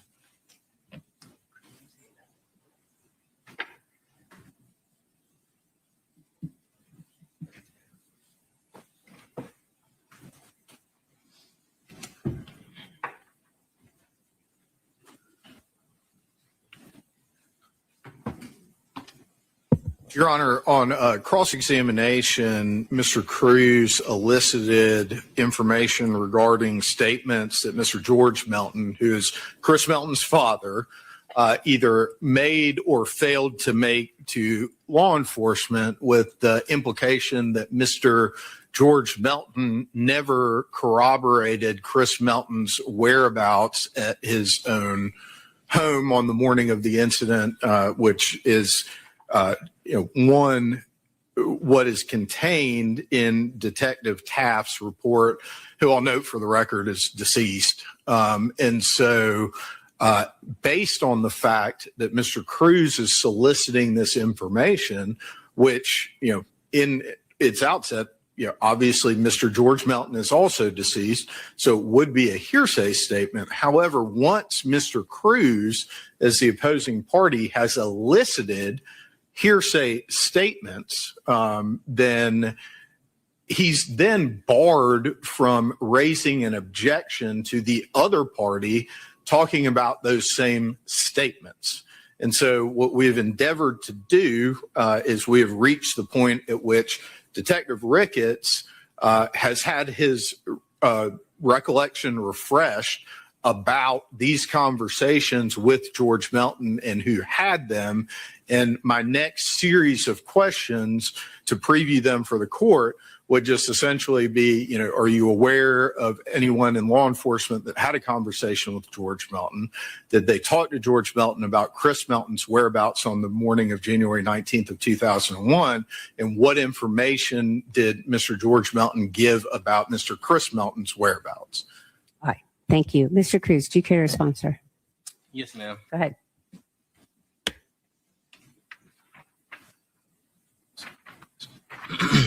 So I wholly disagree with the state's position that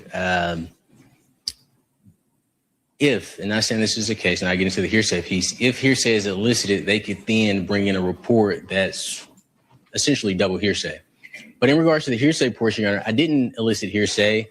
I asked the officer about what was not said. I didn't ask the officer about a specific statement that was said. So my examination questions were not hearsay because I didn't elicit a statement. I just simply elicited that Mr. George Melton did not say a particular thing. As far as what the state is trying to introduce, and I've said it before, I believe the state is trying to use this witness to, and I don't think it's intentional, it flows from the act. We have a right to examine the witnesses, to cross-examine the witnesses. With prior witnesses, it has already come up regarding the statement to law enforcement on May 4th, 2001. However, because Detective Ricketts, during my examination, he explicitly made clear, and correct me if I say anything wrong, but he explicitly made clear that his involvement from this case was January 19th to January 21st. And I limited my questions to your involvement. So now to go 4 months later and say, well, let's talk about Detective Taft's report and what George Melton, one level of hearsay, told Detective Taft, that's the one level, and then Detective Taft put it in a report, which is the second level of hearsay, and then to ask this witness to testify about same, Your Honor, is improper. Ms. Crews, let me ask you a question. Sure. When you asked the question to this witness about statements allegedly made by George Melton, did you phrase it in the time frame that you've just suggested, the 19th through the 21st, or did you just make a blanket question about Mr. Melton? So the officer limited his answers to that window. All right. So the officer said during my involvement in this case, which we established was January 19th to January 21st. And please correct me if I misstate anything. That is how he responded. Correct. All right. Thank you, sir. Mr. Yalmanchili, anything else that you would like to say? I do believe the question was stated in such a way as to go beyond whether a statement was made directly to this witness, one, or two, limited to the time frame of January 19th to January 21st. That's my recollection of the question, Your Honor. But of course, the court will have its own recollection. And just to add, Your Honor, my questions are not evidence. It's the witness's answers that are evidence. I didn't elicit anything from this officer that Mr. Melton, in the course of this investigation, did not say X, Y, and Z. If the state would like to get into that and give us an opportunity to cross-examine whichever witness it may be, I believe he said Detective Taft has passed away, but she had a partner with her. So if the state wants to call that individual in and we get into those statements, I think that's fair. I think that's proper. But to use Detective Ricketts as a surrogate to get in inadmissible hearsay or to counter anything we bring out from Detective Ricketts' personal involvement in the investigation, we think that is improper. We have no way to cross-examine Detective Ricketts about what George Melton told Detective Taft. And he couldn't lay a foundation for the audio recording either way. So we would be handcuffed in the sense of we can't confront those statements, Your Honor. All right. Thank you, Mr. Crews. So I think there are a number of issues going on here. And one of them is semantics. And it is improper for one party to say or to argue that the other party is not entitled to go into something that was raised because one party used the word not or didn't use the word not. And so I just want to make a statement about that. It is not, this is not a court of, well, I'm just going to say it that way. I'm going to respond to what I was just going to say in a minute. With regard to the defense's comments that they only limited their questions to the 19th to the 21st, that is not terribly accurate in how the cross-examination went. The cross-examination was directed in a way that forced this witness to continually remind counsel that he was only referring to the 19th to the 21st. And so to argue that the defense has only asked questions about that period is inaccurate in terms of what we've been hearing for the past 45 minutes. And so I want to respond in that moment. The law allows either party to go into something that the other party has raised without an objection in order to respond properly. The law allows that. And so Mr. Yalamanchili is correct about his ability to cross-examine this witness on the document that refreshed his recollection. You will have every opportunity, Mr. Crews, to cross-examine him on how he had his knowledge, if he has the knowledge, and all of those things. But the defense did bring it up, and so I'm going to allow it. You may bring the jury back in.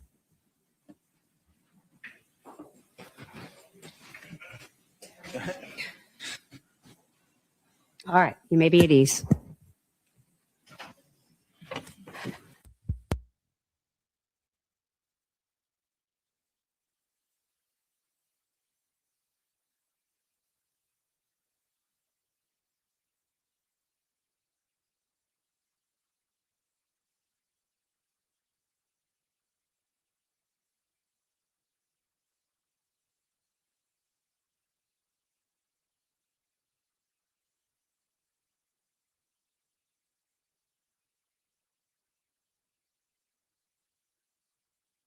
This line of questioning with, I respect the court's ruling, so I'm not trying to challenge that. I just want to put on the record that a prior witness came in and testified about this particular information as well, Your Honor.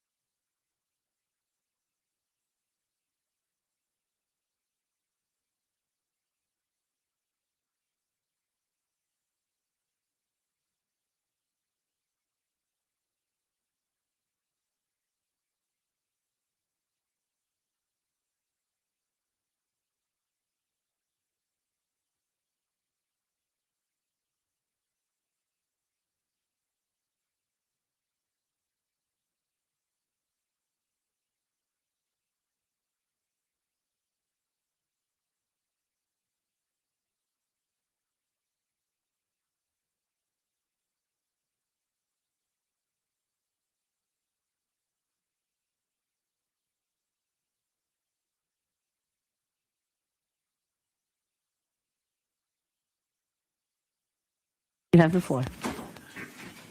Thank you, Your Honor. Detective Ricketts, before we took that brief break, I believe you had just reviewed a police report from Detective Rebecca Taft from May 4th of 2001.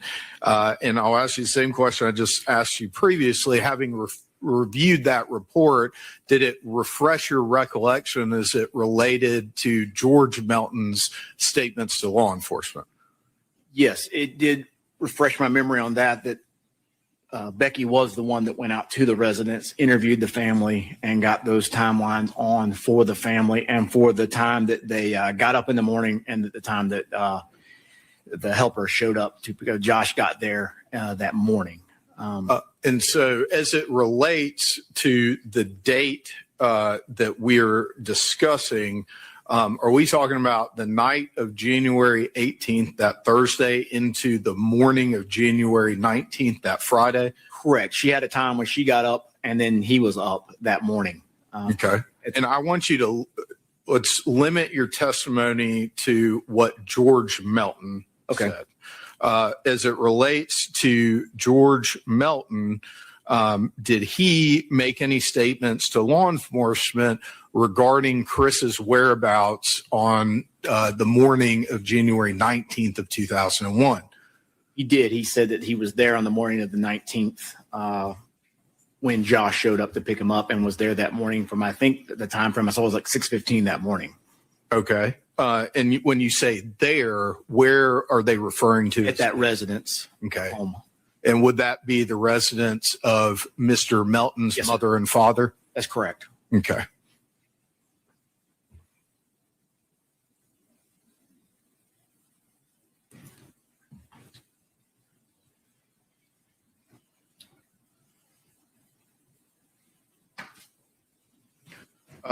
Detective Ricketts, I'm going to hand Mr. Crews what's been marked as State's Exhibits 149 through 157.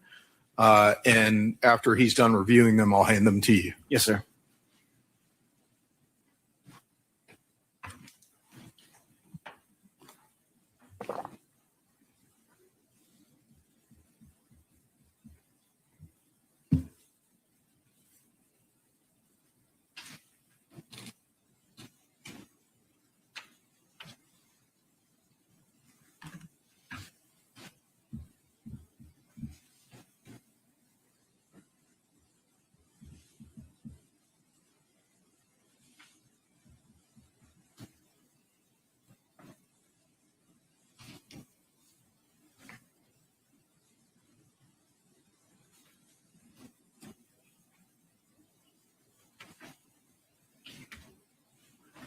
Detective Ricketts, I'm going to hand you States 149 through State 157. Yes, sir. Just take your time, flip through them. Let me know when you've had an opportunity to review them all.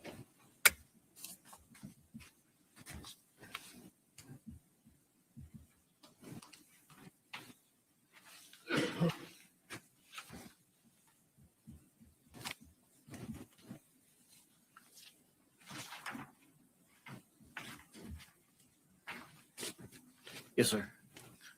And kind of collectively, not individually each one, but generally, what are all those pictures? These are the photos that Detective Newton took while we were at the hospital at Athens Regional, where the blood work was done. We had Chris remove his shirt, and we took pictures of his upper torso, his arms, his back, his neck, pretty much every part of his body except the groin. We had him pull his pants really up in his underwear so we could see pictures of his legs, feet, back of the feet, everywhere on his body, and just mark any abrasions or scratches or anything that we saw on the body. And those images, do they appear to be true and accurate depictions of Mr. Melton's appearance in the photographs taken on January 21st of 2001? Yes, sir. Okay. Judge, I move to tender those at this time. Any objection, Mr. Crews? No, ma'am. They are admitted. Your Honor, if I could publish them on the L notes of the jury. You may.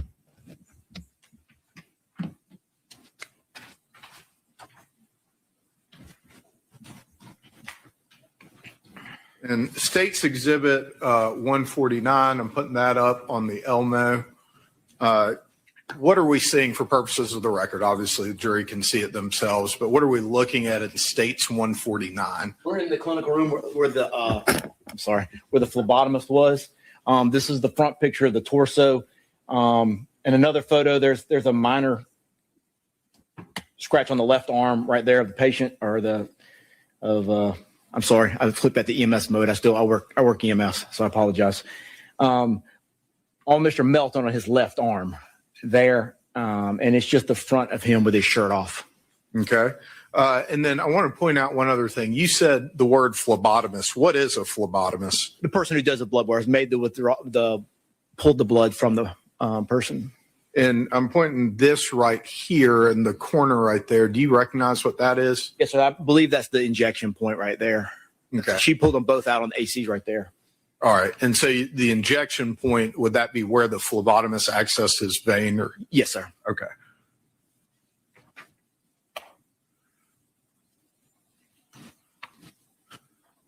State's Exhibit 150, what are we seeing here? Just the lower part of the torso from the nipples kind of like to that pelvic line there.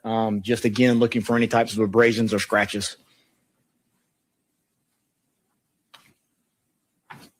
$151, what are we seeing there? Lengthwise from the scalp down to the belt line, back of both of the arms. Arms are left straight down to the side, so you can see the back, and in the other photo, you can see the straight side of the front of the arms.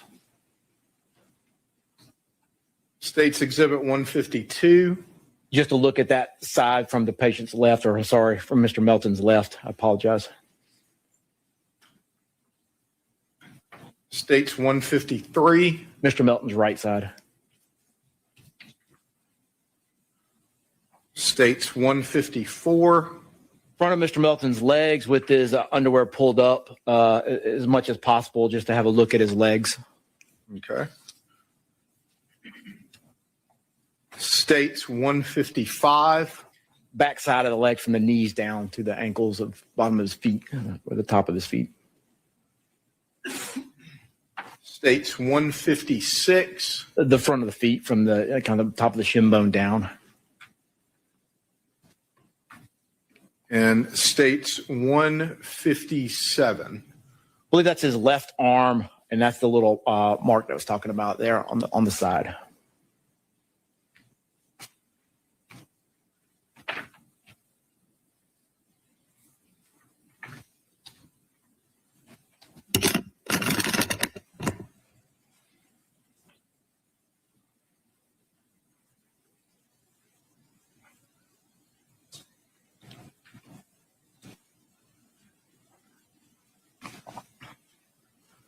Thank you, Detective Ricketts. I don't have any other questions for you right now.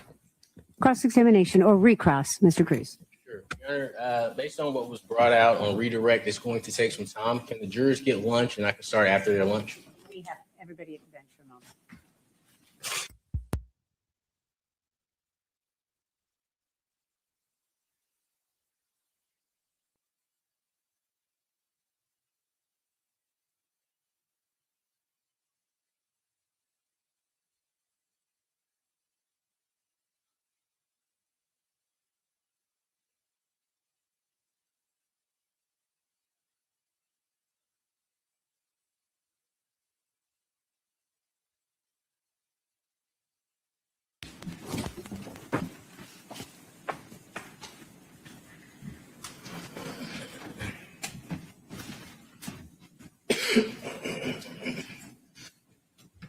Detective Ricketts, I'd like to talk to you about a couple of things you discussed with the state, okay? Yes, sir.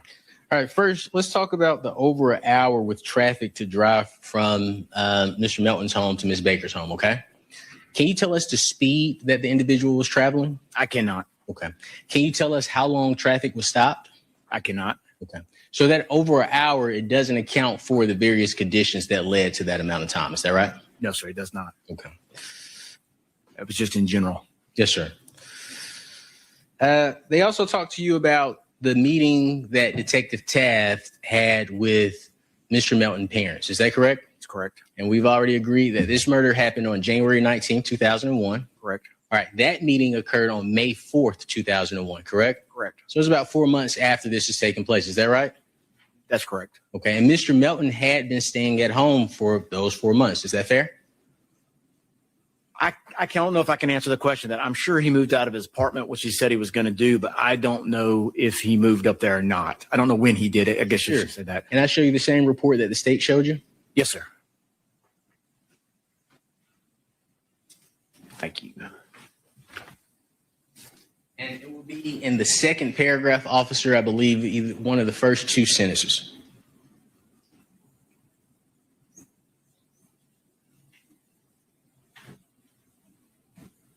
Okay, so you're talking about from right here?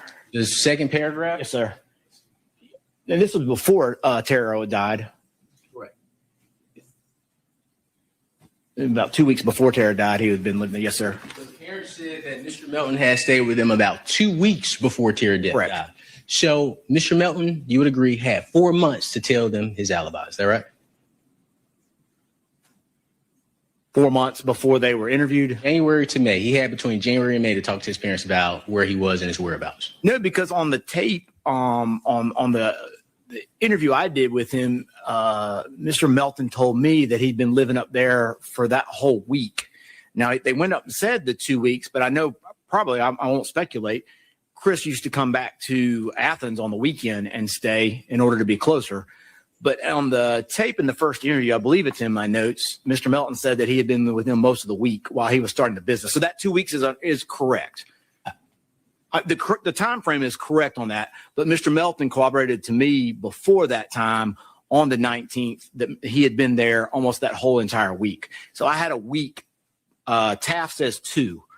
But I knew for a fact on the 19th, the week, well, from Mr. Melton's statement, if that makes sense. That's fair. And I try not to get in other people's statements because they come and testify and they tell the jury themselves. So that's okay. I careful with that. I went around the tree on that one. So Yes, sir. I apologize. No, that's no problem. But I do want to talk to you about a couple other things. So we've established that Mr. Melton was at home with his parents when they spoke with, when his parents spoke with law enforcement on May 4th. Is that right? Yes, sir. Okay. Now I want to talk to you about what Mr. Melton told you about knives and Miss Tara Baker, okay? Okay. On January 21st, 2001, Chris Melton told you that... I'm going to object. I don't think any questions came up in direct examination or cross-examination when Mr. Melton testified regarding any kind of discussion about knives. All right, let me see counsel at the bench, please. May have.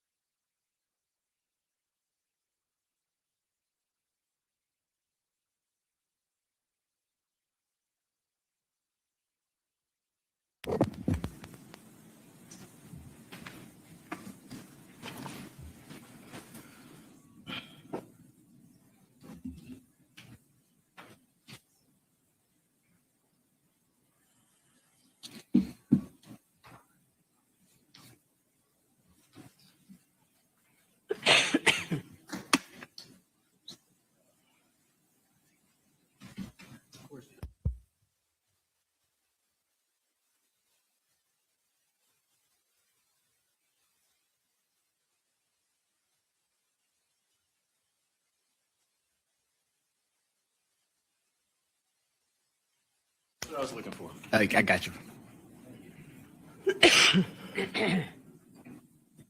Now, the state asked you about Detective Taft's interview with the parents. Is that correct? That's correct. And you stated that you were aware of her report in her interview with the parents. Is that correct? That's correct. Detective Taft stated, unable to locate Nash Plumbing to verify that Josh and Chris were there that morning. Is that correct? That's correct. And this was May 4th, 2001. Is that right? She also stated there is no listing in information for them. Is that correct? To my knowledge from that report, that is correct. Thank you. All right, no other questions. Thanks, sir. Any, excuse me, any redirect, Mr. Almachilli? Briefly, Your Honor, and I'm sorry I should have done it the first time. My apologies. Just gonna refer to this real quick.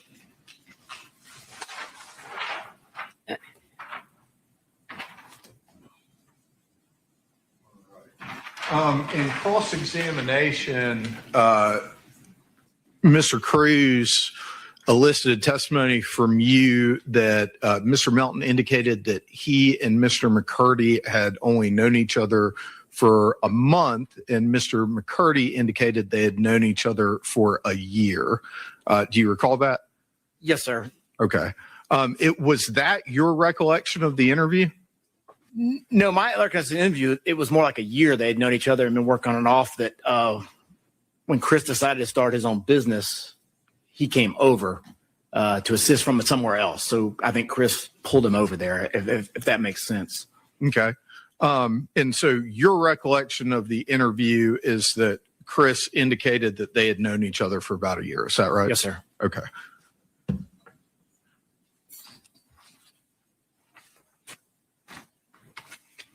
Judge, I don't have any other questions. Recross, Mr. Cruz. Yes, ma'am. Go ahead. If the honorable court is willing, can the jury go to lunch? Because I think this is going to be a back and forth. I'm gonna ask you to continue your recross, please. Thank you. So it is your testimony here today that Chris Melton stated that he knew Josh McCordy for a year when you interviewed him on January 21st, 2001. I would say approximate between the interview on the 19th and the 21st. That's what I pulled away from there. Okay, that he knew Josh McCordy for a year. Yes, sir. All right, court's indulgence, Your Honor.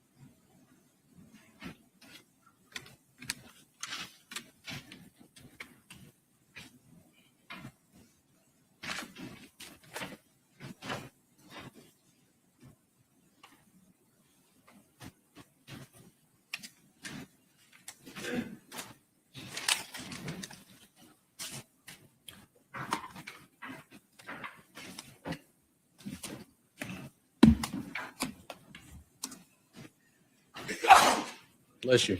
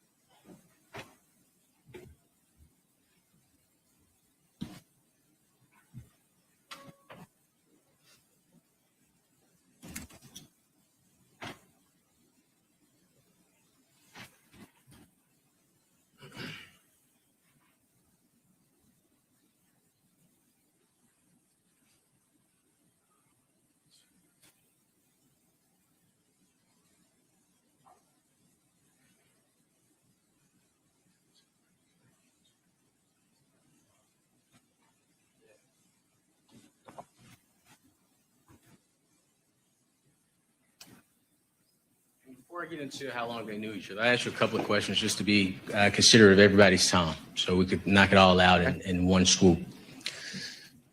When Chris Melton appeared at the police department on January 19th, he appeared with Josh McCourty. Josh McCourty was present as well. Is that correct? To my knowledge, I wasn't there when they arrived, and I never saw Josh on the 19th. Okay. Like I was saying in my opening, I came up from the other part of Georgia doing a cold case, so I didn't get there till after things had already been going. So your testimony here today is that Josh McCourty was not at the police department on January 19, 2001. I didn't talk to him there. I don't know if he took him straight to the scene and then came back over there. Not did you talk to him. Was he present at the police department on January 19, 2001? And Judge, I'm going to object. Lack of personal knowledge. I think the witness has already said that he never saw him there and he wasn't there earlier in the day. So I'm going to allow him to ask the question. I never saw. I'm sorry. Go ahead. I would ask the state to make a objection, give the ground, and the honorable court rule. I would ask them to stop attempting to coach the witness from the stand, Your Honor. Mr. Yalamachili just gave an answer that the witness was about to repeat. So I would ask the honorable court to instruct Mr. Yalamachili, if he has an objection, just state the ground and allow the honorable court to rule. Judge, if I could just briefly, You may. what I did was restate the answer the witness gave to a previous question. And that is the explanation for why he lacks personal knowledge. I would also, strongly dispute the mischaracterization of what we're doing when we're just repeating what the witness has already said. All right. Thank you. Mr. Crews, you may continue. Thank you, Your Honor. So is your testimony here today that you don't know if Josh McCourty was at the police department on January 19, 2001? Yes, I don't know he was there.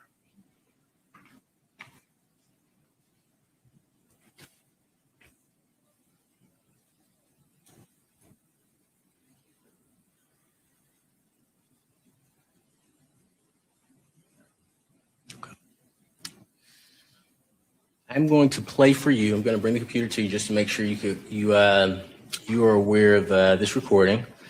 And for the purposes of the record, I am going to play from minute mark 0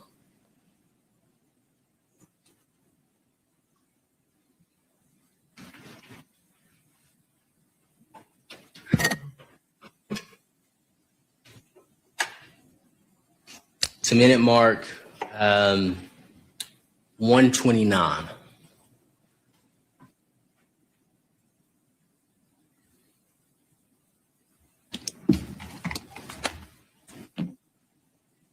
And after you listen to it, I'm going to have some questions for you.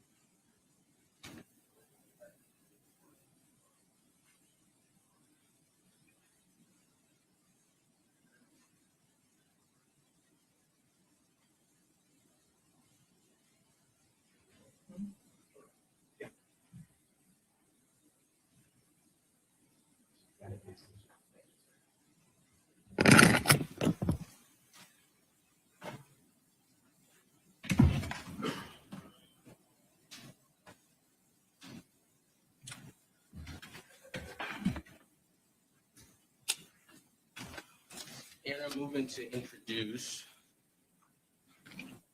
or I'm marking, forgive me. I am marking minute mark 0 to 129, 1 minute and 29 seconds as the defense exhibit 46.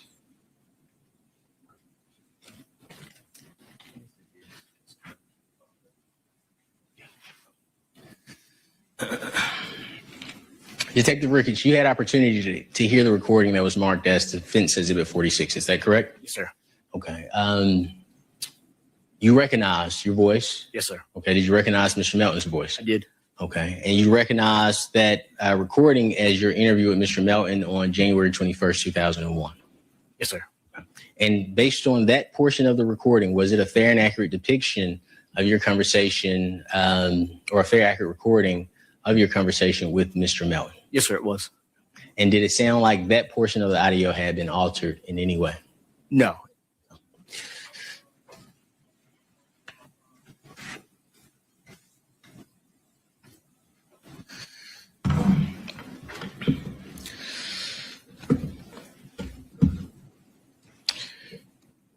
During this interview, you asked Chris Melton what happened to Josh McCourty. Is that correct? I did. And you stated that Josh disappeared on you. Is that right? He did.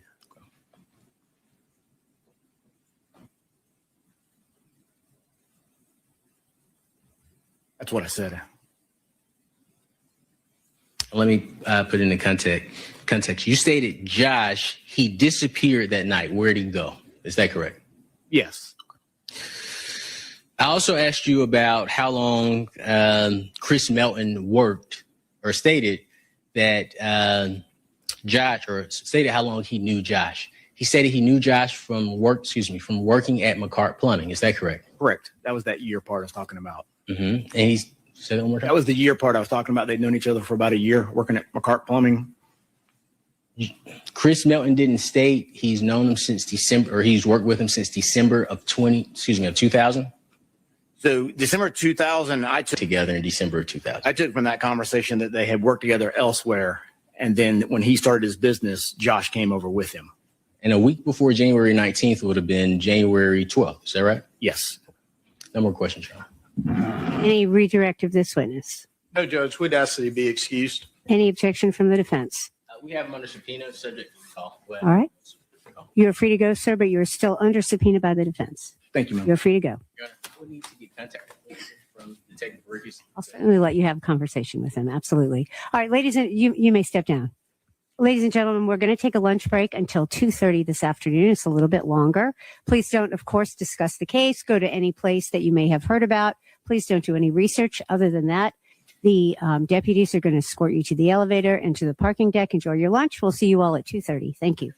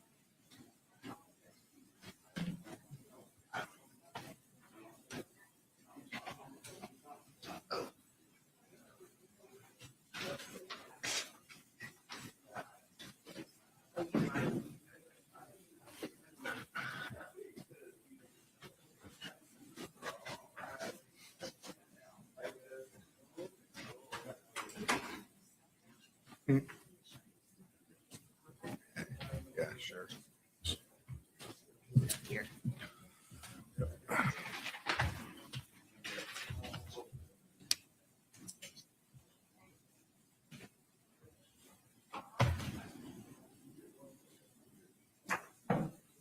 Y'all may be seated.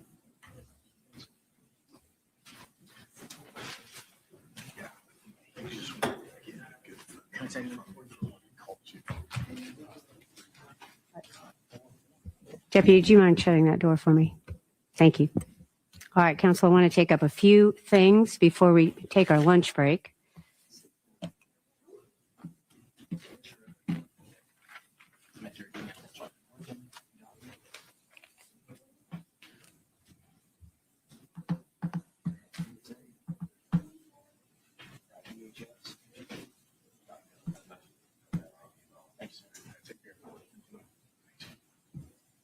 All right. I want to just take up a few things. I know the state and the defense need to get together to talk about the statement and whether you all agree on certain eliminations or redacting of that audio and video. So let me know if we need to take up anything, obviously, before you intend to play it. I know that at times tempers run high for both parties, and I'm going to caution both parties to avoid commenting and making comments that are not appropriate. You got to ask questions. I mean, I know sometimes it's hard to help because, again, y'all are tired. You're both doing important work, but you've got to stop commenting, and this is for both parties, in an inappropriate way about things that are not appropriate at that moment. Save it for closing arguments. All right, number two, Mr. Crews. We had and you don't have to stand, sir. That's fine. We had a conference at the bench about telephone records, and I ruled that they were not admissible based on the law. And then you directly went to the stand and tried to get into them. And I'm going to caution you not to do that. That's not appropriate, and you know that.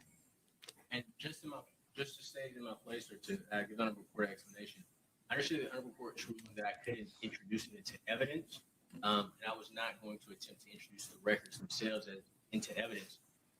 I intended to speak with the officer about the records, but if that was an error, I apologize.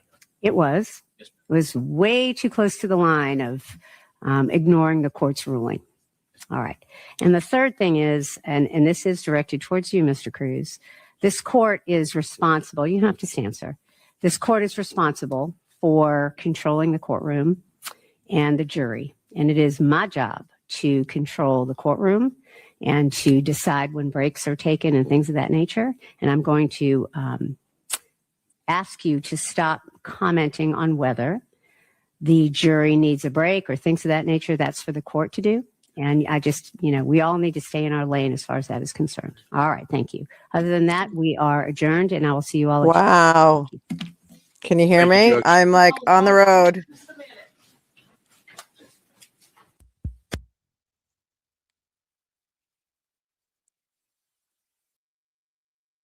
Okay, I hope you can hear me. I'm on the road. So there's two of me. There's two of me there right now. Court is on break until about 2:30-ish. All right, 2:30-ish. I should be home and maybe in about 15 minutes. It's going to be much easier for me to put up a new stream when I am actually physically home than it is while I am like a passenger in a car. So that is what we are going to do. Everyone go hydrate, go get yourself a drink, and we will come back after that nice little admonishment from the judge, and we will practically be on real time. So it's going to be great. It's going to be great. Okay. I will see you soon. Everyone go hydrate. We're taking a break. Peace.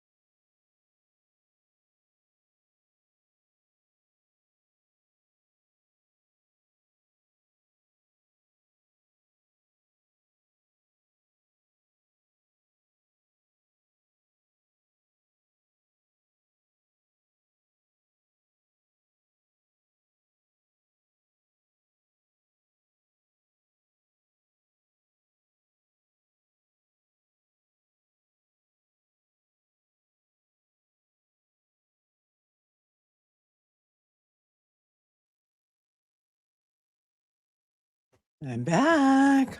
Well, praise be. Fox 5 Atlanta has chosen to grace us with an afternoon stream. What did I miss? What did I miss? I don't think we're that far behind at all, actually, no. We're only about 24 minutes behind. So thank you so much. We're going to be able to catch up to real time in no time. I did hear Mr. Crews get admonished by the judge about not telling the jury or not telling her when the jury needs a break. That was interesting.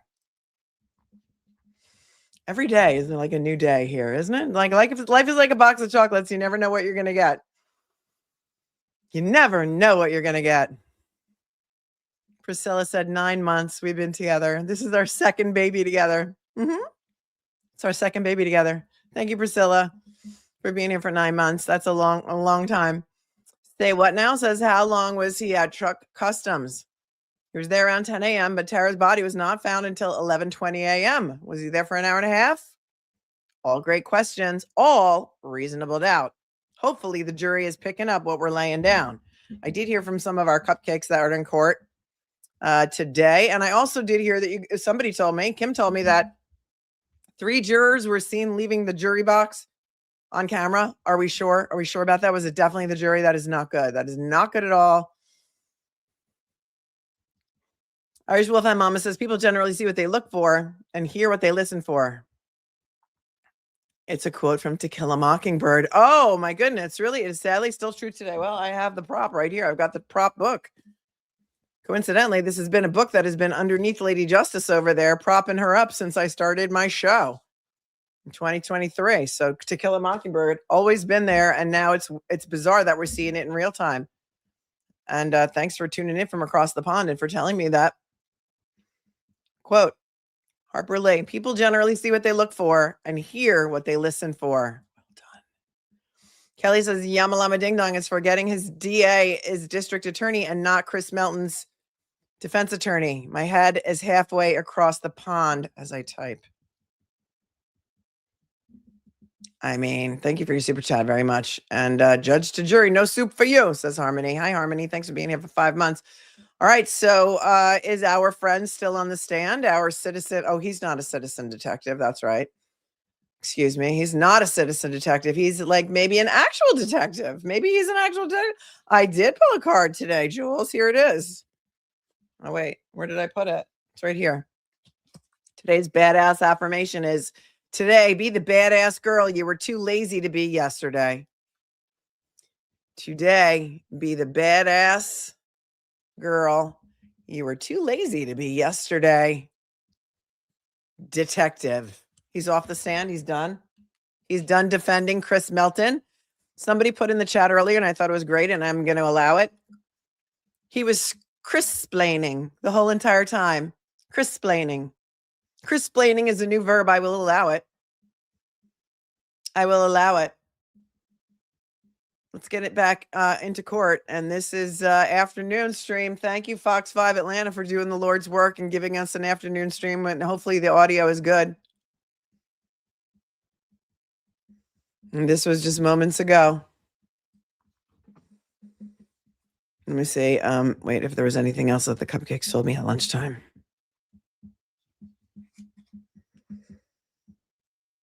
Good stuff today. They were saying good stuff today. And then Christy and Karen sent me a picture of them, but I'm not going to show it to you because they may not want me to show it to you. Some of the cupcakes want to remain anonymous, but you guys are adorable. And I'm so glad that you met. It brings me such joy. It warms my heart that the cupcakes are meeting in real life. I love it so much for us. I love all of the things for us, but especially the fact that you guys are meeting IRL. This was moments ago. We're back. We'll be on real time soon. More arguing. Here we go. Acted. Let me know audio. All have talked about Good. getting together over the break. Anything that the court needs to discuss with regard to any evidence that you all were discussing? I don't believe so at this time, Your Honor. I don't think I'm going to necessarily have any disagreement with, I guess, the substantive portions of what Mr. Crews has indicated that he believes should be redacted. Okay. They seem on first review to match up with the things that the state noted as well. Okay. We talked before Your Honor entered the courtroom, and there may be like a sentence on each side of the timestamps that one party or the other seeks to admit. But I think we have the same understanding about the information that would not be admissible in front of the jury. And so I don't think that we need the court to make any rulings at this time. Mr. Crews? I would ask that the motion is granted. Right. I am going to grant your motion, but I want to make sure I've got the right language. But go ahead. Yeah. But we are on the same page. As Mr. Okay. Yalman-Chile said, we're on the same page with the timestamps. Okay.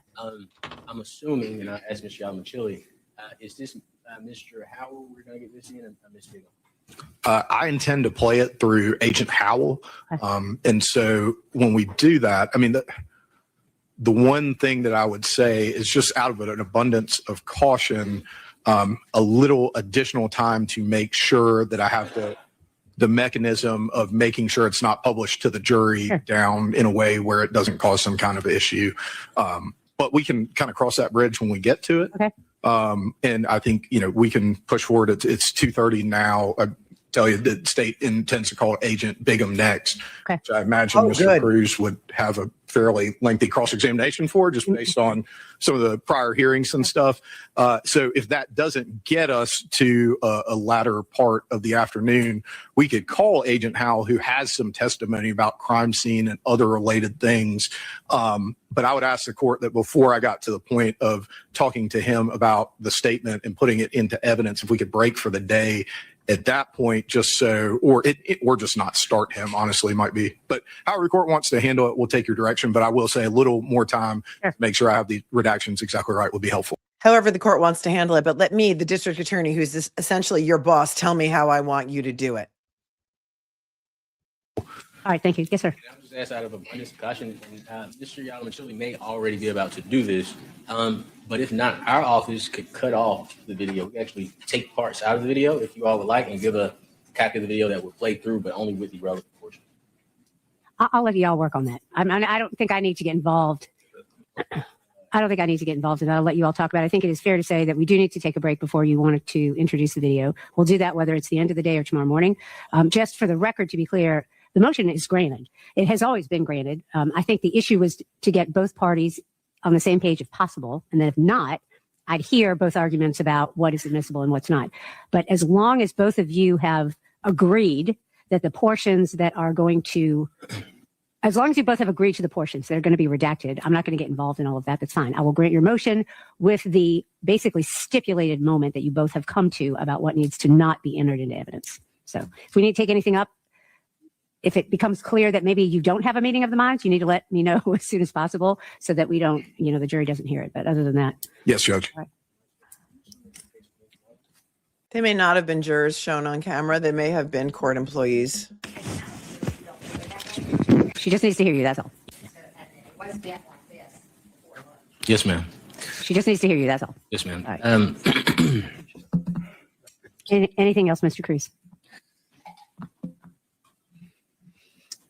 I know that the court talked about this morning in regards to the link. One of the witnesses, they're out of the country. So I just want to make sure that I can sync it up with them before the state rests. And I understand the state may be resting at earliest tomorrow, at latest Thursday morning. Oh, you mean for the WebEx?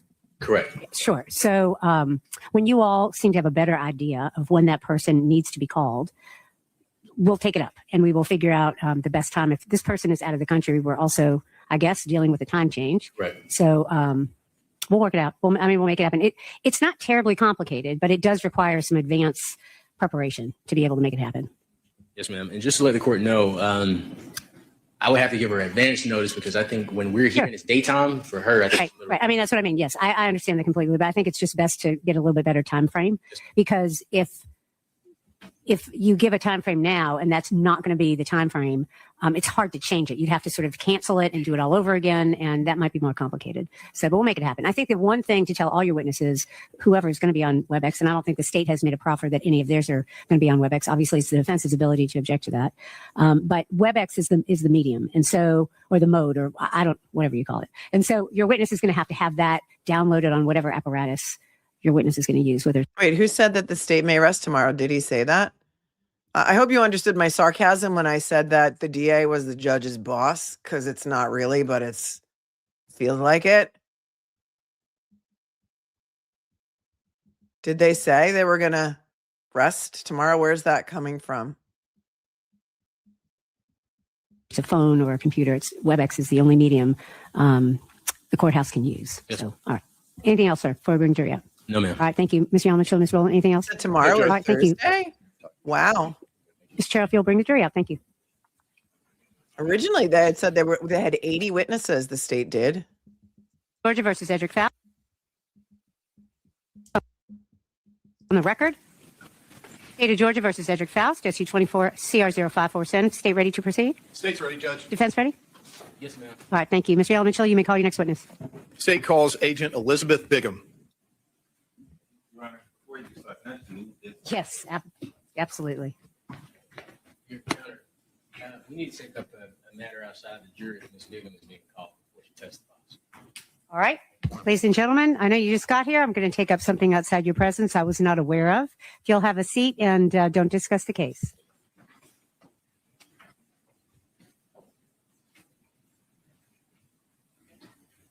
Well, I don't have to change my banner.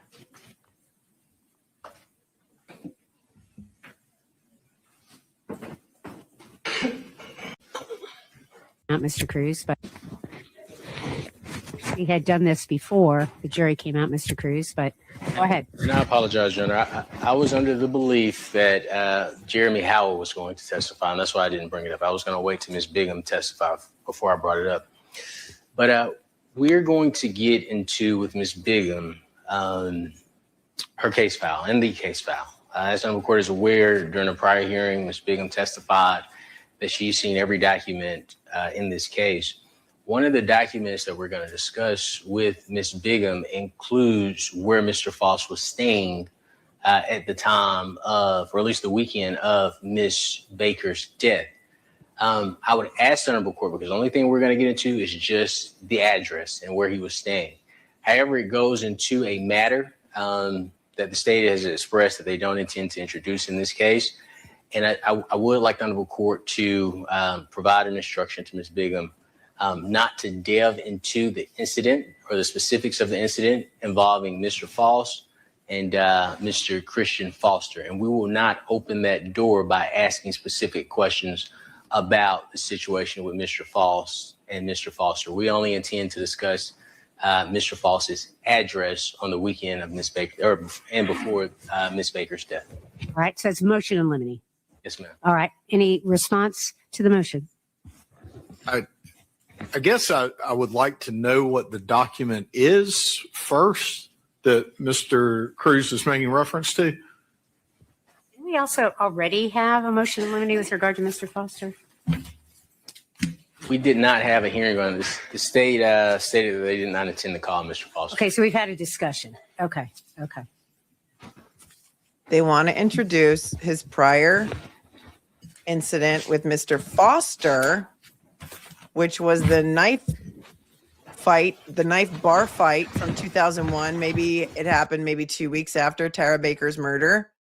They want to introduce that into evidence. Fun fact, our viewer Caroline, who's been in the chat pretty much every single day, Caroline's dad was an attorney in 2001, and he represented Edrick Faust for those charges. He was able to get him off on something like time served and a couple of years probation. Fun fact, Caroline, if you're here today, shout out to your father. May he rest in peace.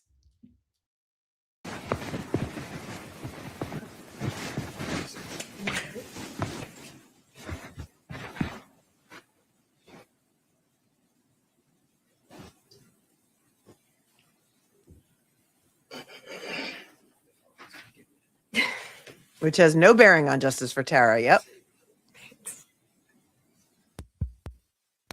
This document, Your Honor, it appears from a preliminary review of this document that what Mr. Crews is referring to is a statement from one of the witnesses of the incident where Mr. Faust stabbed Mr. Foster, who states to... Did he just say one of the incidents? Hold on. Review.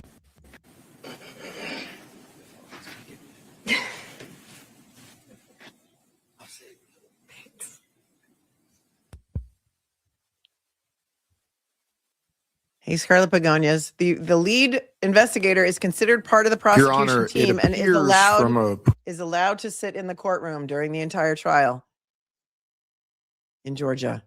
preliminary review of this document that what Mr. Crews is referring to is a statement from one of the witnesses of the incident where Mr. Faust stabbed Mr. Foster,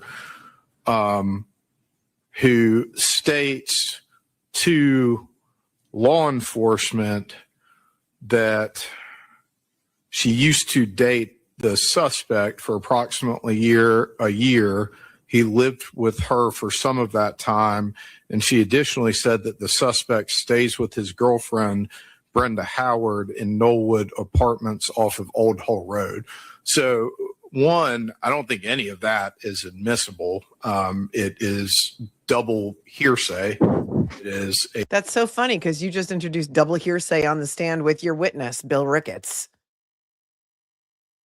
statement by a witness to a separate law enforcement officer that is then memorialized in this report, and that'd be Detective Sean Potter, who I think is deceased, Judge. And so the state is not planning to elicit any statements regarding what was told to Detective Potter from Agent Bigham. And I don't believe that Mr. Crews would be allowed to do so without it drawing a hearsay objection, which the state would make. And therefore, I'm making an oral motion in limine to ask that Mr. Crews not be allowed to elicit double hearsay information without the state having opened the door to the same. Mm-hmm. Mr. Crews? Thank you, Your Honor. The statement is not hearsay. Ms. Bigham is the lead investigator. The state's position for this entire case has been that Mr. Faust stayed at 350 Cooper Road. As the lead investigator, the fact that Mr. Faust actually stayed in Knollwood Apartments goes to information that she knew, and that's the objective effect. As the lead detective, she was aware that Mr. Faust, or at least she had information in her case file, that Mr. Faust did not stay at 350 Cooper Road. The state presented same in their opening, despite Ms. Bigham being in the courtroom with the state and having knowledge of this situation. So it's not hearsay. We're not offering it solely for the truth of the matter asserted. We're offering this information to show this is information that Ms. Bigham had. This is solely entered for its objective effect. So it is not hearsay. So and the simple way is to, she knew this fact. She was aware of this fact. That's the sole purpose of it. Okay, well, I guess let me start with this. Sure. First of all, that doesn't get around the hearsay problem, even offering it as something that tends to show an objective effect or for the purpose of showing what's in a case file does not overcome a hearsay objection. So I want to get that straight. I guess what I don't understand is Are we being gaslit again? What are you trying to do? Everything that was in rickets. I feel like I have rickets from sitting through this entire day, by the way. It's vitamin D deficiency. I feel like I have rickets after listening to rickets. And I need some sunshine. Every single thing that was in his file was like fair game, and he was allowed to read from it the whole entire time. But now, tell us again, ma'am. No hearsay passed for you, Mr. Crews. George Melton, who I believe is the name of George, right? Heather says George Melton, Chris's dad, he's deceased, but that's okay for the state. Right? Ricketts got in there and started talking about what Chris's dad was saying. Are we, where are we? Okay, well, I guess let me start with this. Sure. First of all, that doesn't get around the hearsay problem, even offering it as something that tends to show an objective effect or for the purpose of showing what's in a case file does not overcome a hearsay objection. So I want to get that straight. I guess what I don't understand is what are you trying to do with this piece of evidence? Maybe we should start with that. Are you trying to tender that or question Agent Bigham about what's in that document or something different? So I would only, and I will follow the Honorable Court's ruling. I always have, I always will. I disagree with the interpretation of the law. I would like to provide the Honorable Court with some law in regards to non-hearsay, not hearsay, and hearsay. This will fall under, if I understand correctly, non-hearsay because it's offered solely for its subjective effect and knowledge that Agent Bigham knew. But as far as my intention with that evidence, it's just simply to ask her, same thing we've already discussed. You've reviewed the entire case file in this case. Mm-hmm. And based on your review of that case file, you're aware of information that Mr. Faust resided at Knollwood Apartments at least as far as the weekend of Miss Baker's death. That's as far as I would go with that line of questioning, Your Honor. And may I provide the Honorable Court with case law in regards to objective effect? You may, but Your Honor, force me to tell it to the world and God and everyone and Liz Bigham, who's actually in the courtroom right now, Your Honor. Let me give you all my gotcha moments ahead of time so that everyone will know. And then you've taken away my thunder. Let's just steal my thunder, Your Honor. Steal my thunder lot. Steal all the lot of my thunder. me just ask the state what the question you have just made, Mr. Yalamanchili, based on that question that Mr. Crews has proffered. I realize there are objections the state is making kind of surrounding what that question may elicit. But in terms of the question itself, does the state have an objection about that particular question? Can I get the question one more time, Your Honor? Mr. Crews, if you don't mind proffering again for the court, the question you said you were intending to ask. Sure. So the first question would be, Ms. Bigham, you reviewed your entire case file. And based on your review of the case file, you are aware of information in your case file that Mr. Faust resided in Knollwood Apartments or at Knollwood Apartments around the time of Ms. Baker's death. Okay. With regard to that question, Mr. Yalamanchili, I realize you may have some comments about, again, what you're saying the defense is trying to elicit. But in terms of the question itself, do you have an objection to the question?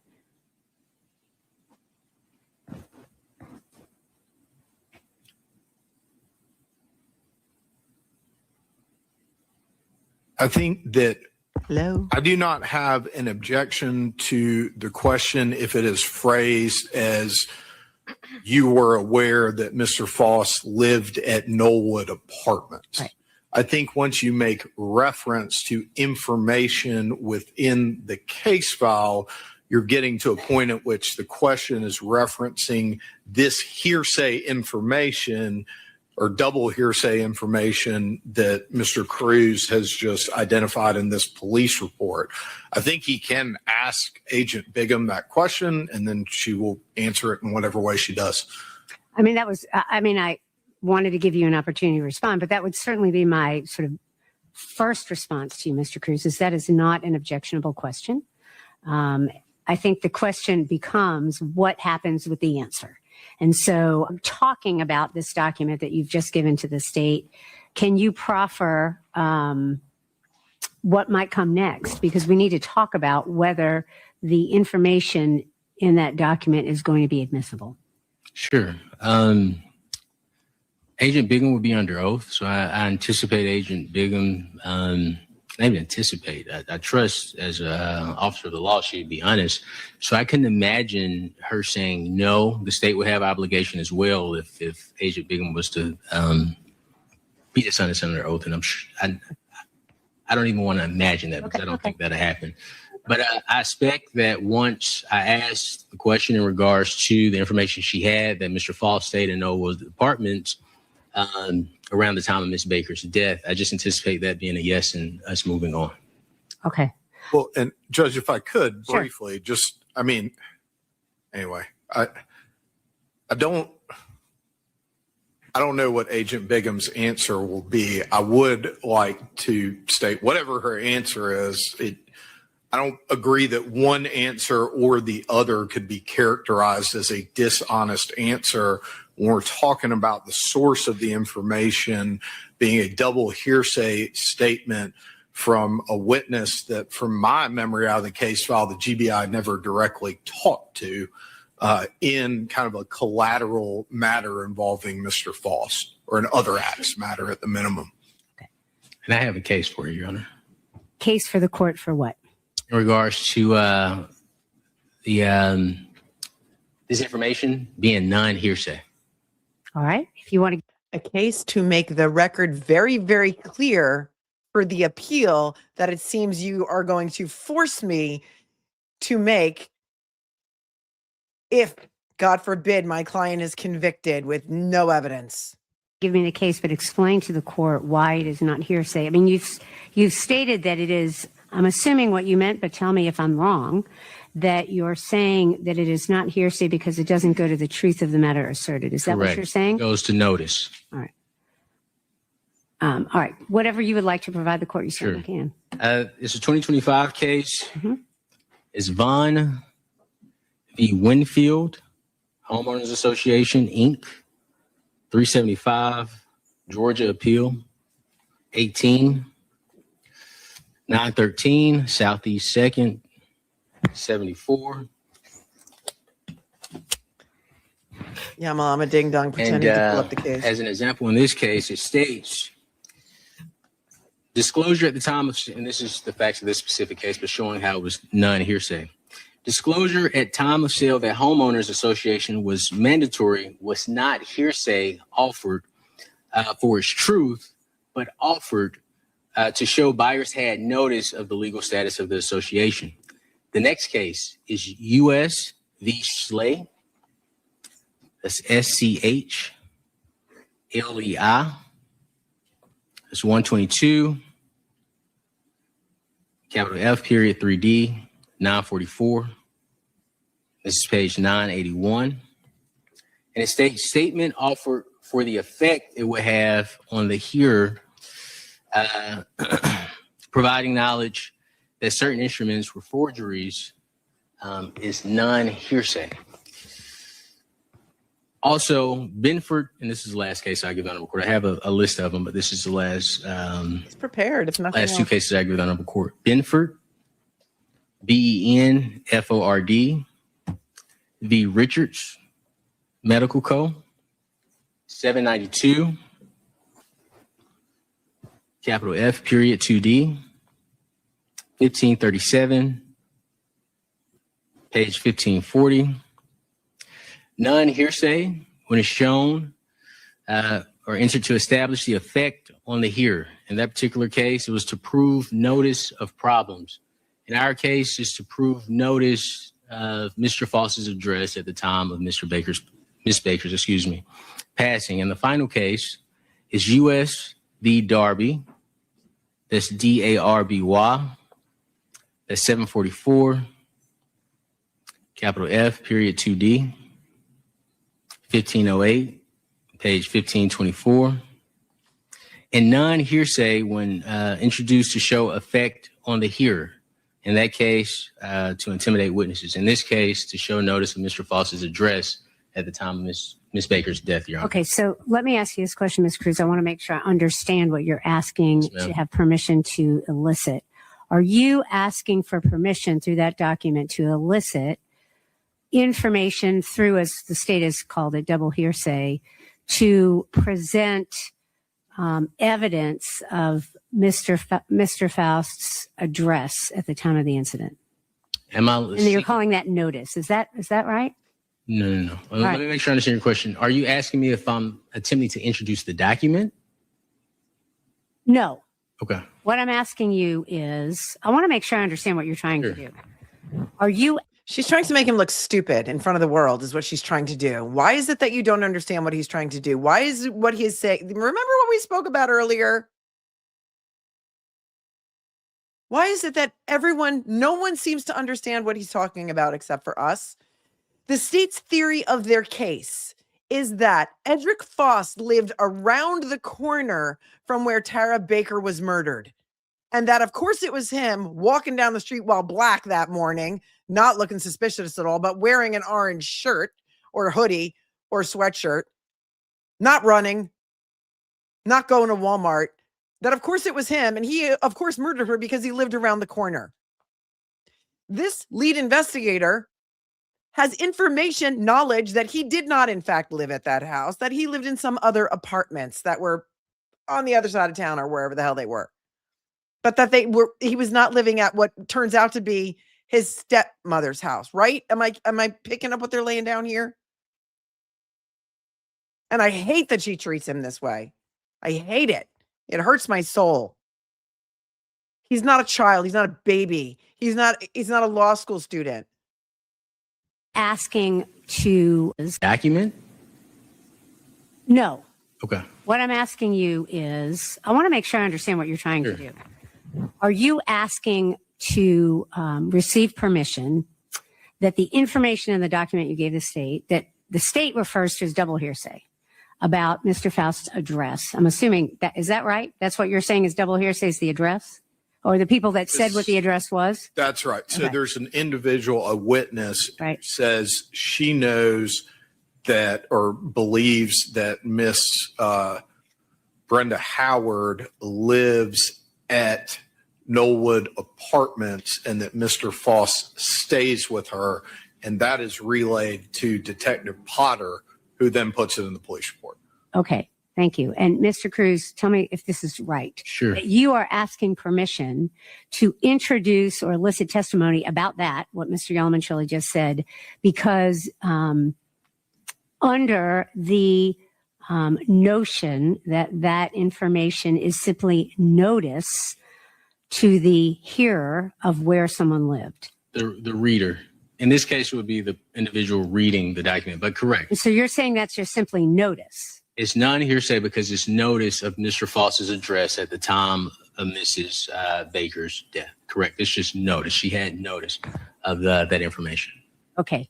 All right. Thank you for that clarification. Yes, ma'am. Mr. Yalamanchili, anything further that you would like to argue? Not anything further, Judge. That's not notice. That is a fact that if the defense wants to raise and properly get admitted and properly present evidence supporting that, the defense is able to do that. But that's not notice. That is not the effect upon the hearer. That is a material piece of information or evidence that needs to be proven, as every other piece of evidence in the court of law needs to be proven. And so it is double hearsay. It is not just notice. And I'm not going to allow it, Mr. Crews, in the form that you're asking to introduce it. I'm not prohibiting that information if you choose to present it in a way that is supported by the law, but not in this manner, not by double hearsay. Yes, ma'am. All right. Thank you. All right. Anything else? I thought Nothing from the state, Judge. All right. Mr. Cruz, anything else, sir? I thought we were All right. You may decided that bring the jury double out. hearsay was Thank you. fine. Wait, hang on one second. Did you need to say something, Mr. Hill? Who wanted to get my attention? I'm I sorry. was going to ask you this. Yes. Hang on a second, sir. Yes. It's multiple ways I could ask that question, Your Honor. I just want to make sure I don't run afoul of the court's Okay. order. Mhm. So if the court can make clear on the record exactly what I am prohibited from asking, it'll help me make sure I don't offend the court in any way or fail to abide by the honorable court's order. Well, I mean, I would say that is a difficult thing to answer in that context. The order that I just said orally says that you cannot elicit the information you are asking to elicit in the method that you are asking. for example, by means of double hearsay. And so I don't know if I can be any clearer than that. Double hearsay, unless there's an exception to that, is not allowed. So I won't ask her about a statement. Is it okay if I ask her if she's a... Yes, they're trying to push Faust to testify. I agree. They're like, you can't get it in any other way. The only way that you can get it in is if your client takes the stand and testifies that he did not stay there that night, that he was not there that night, that he was sleeping at his girlfriend's house all the time during that time period. Right? That's what it feels like. Thank you, semantics. And there's Mr. Faust standing up at his chair with his cool Argyle sweater on. Wow. Aware of information that Mr. Faust did not reside at 350 Cooper Road during the weekend of Miss Baker's death. Before I answer that, I'm going to give the state the opportunity to respond, since we're sort of in this context of proffering and things of that nature. Mr. Yalamanchili, anything you would like to say in response to that query? Well, I think that the information that he's making reference to is still the double hearsay, Your Honor. So I think it's the same analysis with some semantic changes. All right. Mr. Crews, anything further, sir, that you would like to ask the court? I would just say that doesn't, my position is it doesn't fall under hearsay, but I respect the Honorable Court's ruling, whatever it may be. Well, let me ask you this question. The document that you have provided that we're talking about, is that the document that you're claiming gives this agent the information that you're seeking to ask her about? Correct. Okay, then I would say that it is barred. I would, just based on my prior ruling. So I would say you can't ask that question. Yes, ma'am. All right. Anything else, sir? No, ma'am. All right. Thank you. You can bring the jury up.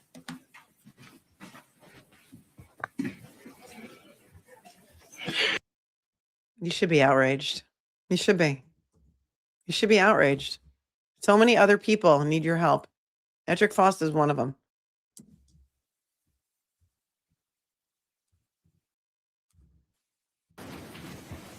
You do? I do. I have a motion. Motion. All right. You want to do it at the bench, or? I need to do it outside the presence of the jury. You do? I do. All right. They just came back in. Now they're Go going back back to the out. jury room. Don't talk about the case. Is he going to move for a mistrial? Oh, hold on. He's getting ready. Like he's prepping. I want to know if he's a boxer, because he's always like doing like the moves.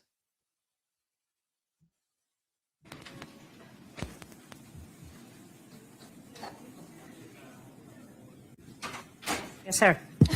I'm moving for a mistrial. Yep. The state, throughout this case, in opening, they stated that Mr. Faust stayed at 350 Cooper Road. That information is false. It is not true. And it's shown by their own report. Before this trial started, we had Agent Bigham on the stand. And I specifically asked Ms. Bigham, have you reviewed your entire case file? Ms. Bigham said, yes, I reviewed my entire case file. As of right now, Mr. Faust cannot argue consent. Mr. Faust's counsel has been held in contempt due to an interpretation of the rape shield statute that, of course, I disagree with, but I follow the Honorable Court's rulings. But now we're being told not only can't argue a material defense to rape, we're also being told, despite the fact that the state knows that Mr. Faust did not stay at 350 Cooper Road, they are still able to present, please forgive me, I'm talking too fast, but present this false information. And we're being told that we can't confront that information, we can't cross-examine that information because it falls under hearsay, although it's offered solely to show the fact that the state had notice. Mr. Faust can't defend himself, Your Honor. If we know that the state is presenting evidence that is not true, we should have opportunity to rebut that evidence through this agent. This agent, I anticipate, will testify that Mr. Faust stays at 350 Cooper Road, and he did not. So we don't believe Mr. Faust will get a fair trial. We do believe that ruling is extremely prejudicial because the jury would only be presented with, not even only, they would be presented with information that's not true, Your Honor. So we would ask that the Honorable Court grant our motion for a mistrial, Your Honor. Thank you, Mr. Crews. Mr. Yalamanchili, do you want to respond? I don't think I need to, Judge. All right, thank you. Mr. Crews, I would ask that. I don't think I need to, Judge. That tells you everything. Everything you need to know. If you're just tuning into this trial today for the very first time on day 7, when the district attorney of Athens, Clarke County, Georgia himself, Kalki Yalamanchili, gets up and says, I don't think I need to even respond to that, judge. Is it because he knows which way the ruling's going to go, or because he's smarter than everyone and Mr. Crews has no idea what he's talking about? That sums this up pretty much in a nutshell. Listen. Thank you, Mr. Crews. Mr. Yalamanchili, do you want to respond? I don't think I need to, Judge. All right, thank you. Mr. Crews, I would ask that when we have a recess, you look up the law on what a mistrial actually is and the grounds for it. This is not one of those. The comments that you make do not satisfy the requirements for the court to consider granting a mistrial, so I'm going to deny your motion.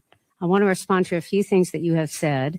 The prohibition that you have referred to for the courts not allowing what you have referred to as a material defense to a rape allegation is a lot more complicated than the manner in which you have described it. We've talked about the defense's failure to file the appropriate motions that would enable the court to hear whether the information, defenses, or evidence you seek to introduce would actually be admissible. And so that's something we've gone over many, many times, and I know that you know that. And so it isn't simply a blanket decision by the court to not allow certain things, but it is a response to whether the evidentiary and procedural rules have been followed, and I found they had not been. So that's the first thing. With respect to your other arguments, Mr. Crews, they are best handled by appellate courts. They are not grounds for a mistrial. You will have every opportunity to cross-examine this witness. You will have every opportunity to cross-examine every other witness that you disagree with. But the complaints that you are lodging are not mistrial moments. They are moments for other court. They're not mistrial worthy. They're not mistrial worthy. If it is impossible for the client, the defendant, to get a fair trial in this courtroom because of the rulings, that can entitle a defendant to a mistrial. There are many things that could entitle the defendant to a mistrial. I will look them up in Georgia while we are listening to her spew some more actual. And maybe I'm wrong on the law. Maybe I'm wrong on the law, but the world is watching. Where's Law Mama 4? She's a lawyer. She's in Georgia. She went to law school with Tara Baker. And she's outraged by these proceedings too. Go look it up, Mr. Crews. You don't know what a mistrial is, Mr. Crews. Go look it up. Courts to review. And so I'm going to deny your motion at this time, and I'm going to bring the jury out, and we're going to get started, unless there's something else we need to talk about. Anything else, Mr. Crews? No, Your Honor. All right, thank you. Mr. Yalamanchili, anything else? Nothing from the All right, very state, good. Judge. Can you bring the jury in? Thank you.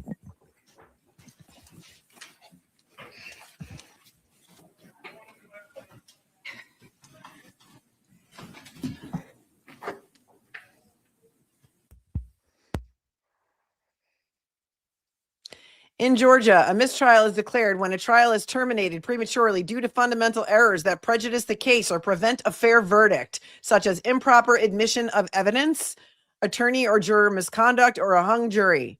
Motions must be made promptly by counsel, and the judge determines if a curative instruction suffices or if a new trial is granted. I'm going to fast forward a little bit. State calls Agent Elizabeth Bigham. Witness. Thank you, Judge. The state calls Agent Elizabeth Bigham, who is already. And poof, she's already there on the stand like magic. It's like the magical mystery witness box. She's right there. And she's been there throughout the trial for the whole entire trial, sitting at defense table.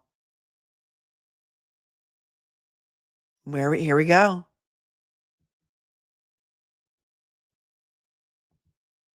Taking the stand. Ms. Bigham, will you raise your right hand and Can't wait take to an oath? testify. Do you swear or affirm the testimony you'll give to the court today will be the truth, the whole truth, and nothing but the truth, so help you God? I do. If you would, please state and spell your name for the record. My name is Elizabeth Bigham, Elizabeth Big. She's just Liz. Where are my Barbie fans at? Not Barbie fans at. Where are my Barbie fans? She's just Liz. That's what Chris Melton calls her, Liz. When I talk to Liz and Jeremy, she's just Liz. We need shirts. All right, I'll be quiet now and let her talk. GHAM. Where are you currently employed, ma'am? I'm employed as a special agent with the Georgia Bureau of Investigation, and I'm currently assigned to our Office of Special Investigations Cold Case Unit. Prior to that assignment, where did you work in the GBI? So prior to this, I spent about 10 and a half years, or maybe just under 10 and a half years, at our Child Exploitation and Computer Crimes Unit, where I worked cases involving the online exploitation of children, child sex trafficking, and child pornography cases. And then prior to that, I was assigned to our Athens field office for about 6.5 years. And I worked general investigations to include anything from homicides to aggravated assaults, thefts, child molestations, etc. Before you worked for the GBI, did you have any other kind of law enforcement experience? No, I did not. Okay. And when you become a GBI agent, what is the training process to become an agent? So it's changed over the years, but back when I went through the academy in 2007, it was a 14-week basic GBI academy where we did everything from learning law to learning how to write search warrants, emergency vehicle operations, shooting, etc. And then after that, we did a 2-week undercover narcotics school. And then we were sent to our respective field office and we were involved in a field training program. I don't remember how long it was. It varies because there's basically a field training book and you have to check off certain things. There's so many interviews you have to do. You have to fingerprint someone. You have to do all these different things. So it can vary in how long it takes. But I would say on average about 6 months or so. And then you're kind of on your own with the help of older agents or more seasoned agents. As it relates specifically to the Office of Special Investigations, as well as your unit, the Cold Case Unit, when is it and how is it that that unit came into existence? So our unit was established as part of the Coleman-Baker Act. Our unit was established in July of 2023. And here it is, the Coleman-Baker Act, named in part for Tara Baker, the victim in this case. Despite what the prosecution wants you to believe, that Chris Melton is the victim, Tara Baker is really the victim here. So listen up. This is when her unit was formed. This is why her unit was formed. And this is why, in my opinion, they're trying to pin it on the black guy. Okay? I rewound it. Listen up. Office of Special Investigations. Seasoned agents. As it relates specifically to the Office of Special Investigations, as well as your unit, the Cold Case Unit, when is it and how is it that that unit came into existence? So our unit was established as part of the Coleman-Baker Act. Our unit was established in July of 2023, and there are 10 special agents that are assigned to that office, and we essentially work cold cases. That's our primary responsibility. And the Coleman-Baker Act was enacted. I don't recall the specific date that it was enacted. Prior to that, but essentially there's some criteria that you have to meet in order to file a Coleman-Baker application. And those are that the case had to have been a homicide. Mr. Yelman, shall educator respond to the objection? Your Honor, it goes back to this witness's training and experience. No, it doesn't. Yes, She's sir. talking about the Coleman-Baker Act. Okay, I'm going to overrule the objection. You may continue. Of course. She's talking about the application process to get a cold case. So this is not her training and experience, ma'am. I beg to differ here. If you can't listen anymore because you're outraged, go take a break. Go hydrate. Go hydrate. Mr. Yelman, shall educator respond to the objection? Your Honor, it goes back to this witness's training and experience. Yes, sir. Right. I'm going to overrule the objection. He You may said the continue. Coleman-Baker Act has nothing to do with her training and experience. And it doesn't. That's why we're here. They enacted her cold case unit was formed July 2023. When did they arrest Edrick Faust? May 2024. within 1 year. It's magic. And Agent Bigham, I think you had just started in on talking about some of the statutory criteria for making a request. Yes. So the case had to have been a homicide, had to have occurred after 1970. It has to be at least 3 years old, for lack of a better word, or cold, if you want to call it that. There are some criteria that indicates that it has to be, or it has to have been investigated by a GBI office if you're requesting the GBI, but also you can request the police department or sheriff's office. That was the initial investigating agency under the same thing. And that the leads and all of the kind of probative leads have been exhausted and there are really no suspects at that point. And that's kind of the criteria that you have to meet. I believe you have to be a family member as well of the deceased. When is it that you joined the unit? I joined October of 23. And did you, at any point after you joined the unit, were you assigned to review the case of the murder of Tara Baker? I was. Okay. Do you recall approximately when it was when you were assigned that case for investigation as part of the cold case unit? If I'm not mistaken, it was the first case I was assigned. All right. When I got there. And was there any other agent who was assigned to that case Well, as doesn't well that with make you? sense? Yes. This was the first case she was ever assigned. She's got to justify her employment. The first case she was ever assigned, and look at her closing it. Look at her. She closed it. I wanted to show you something else. I'm going to pull it up while she's talking. Okay. She's the one that walked by the camera. Okay, got it.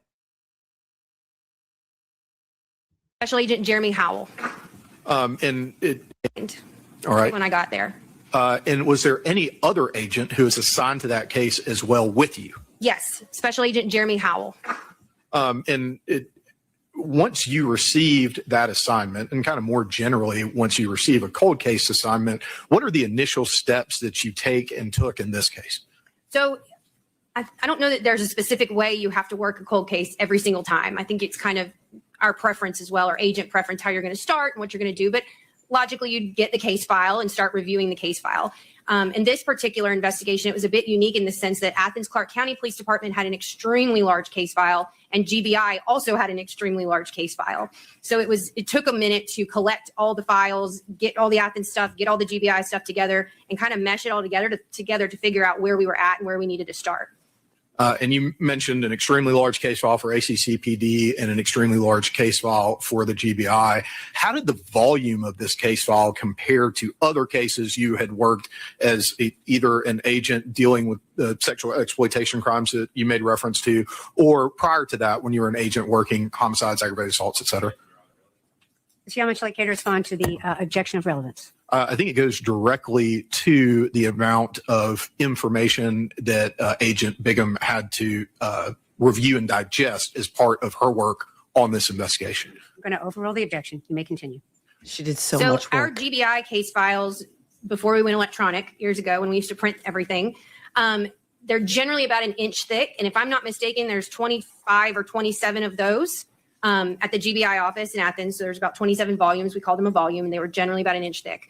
And then the Athens file, if I'm not mistaken, was about 15 4 or 5 inch thick binders of just paper and printouts and things of that nature. And then there were also multiple boxes containing various pieces of the case file. And we kind of had to get it organized a little bit.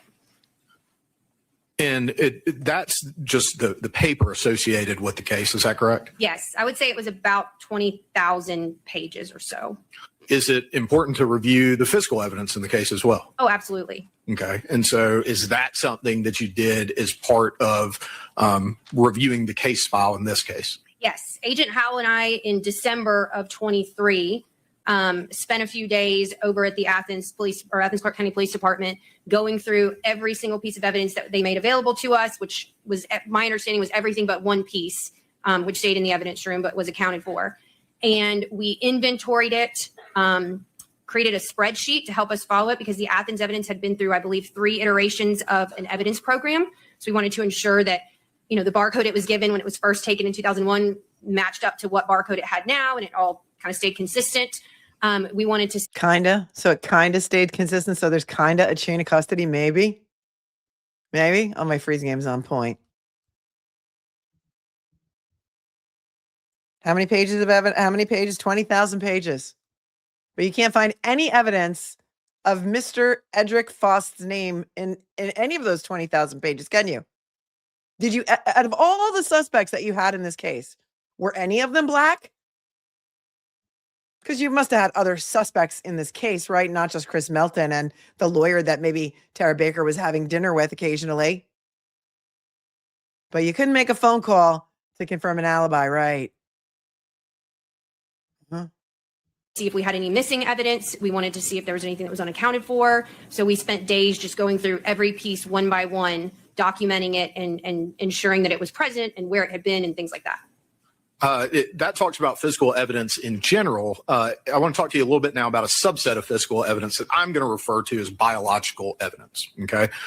As a cold case unit investigator, what importance does biological evidence have to you and to your job in investigating cold cases? So I think that's kind of what we were focusing on initially, because those are the things that we can send back to the crime lab and hope that there's potentially updated testing or new testing. And at that point, it would have been, 23 years or so, that we can maybe get something from.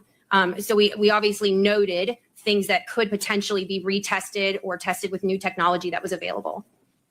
So you used the phrase 23 years or so. And I mean, I just want to make sure that we're clear about what are you referring to? 23 years from what? 2001. Okay. January 19th of 2001. All right. And so is that a process you went through in evaluating the physical biological evidence in this case?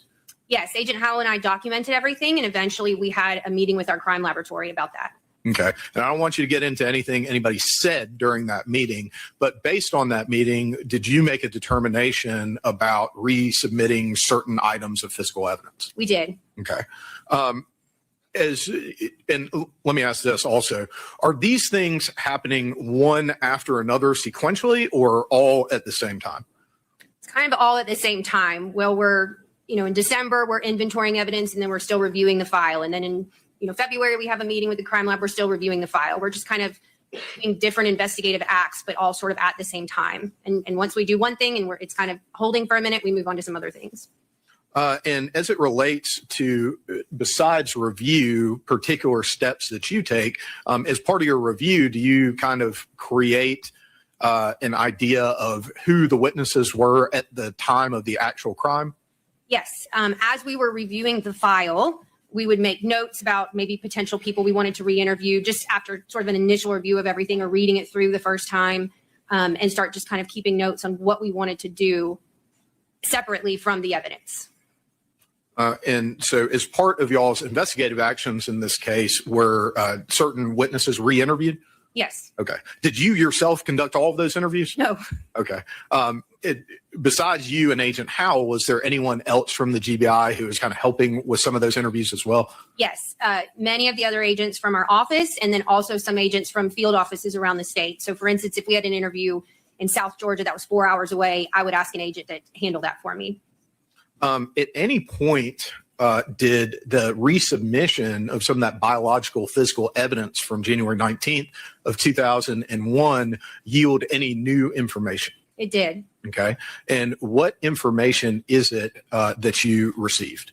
So on April 30th of 2024, we received, and by we, I mean Agent Howell and I, received a crime lab report in reference to some DNA evidence. Listen up, because this is all they got against Faust, okay? This is all they have against him. Hold on. Sorry, I was trying to get a snack in. I'm starving. Okay, here we go. And yield any new information? It did. Okay. And what information is it that you received? So on April 30th of 2024, we received, and by we, I mean Agent Howell and I, received a crime lab report in reference to some DNA evidence. Okay. Okay. So I'm sorry. All right. That's all right. And you did the right thing. And so I just want to take you back to the question there for a second. And it was, what information did y'all receive? Okay. So as part of that crime lab report, we learned that there was a match to DNA in the sexual assault kit that was taken from Tara Baker at the time of her autopsy. Okay. And when you say a match, what, like, was there a particular individual or individuals to whom that match came back? Yes, it came back to Edrick Faust as part of the oral swabs that were tested out of her sexual assault kit. Okay. And when you're saying oral swabs, you're talking about swabs labeled as oral swabs. Yes. Is that correct? Yes. Okay. And was there any other individual to whom a DNA result came back? Yes. Something funny, Ms. Bigham? Something funny, Ms. Bigham. Yes, there were additional reports that were issued as well within a very short time period, but we also were informed that there was DNA matching Chris Melton or Christopher Melton as well from different parts of the sexual assault kit. And so I think you already testified. Different parts. So the only parts that matched Edrick Faust were oral swabs. She's going to get into CODIS and why they had his DNA, because once you are a convicted felon,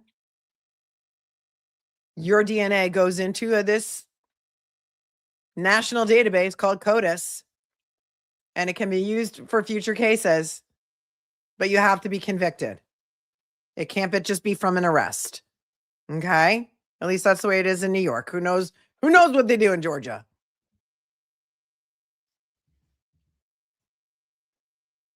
Taking it back one question. Also, we're informed that there was DNA matching Chris Melton or Christopher Melton as well from different parts of the sexual assault kit. Different parts. And so I think you already testified. This would have been April 30th of 2024. Is that correct? Yes, when the first match report came out. What investigative steps did yourself, Agent Howell, or other law enforcement involved in the investigation take at that point? So after we received Mr. Faust's information, and then subsequently, a few days later, when we received Mr. Melton's information, we obviously knew who Mr. Melton was and started to conduct some interviews. We went and re-interviewed Ms. Hall or Ms. Peavy, Ashley Peavy, Tara's roommate, went and re-interviewed Ms. Lowe or Dr. Lowe, Valerie, and started to just kind of go over everything that we had, read in previous interviews through the case file. We looked at the case file again as far as Mr. Faust was concerned to see if his name had ever come up or if there was any reference to anything like that. And we did not see anything relating to him in the case file. So we started to try and kind of familiarize ourselves with Mr. Faust and who he was. We conducted, like I said, some additional interviews. You knew exactly who he was. And if you didn't, you should have, because apparently they've been pinning crimes on the Faust family for decades. They were the go-to. Remember that email that I told you about that I received? He and his father, they may have both had the same name, were well known to law enforcement by 2024, as you well know. Listen to this again. I'm sorry, I'm getting angry. I'll try and be more calm. Or if there was any reference, went and re-interviewed Ms. Lowe or Dr. Lowe, Valerie, and started to just kind of go over everything that we had, read in previous interviews through the case file. We looked at the case file again as far as Mr. Faust was concerned to see if his name had ever come up or if there was any reference to anything like that. And we did not see anything relating to him in the case file. So we started to try and kind of familiarize ourselves with Mr. Faust and who he was. We conducted, like I said, some additional interviews and essentially kind of went on from there. Okay. Did you ever re-interview Mr. Chris Melton? We did. We interviewed him on a Sunday morning. I believe it was May 5th. Okay. In your review of the case file, did you find any information connecting Mr. Faust to Miss Tara Baker? The only information, no, we could not find any connection between Miss Baker and Mr. Faust, except that Mr. Faust lived 585 feet from Miss Baker's residence. Objection. Okay. And what? This is exactly what Crews was arguing about. He did not live there, and she knew it. And now she's lying on the stand, just like he said she might. And he's not allowed to talk about it.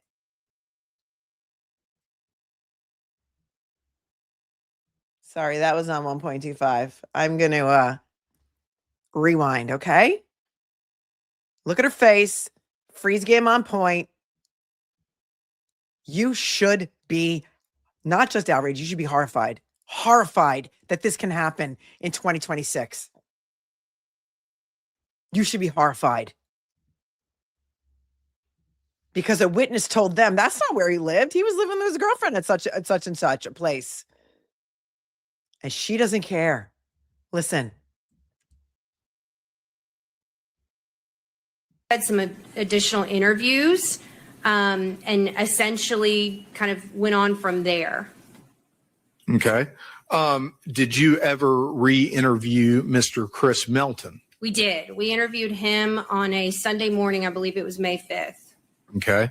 In your review of the case file, did you find any information connecting Mr. Faust to Miss Tara Baker?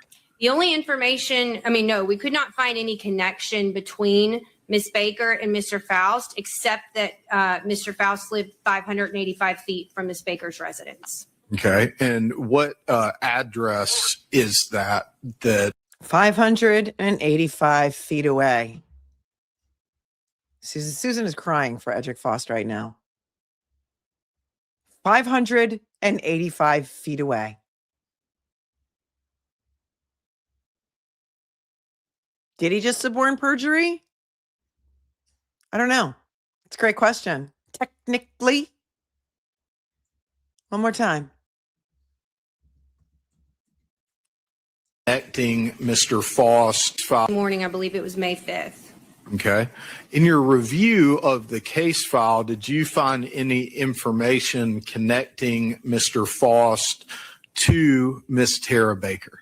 The only information, no, we could not find any connection between Miss Baker and Mr. Faust, except that Mr. Faust lived 585 feet from Miss Baker's residence. Okay. And what address is that you had that was 585 feet from Miss Baker's residence? 350 Cooper Road, Athens, Georgia. You heard the argument before this, right? You remember what Mr. Based on what you Crews said? did up to that point, did y'all make a decision on whether or not to arrest Mr. Faust? We did. Okay. And when is it that the arrest was executed? May 9th, 2024. So about 10 days after we received that report. Okay.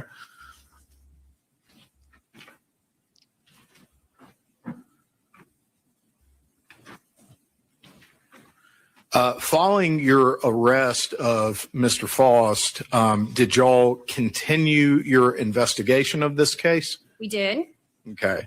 I want to talk to you a little bit about your understanding of the DNA evidence back on April 30th of 2024 and in those subsequent couple of weeks. At that point, what was your understanding of the DNA evidence? Your Honor, based on the court's prior ruling, that would constitute hearsay. So we have a hearsay objection. All right, Mr. Yellowman Chili, any Hearsay response to the objection. hearsay objection? Your Honor, I think asking her understanding of it is not hearsay. Go ahead, sir. We had a hearing outside of the presence of the jury in regards to the exact same thing. Defense was so that our question is hearsay, that question is hearsay. I'm not quite understanding your objection, so I'm going to ask either both. Why don't you both? I'm not quite understanding your objection. I'm going to try and make you look real stupid in front of the jury this time, because this time they're in the room. Look at her face. Look at her puss. Look at the puss on her. Wah, wah. She looks like Debbie Downer. Wah, wah. Ma'am, you took an oath. Thank you, Laura. Let's hear that again. Hearsay. Go ahead, sir. We had a hearing outside of the presence of the jury in regards to the exact same thing. Defense was so that our question is hearsay, that question is hearsay. I'm not quite understanding your objection, so I'm going to ask either both. Why don't you both come to the bench for now? If we have to send the jury out, we will, but let's start at the bench.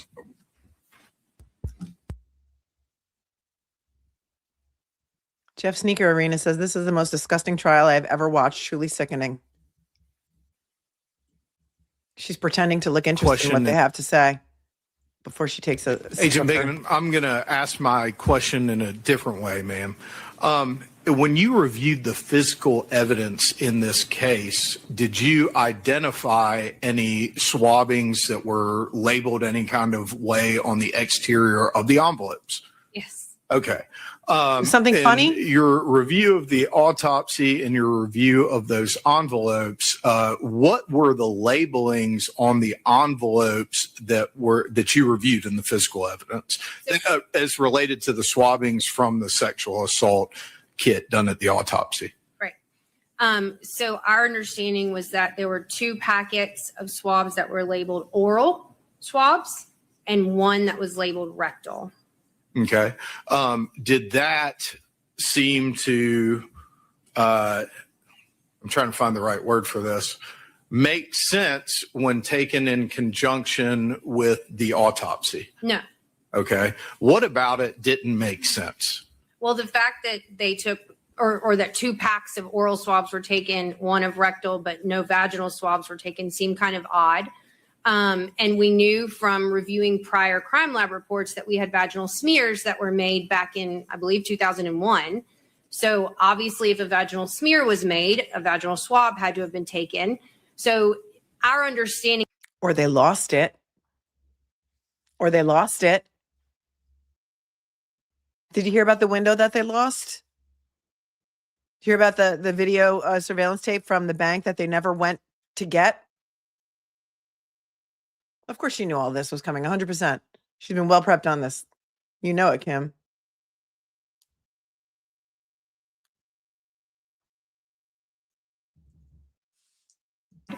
And we knew from reviewing prior crime lab reports that we had vaginal smears that were made back in, I believe, 2001.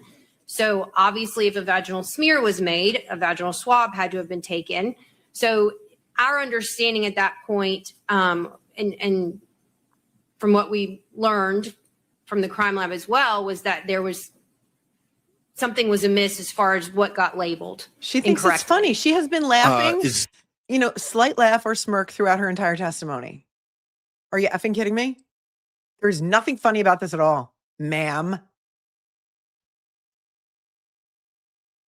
Is it possible that there could have been 2 sets of oral swabs and the vaginal swabs were lost or destroyed? I mean, after all, the file was 50,000 pages thick and 25 years old.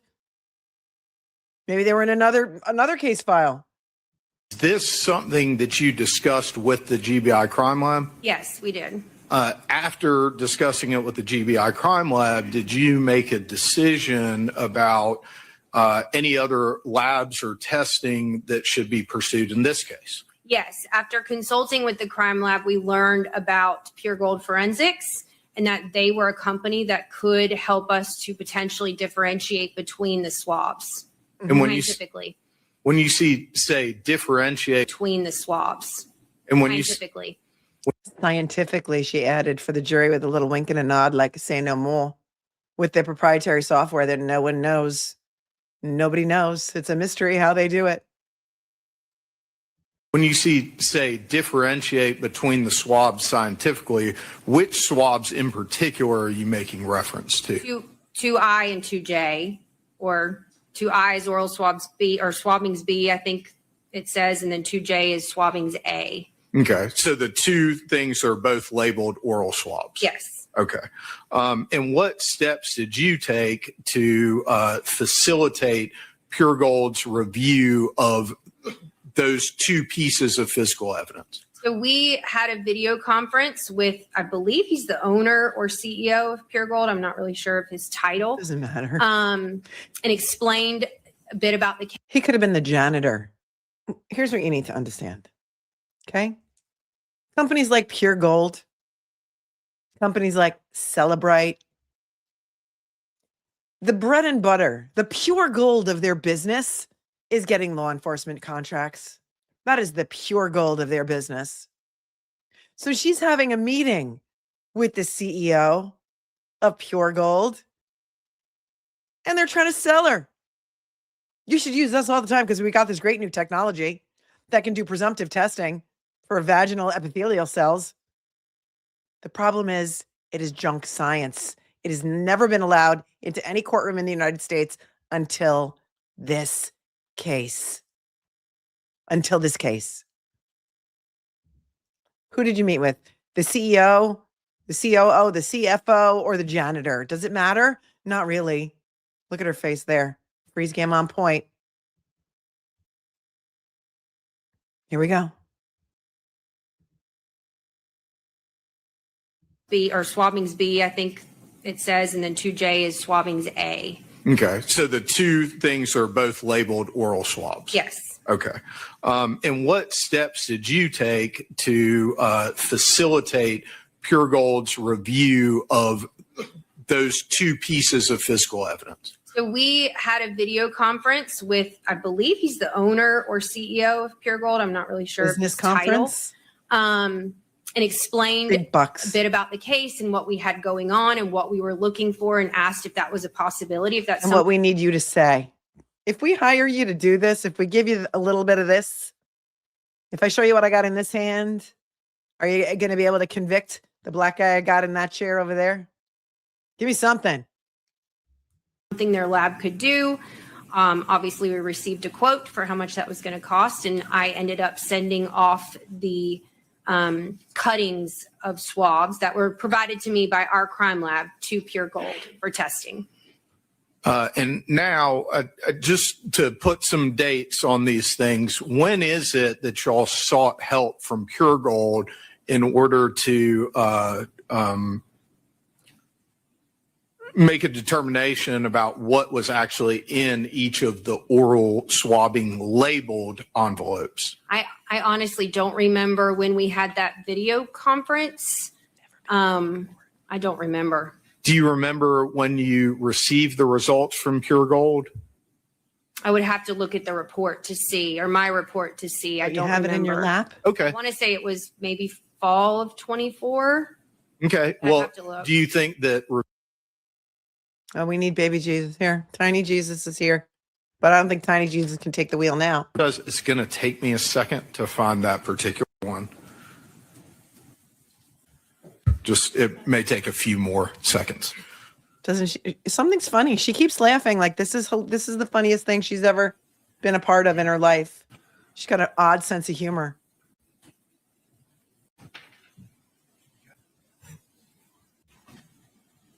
A report dated from September 5th of 2024.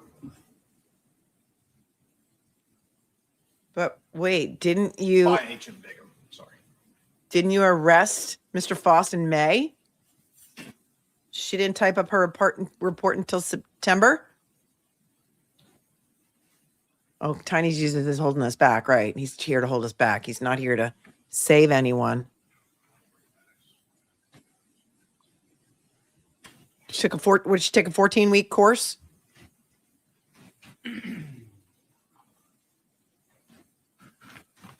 Agent Bigham, I'm going to hand you a laptop that has a copy of your report. Oh, give her a laptop. September Not a hard 5th copy. of 2024. I'd like you to review it. Don't read from it, and let me know when you've had a chance to review it. Every day. Every day. Okay. Having had an opportunity to review that report, has it refreshed your recollection? Yes. All right. If you would, please let me know when it is that y'all sent the information to Pure Gold. September 5th of 2024 is when I would have mailed it to Pure Gold. Okay. Now I want to go backwards a little bit and go back to May. Did you re-interview Mr. Chris Melton in May of 2024? Yes, Agent Howell and I did. Do you recall what date you re-interviewed him?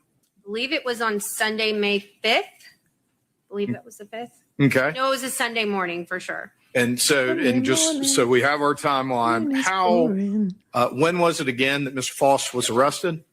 May 9th. Okay. So going back to May 5th of 2024, that's obviously before the September date we just talked about. Is that right? Yes. Okay.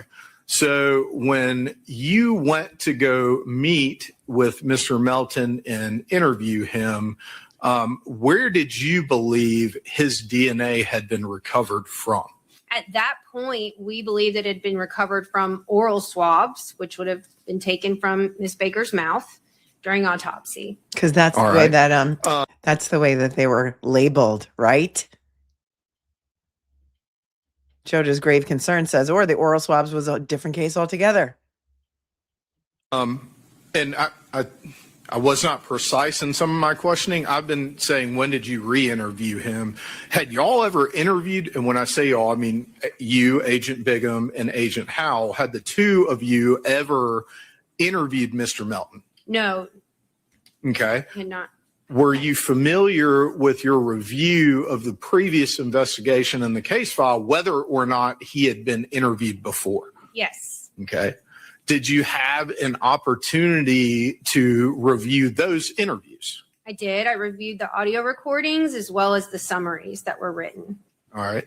And in your review of that, as well as your review of the case file, did you develop any kind of opinion about the way in which Mr. Melton perceived his interaction with law enforcement from the time period of the original investigation in 2001 and kind of continuing forward?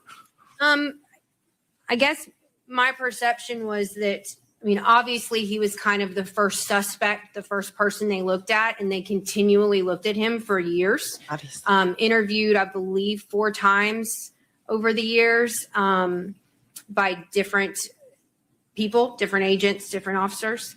And our perception was that, you know, he was the one that they were kind of continuing to go back to and ensure that they. He was likely what? He was likely the one who murdered her? Is that what she was going to say? He was likely the one who murdered her? Hold on. Just here's the timeline.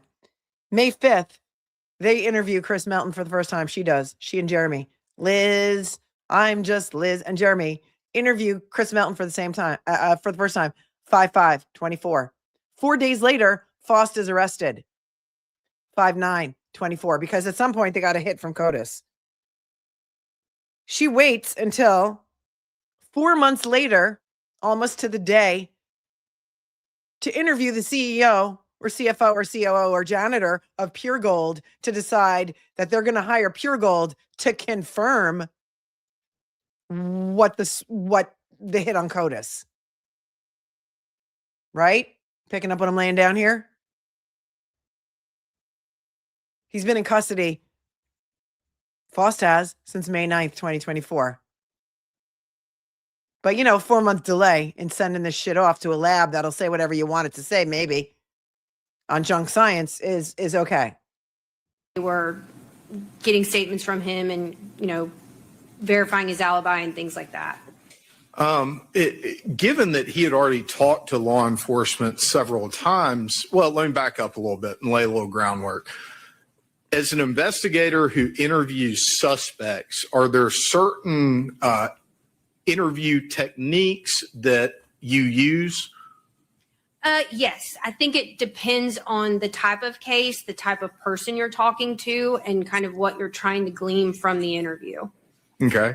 Was there any kind of technique or approach, even technique might be a bad word, that you were intending to use or used with Mr. Melton on that May 5th interview? As far as that's concerned, I generally do interviews pretty much the same way all the time. They're very It's not very relaxed. good work. Shouldn't it depend on the demeanor of the suspect or the person that you're interviewing? You shouldn't be doing them the same every single time. Scott, hello? Carrie says she interviewed Chris to tell him how to change his story, to change the 6 today thing, not as a suspect. Very casual. It's more like a conversation. I don't get fired up. I'm not a yeller You're the that good I cop. can think of in any interview I've been in the past 18, 19 years. So I generally approach interviews like that. I kind of have this rule of thumb that I'm not ugly to anyone unless they give me a reason to be ugly. So with him, it was just very relaxed. I mean, obviously we wanted to talk to him. We wanted to kind of rehash his story and go through everything again. But other than that, I mean, there was no reason to confront him or no reason to be ugly towards him. This might be a hard question, but if you know approximately how many of the original witnesses were re-interviewed as part of y'all's investigation? Oh my gosh. I mean, I don't know how many were re-interviewed. I would say. You don't know? maybe 20 or 30 off the top of my head.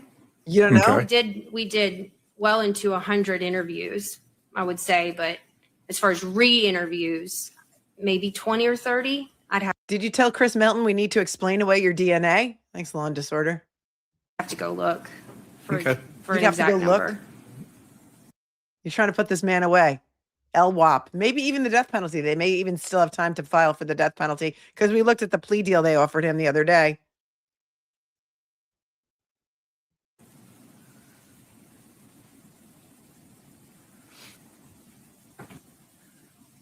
And I don't want you to get into any of the contents of the interview at this point, but after you arrested Mr. Faust on May 9th of 2024, did you and Agent Howell interview him? We did. Okay. And did Mr. Faust provide y'all with a statement at that time? He did. Agent Bigham, I'm going to show That was weird. It just jumped right there. I need to take it back. See why it jumped. Faust on May at this point, but after you arrested Mr. Faust on May 9th of 2024, did you and Agent Howell interview him? We did. Okay. And did Mr. Faust provide y'all with a statement at that time? He did. Just jumped. Agent Bigham, I'm going to show Mr. Crews State's Exhibit 158. After that, I'll bring it up to you. So you arrested him based on the CODIS hit without interviewing him at all ever. Okay, got it. Got it. I mean, Scott, would that be how it's done? Wouldn't you try and interview him first to see if he could slip up and then arrest him? I don't know. Maybe I watched too much Law and Order. What's that? What's that, Mr. Crews? I don't understand what you're saying. What's that?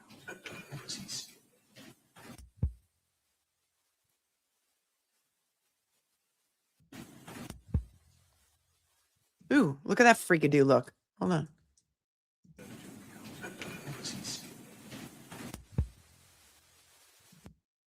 Can't even freeze on it. It was so fast. Mark the State's Exhibit 158. You recognize that? How many other people have you framed? I do. Okay. And let me ask you this. How do you recognize it?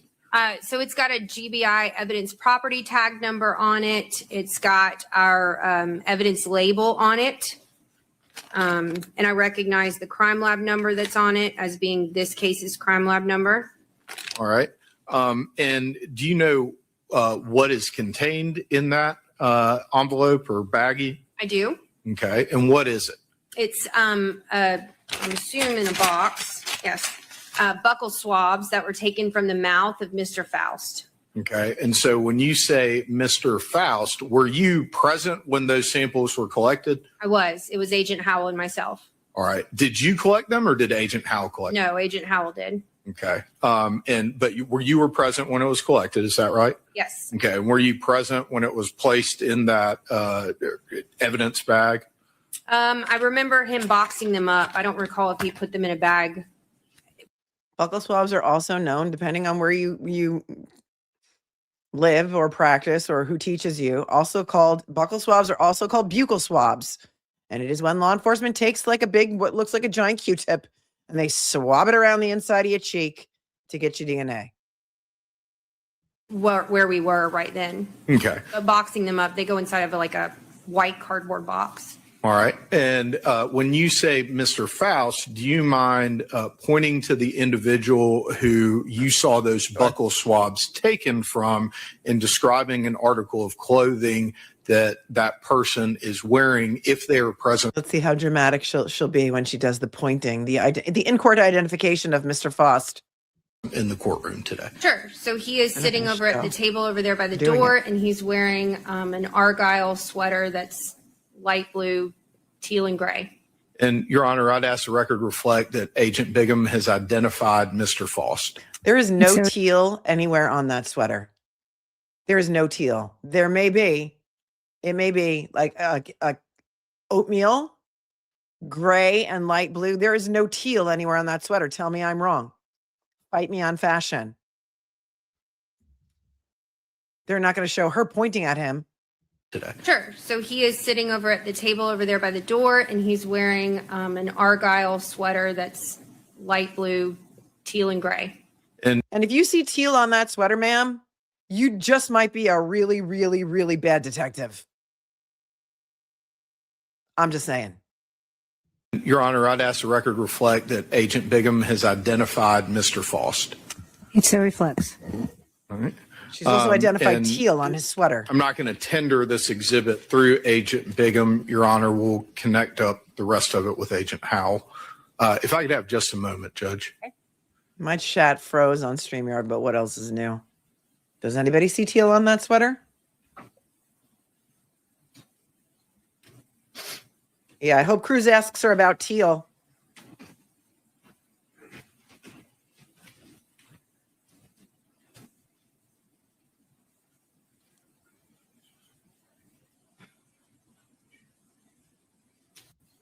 At this time.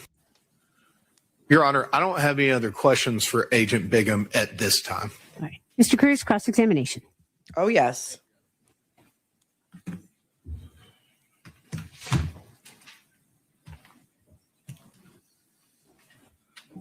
Here comes the cross.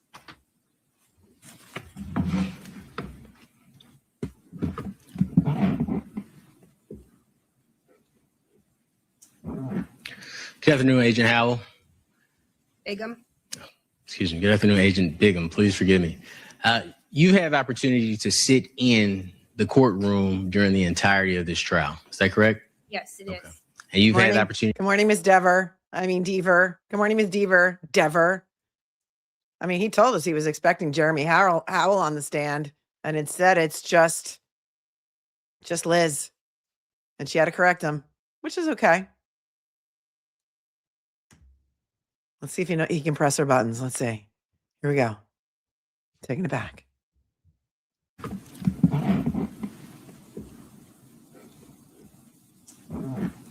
Good afternoon, Agent Howell.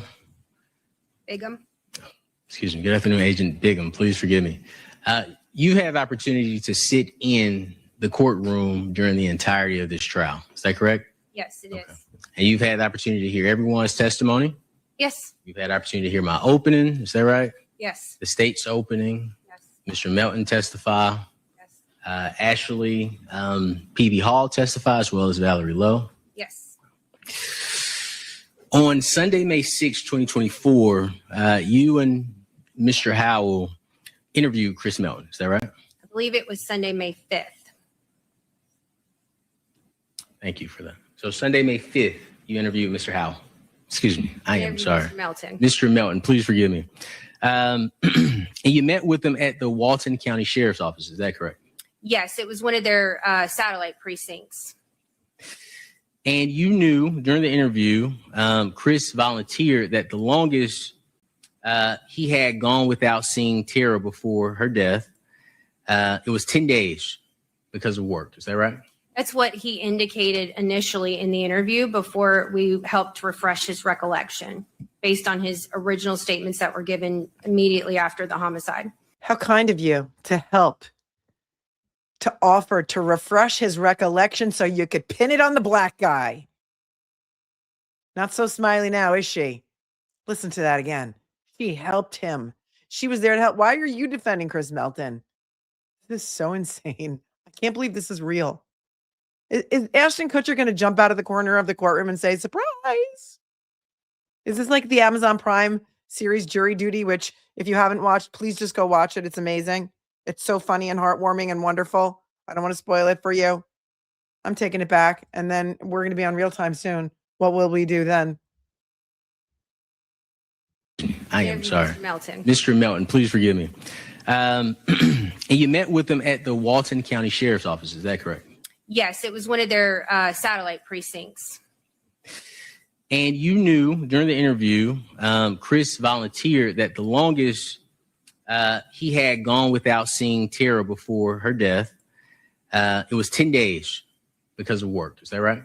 That's what he indicated initially in the interview before we helped refresh his recollection based on his original statements that were helped. given immediately after the homicide. We helped.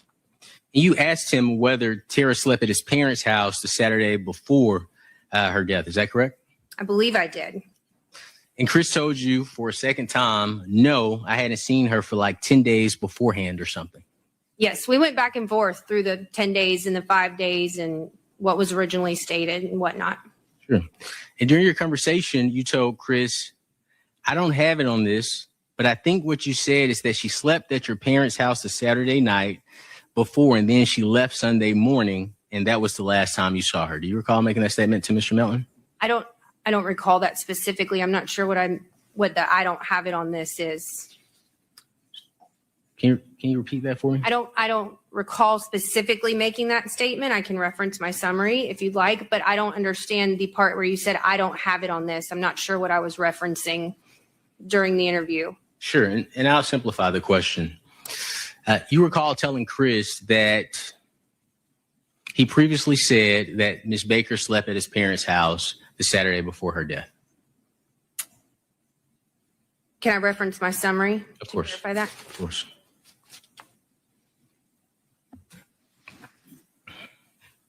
He just might be smart as a fox. His aw shucks moment could be deliberate. I agree with you.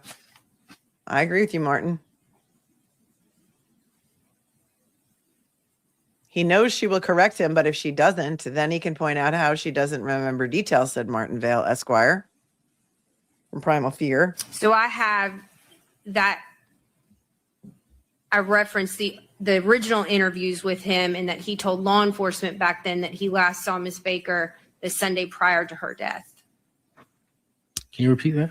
I referenced my notes that I must have written myself some notes that I had back then during that interview.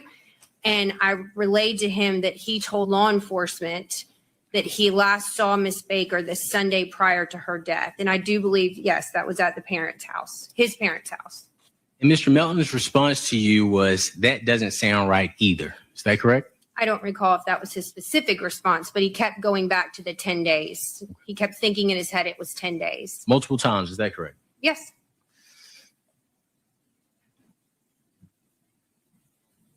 And can we agree that Mr. Melton told you at least 3 times that the last time he saw Miss Baker was 10 days before her death? I don't remember how many times he said it, but I do know we had multiple conversations about it. Sure. Would hearing your audio recording refresh your recollection? Yeah, Sure. we want to hear it. Court's indulgence. Awesome. Thanks, Bo. Hopefully he's going to find it. And we're going to Mark.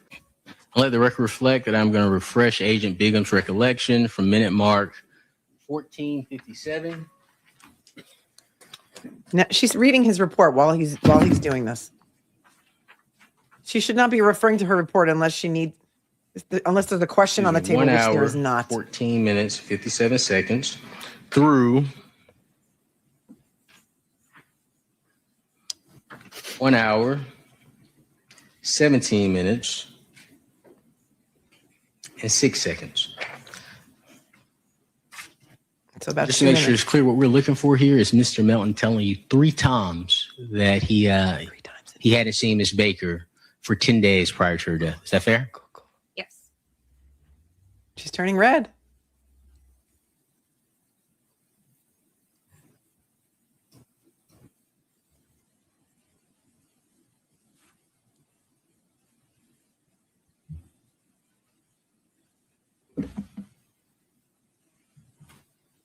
Can we move this? Do we all get to hear it? Yeah.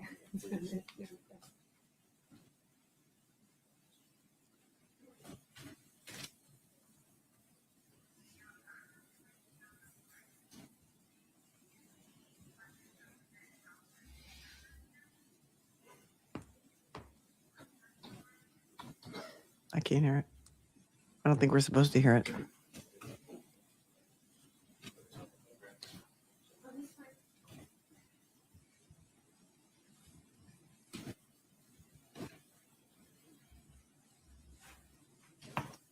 Damn, I want to hear it.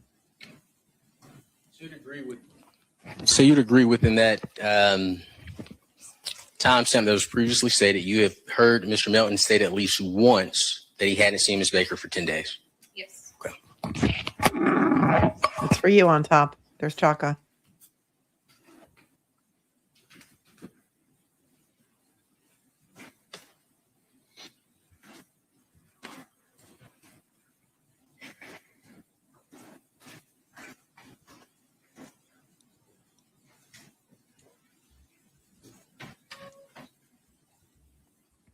They're not letting us hear it because it's too damning to Chris's defense, says Mo.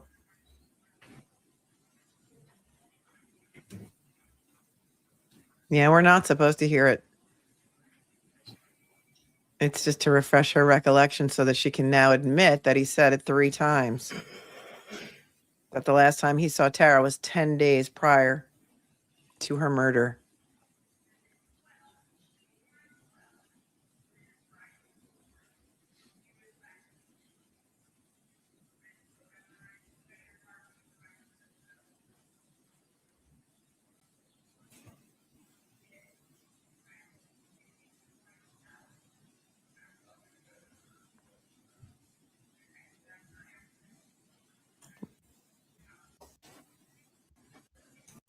Time that Mr. Melton, and we've heard a second time that Mr. Melton puts the last time he's seen Ms. Baker at least 10 days before her death. Yes, he states it's the weekend before. The weekend before her death. Before, yes. Okay.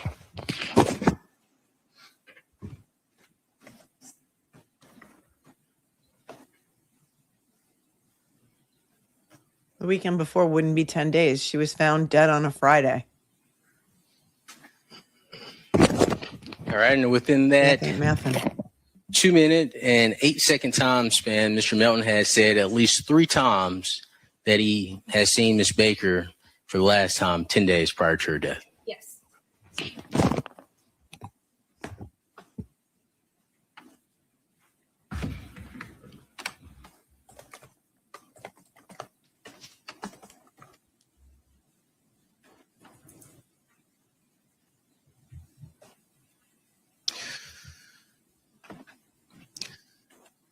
And for the 3rd time, you told Chris that you last saw her Sunday morning when she left. Do you recall making that statement? Yes, based on the previous interviews. Okay.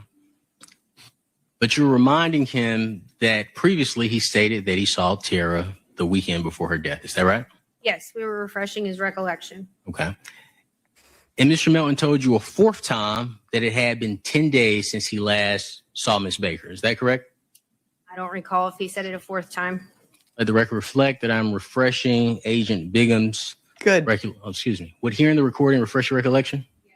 Okay. So we're going to do number 4 and 5, okay? Okay. So let the record reflect that I am playing minute mark 1 hour, 20 minutes, and 10 seconds to 1 hour, 21 minutes, and 57 seconds, Your Honor.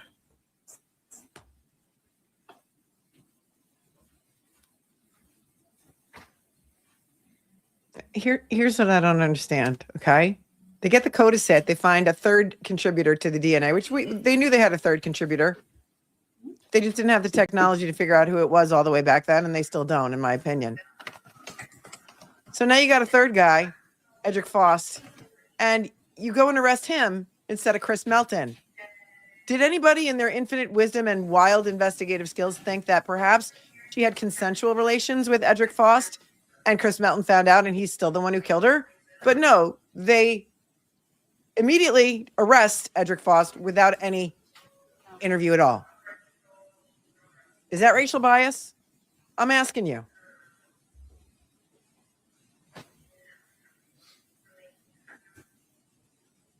She's refreshing her recollection because he told her, I don't know how many times Mr. Crews is going to go through this. Hold on.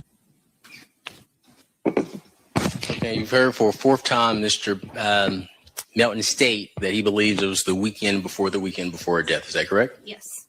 The weekend before her death. So that would have been more than 10 days ago.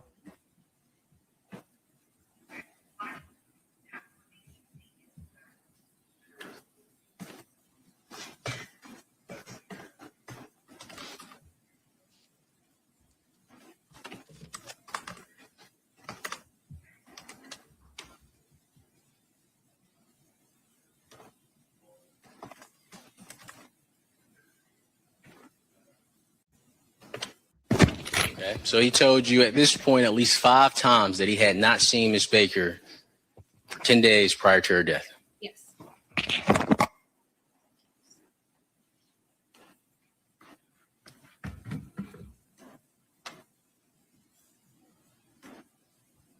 And this is after you've told him multiple times, or repeated to him multiple times, what he told law enforcement in 2001. Is that right?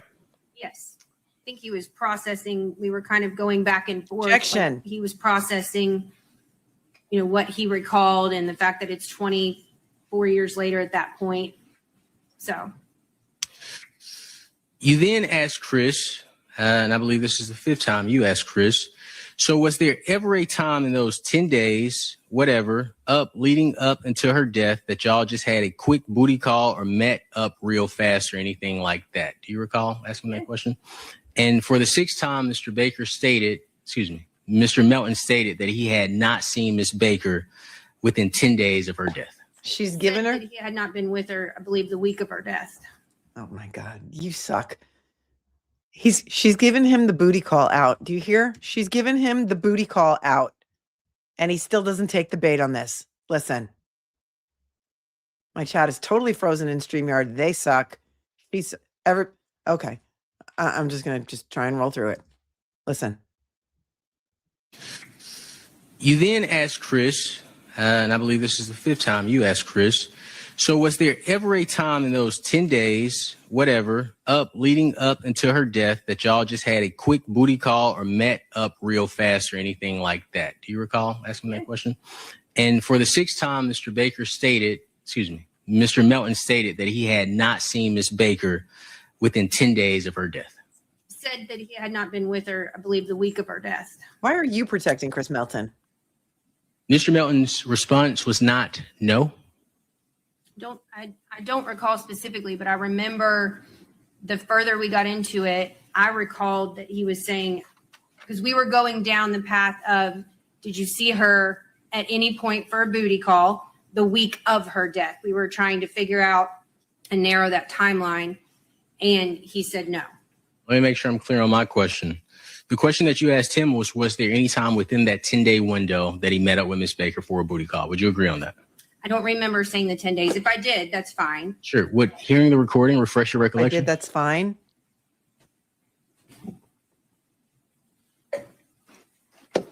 If I did say it, that's fine.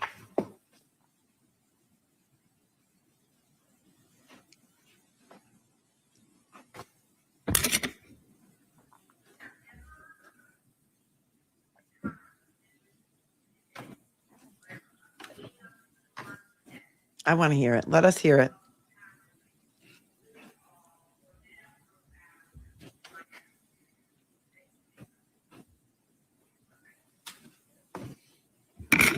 Yes, I did state that it was in the 10 days. Had y'all had a booty call or met up real quick or anything like that? And he said no. And he said no. Okay, so now we're at time number 6 that Chris Melton has told you that he has not seen Miss Baker 10 days within her death. Is that correct? That's correct. Okay. Now, you would agree that you told Chris that you know that he's been dishonest with police for 23 years. I don't remember telling Chris he had lied to police for 23 years. Do you recall telling Chris, I need you to be 150% honest with me? Yes. Okay. And you explained, I know that what I'm about to ask you is not what has been said for 23 years, and that may hinder you from wanting to be honest with me. Do you recall making that statement? Something along those lines, yes. And you then told Chris, but we're here because there's been some evidence that's come up that you can't really argue and say, I was with her 10 days prior. Do you recall making that statement? Yes, something along those lines. And then you shared with Chris, there's been some DNA that's come back to you. Is that fair? Yes. And this was before you told him.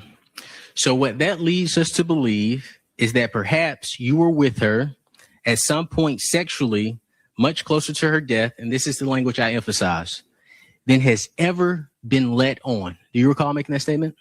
Not specifically, but I do remember having that conversation with him. With hearing the recording? I want to hear that exact phrase again. At some point sexually, much closer. And this was before you told him.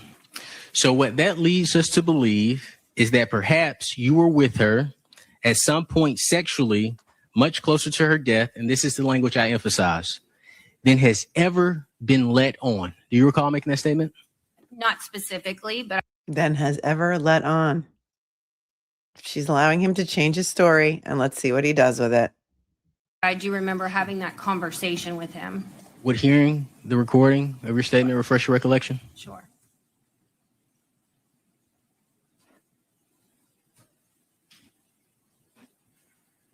And we're going to have some time to catch up here. Question just to make sure the record. I asked that question just to make sure the record is clear.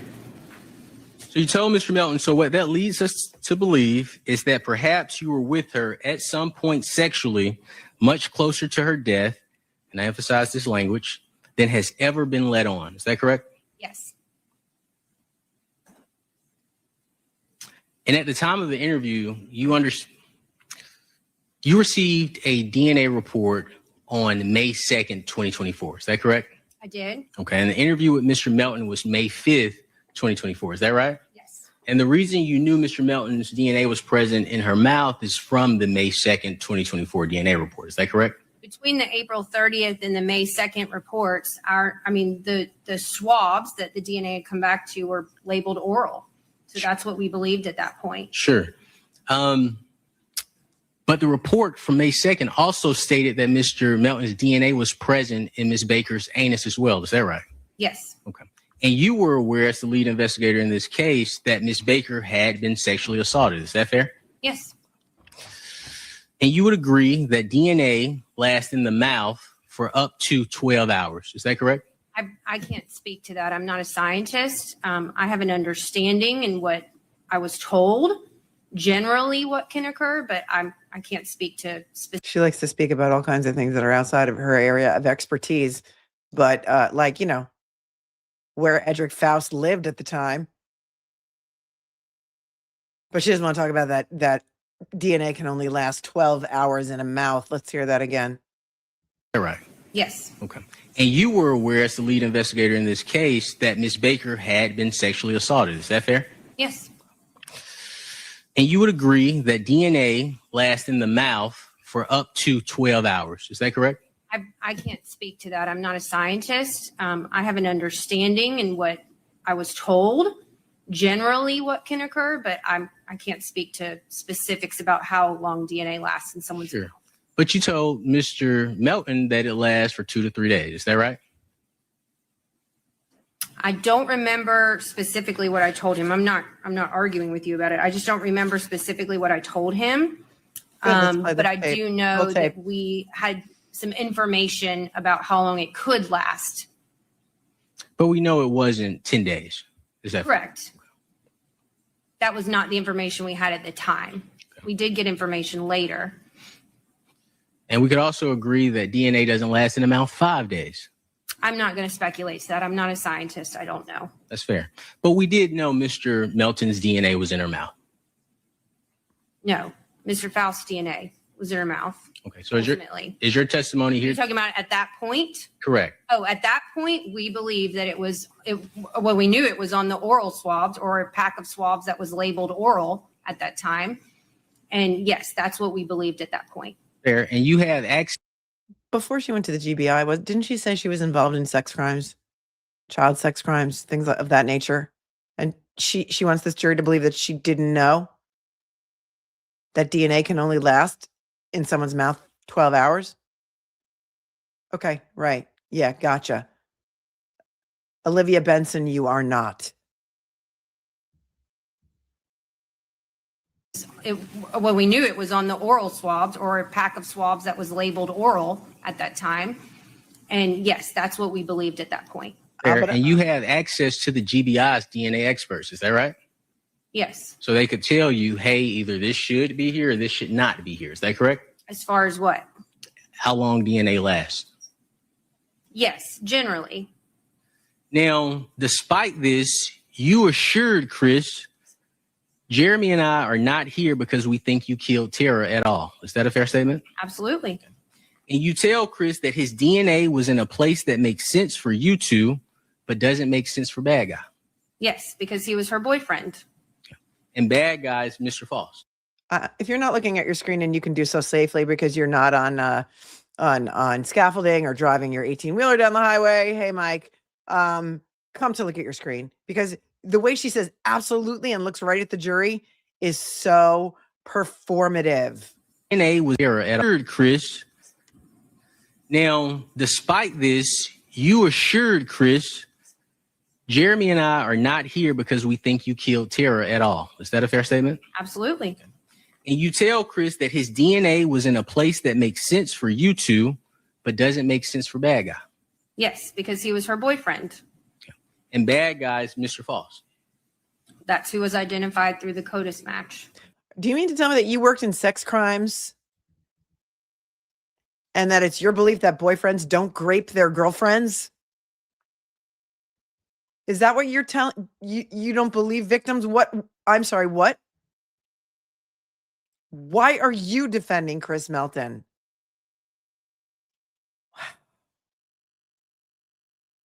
Wow.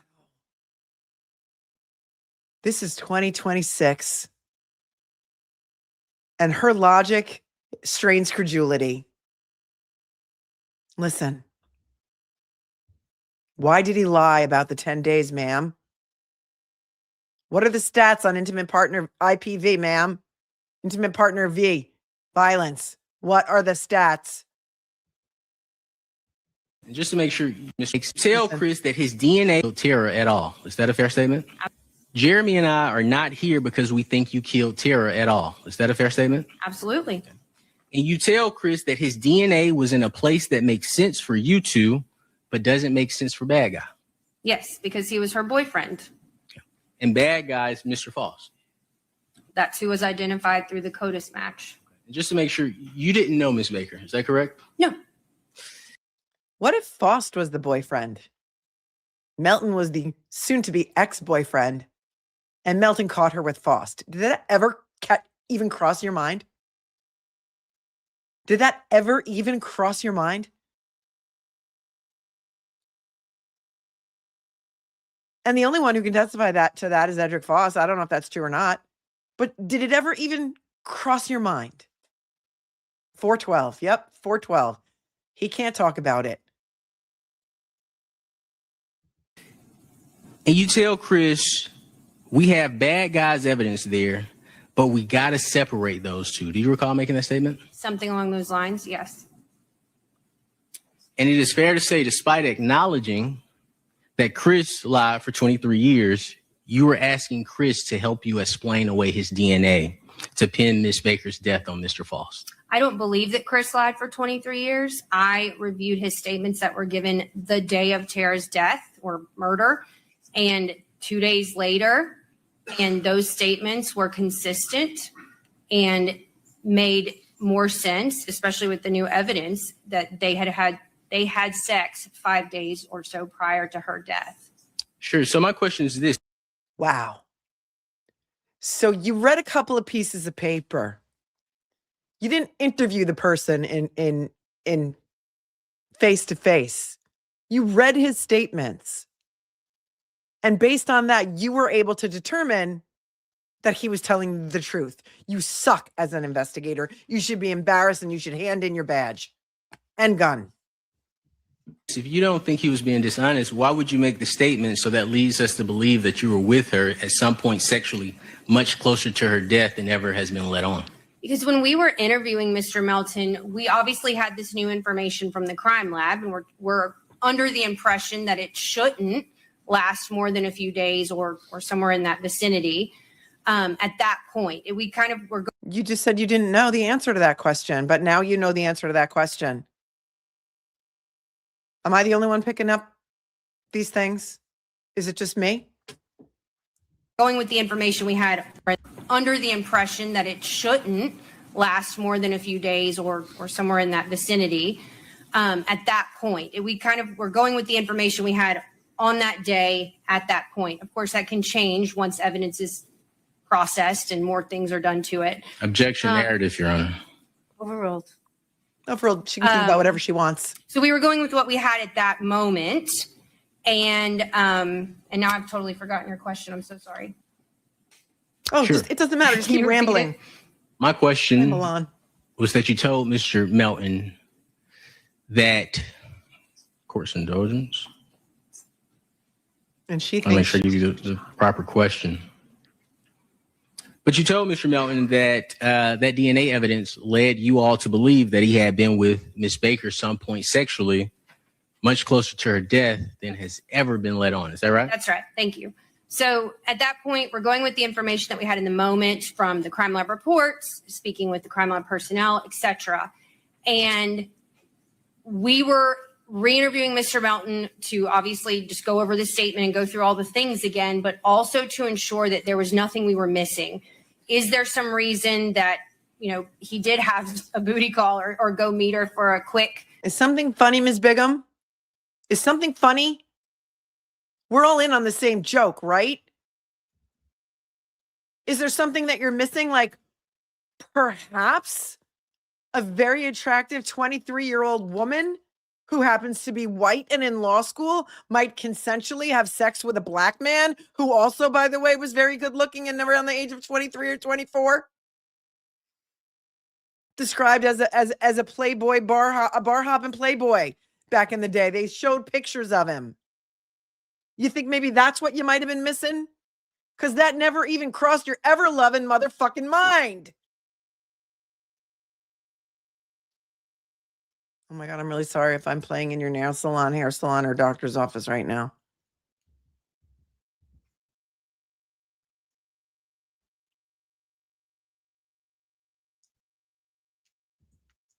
I take it back one question. Some point sexually, much closer to her. But you told Mr. Melton that that DNA evidence led you all to believe that he had been with Miss Baker some point sexually, much closer to her death than has ever been led on. Is that right? That's right. Thank you. So at that point, we're going with the information that we had in the moment from the crime lab reports, speaking with the crime lab personnel, et cetera. And we were re-interviewing Mr. Melton to obviously just go over the statement and go through all the things again, but also to ensure that there was nothing we were missing. Is there some reason that, you know, he did have a booty call or go meet her for a quick, you know, quick meetup or anything like that had just never come out before? And we were trying to explain why, or this evidence and why it was there. I mean, obviously we knew that's her boyfriend. It should be there, but we were trying to get the timeline down. Did you know that she found a bright orange corn tape, a VHS tape, while she was caring for him during his cellulitis bout where he almost died, according to him? He went on a whole narrative about it. You know, because you were in the courtroom when he told us. Chris Meltdown. He told us about his cellulitis and about how Tara was taking care of him and about how during that time she found a bright orange corn tape that he got from a bachelor party because they were at a bachelor party. It was a sausage party. There were no girls there or anything. And they were all sitting around on a couch watching this adult film, as he said, but he never watches adult films before. And he doesn't even know what came over him. But he said to the guy from the bachelor party, he said, dude, like, could I have that tape? And he had had it for a really, really long time, since he was like 19 years old. He had this bright orange corn tape. It was VHS, of course. It was 2001. And he wasn't even trying to hide it because, of course, it was bright orange. But Tara found it and she got really, really, really upset about it. And she had her hands on her hips and they went out to the dumpster and she made him throw it away. She did not like him anymore after that, ma'am. Did you, is that part of the story not in your file? Is that part of the story not there? I think they went to the dumpster. I think that was part of it, right?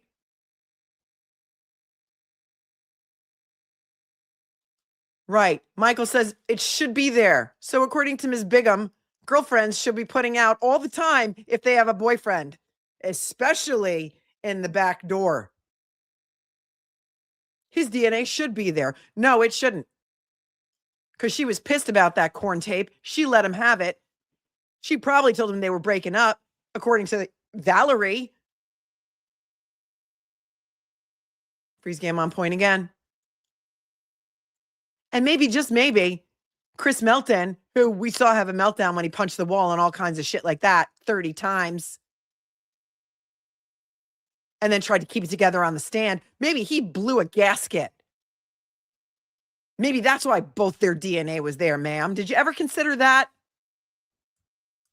No, she didn't. This is racial bias at the highest level.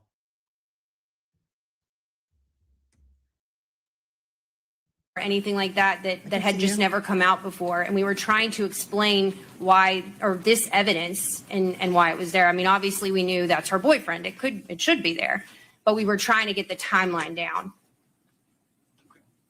So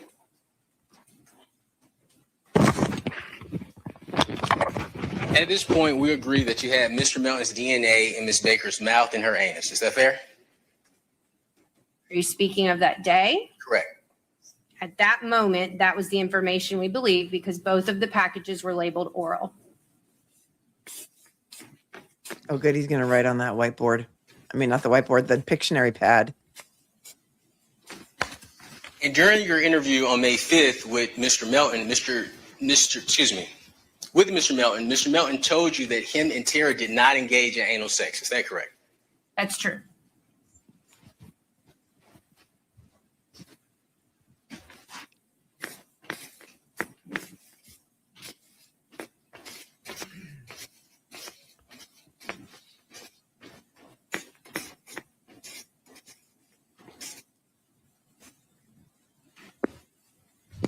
And we also had Mr. Faust's DNA in her mouth. Is that right? That's true.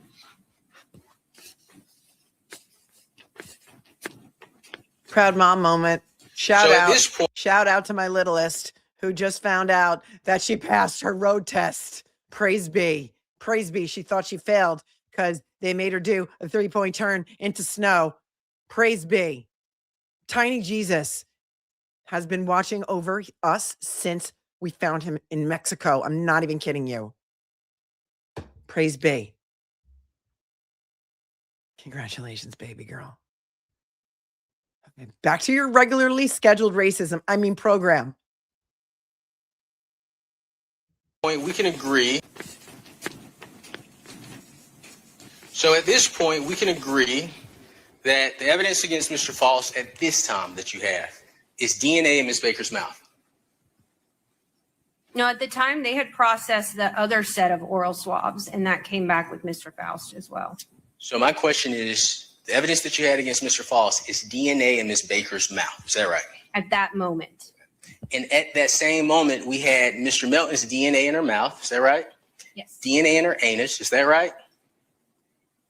Yes. And also a statement from Mr. Melton that him and Ms. Baker did not engage in anal sex. Is that right? That's right. And just for the purposes of this, Mr. Melton was not arrested at his May 5th interview. Is that right? No.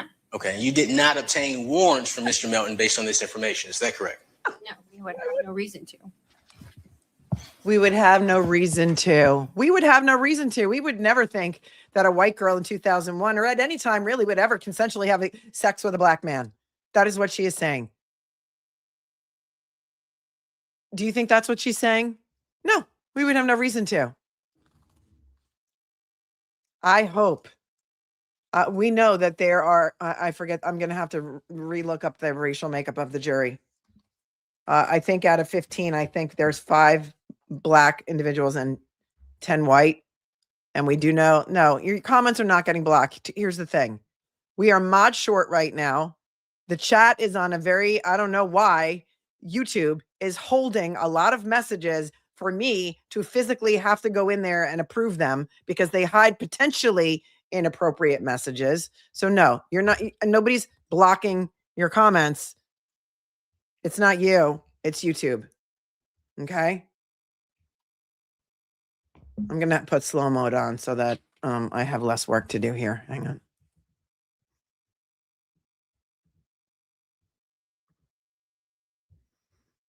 Now it's slow mode. Okay.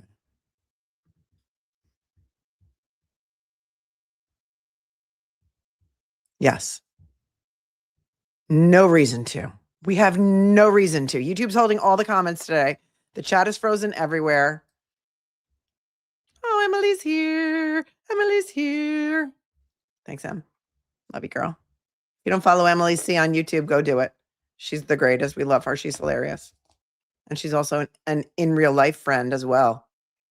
And she's just as wonderful in person as she is on the tubes of you. We had no reason to. This, Mr. Melton was not arrested at his May 5th interview. Is that right? No, Okay. And you did not obtain warrants from Mr. Melton based on this information. Is that correct? no, you would have no reason to. We would have no reason to. But you explicitly told, or would you agree that you explicitly told Mr. Melton, well, I think Jeremy would agree with this. I don't want to speak for him, but like we are here to try to separate you from the killer. Is that fair? Probably something along those lines. Okay. And you were speaking again of Mr. Faust. At that point, that was the other information we had. Okay. Based solely on his DNA in her mouth. No, at that point, I mean, that was what, 5 days or so? And we had already been working on and reviewing the investigation again. We had Mr. Faust's name 5 days prior to the interview with Mr. Melton. Let me ask you this, because it's not a trick question. I'm not trying to trip you up or anything. I know. When we're talking about physical evidence, the only physical evidence you had connecting Mr. Faust with Miss Baker is Mr. Faust's DNA in Miss Baker's mouth. Yes.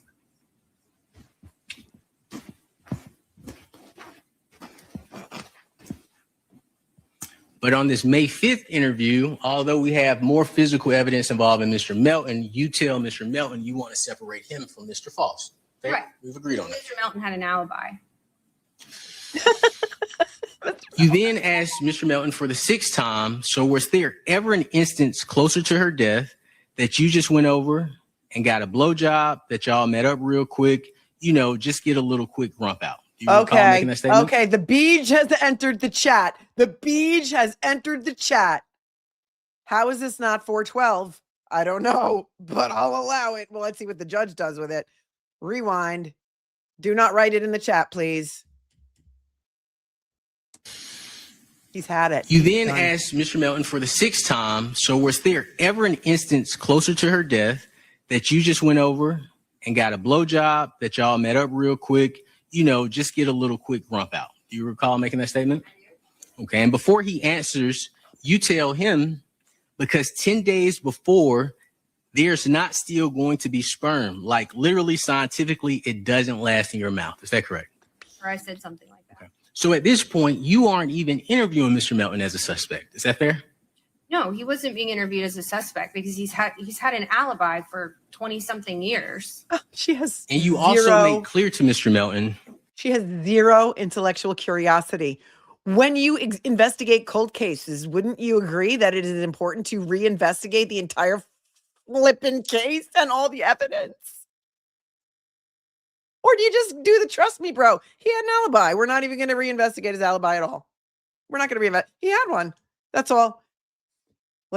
Georgia, state of Georgia, you have wasted $5 million on the Coleman Baker Act. This is a national embarrassment because this woman is telling you, this special agent is telling you how they investigate cold cases. They don't reinvestigate the alibi of Chris Melton. They just believe it. That's where your $5 million went. Well spent. And when Mr. Faust is acquitted here, which I predict he will be, you, Mr. Yalamanchili, will have egg all over your entire effing face. I am done here. You can't handle the truth. You're out of order. You're all out of order, and you can't handle the truth.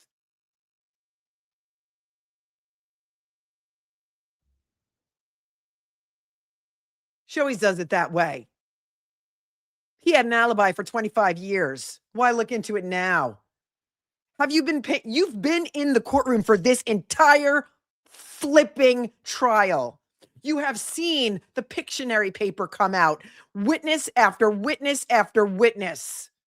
You have seen that, you have heard testimony from more credible witnesses than yourself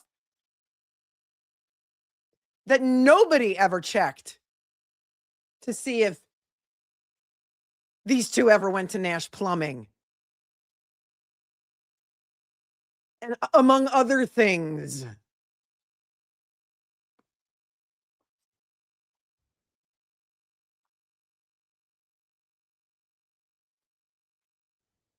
Right. She believes his alibi, but she says he's been lying about the sexy time evidence for 23 years. Make it make sense. I can't. Andrea, I can't. It strains credulity. We've got merch.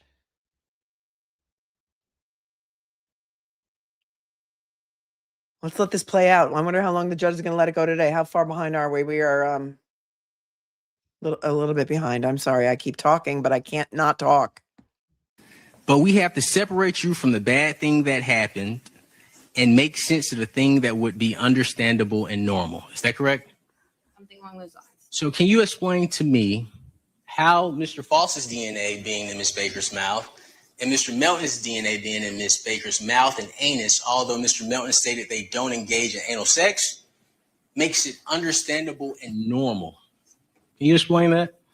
My understanding through speaking with the crime lab is that there's something called drainage and gravity. I mean, we all know what gravity is, but drainage, and that you can, that semen or sperm can drain down from the vagina to the anus, and that can be a possible way that it gets into an anus. You know what another way is? Someone's brutally raped in the anus, and the bruises are there to prove it. Sorry, I thought I got a call from court, and I think it was a butt dial, and I hope the person did not get in trouble in the courtroom. Hold, please. And normal. Is that correct? Being in Miss Baker's mouth and Mr. Melton's DNA being in Miss Baker's mouth and anus, although Mr. Melton stated they don't engage in anal sex, makes it understandable and normal. Can you explain that? My understanding through speaking with the crime lab is that there's something called drainage and gravity. I mean, we all know what gravity is, but drainage, and that you can, that semen or sperm can drain down from the vagina to the anus, and that can be a possible way. Does it swim in there, ma'am? Did the little spermatozoa swim up into the anus too? Is that what you want us to believe? This is disgusting, but this is their case. This is their case. This Tara Baker was brutally raped anally, brutally, the bruises, and vaginally, and orally. And the man in that chair, although we have hardly heard his name at all, Edrick Faust, is being charged with 2 different types of sodomy and grape and about 5 different kinds of murder. Okay? And burglary and knife possession by a felon. There's 12 charges. This is their entire case. This case is draining. This trial is draining. I can't believe this is real.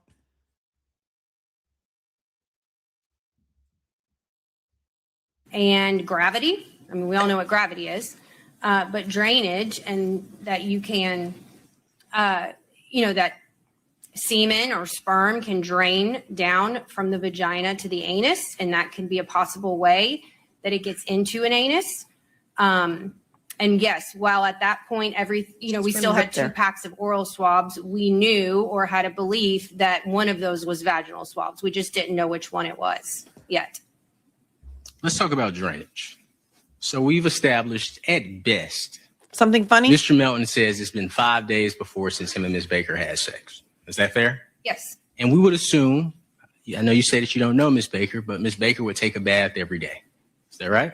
I don't know specifically, but my understanding from previous interviews is that she would shower in the mornings. Okay, and that's daily, right? I believe so. Okay. So your position is, and correct me if I say it wrong, we know Ms. Baker was sexually assaulted anally. Is that right? Yes. We can agree that in the May 2nd, 2024 report, Mr. Melton's DNA profile is the only identifiable profile. Is that correct? In the May 2nd report? Correct. No. I would like you to look at the 5th paragraph on the first page of the May 2nd report from Dr. Ashley Hinkle, please. I don't have it. I have it for you. Good. Gravity pulls things down. How can it go up your butt? Thank you, Emma. We all know about gravity. Gravity I mean, I have notes regarding it if that's And I can give you the whole thing, or I can against give me. you the pertinent page. Which one do you prefer? what, either way. I give you the whole thing. Okay. Gravity wants to bring me Your Honor, down. I'm going to object. Of course you are, I 'cause your understand case Ms. Crews sucks. hasn't said anything about refreshing recollection or anything along those lines. And it seems that he's asking Agent Bigham to testify off a report that she did not create. So I'm going to object. But on direct examination, Agent Bigham testified that she was aware of the DNA report from May 2nd, 2024. So she's already established her knowledge of same. I asked her if she was aware that Mr. Melton's DNA was the only identifiable DNA in Miss Baker's anus, and her answer was, I believe, no, I do not recall that. Oh, I don't, Okay. Correct me. So- Please correct me if I make a mistake. Was that your answer? well, I'm sorry. I may have misunderstood you. I don't remember you specifying her anus. I thought you were talking in general about the DNA. But if you're specifically talking about the rectal swabs, then yes, you're absolutely right. I'm going to let you Sorry. re-ask. Let's do this since there's been an objection, but I think maybe this witness was confused by your question. Sure. If you'd like to ask the question again, you may do so. Mr. Melton's DNA profile was the only identifiable DNA profile in Miss Baker's anus. Yes. Okay. In the state's theory and law enforcement's theory of how he's the only DNA profile is that it was drainage.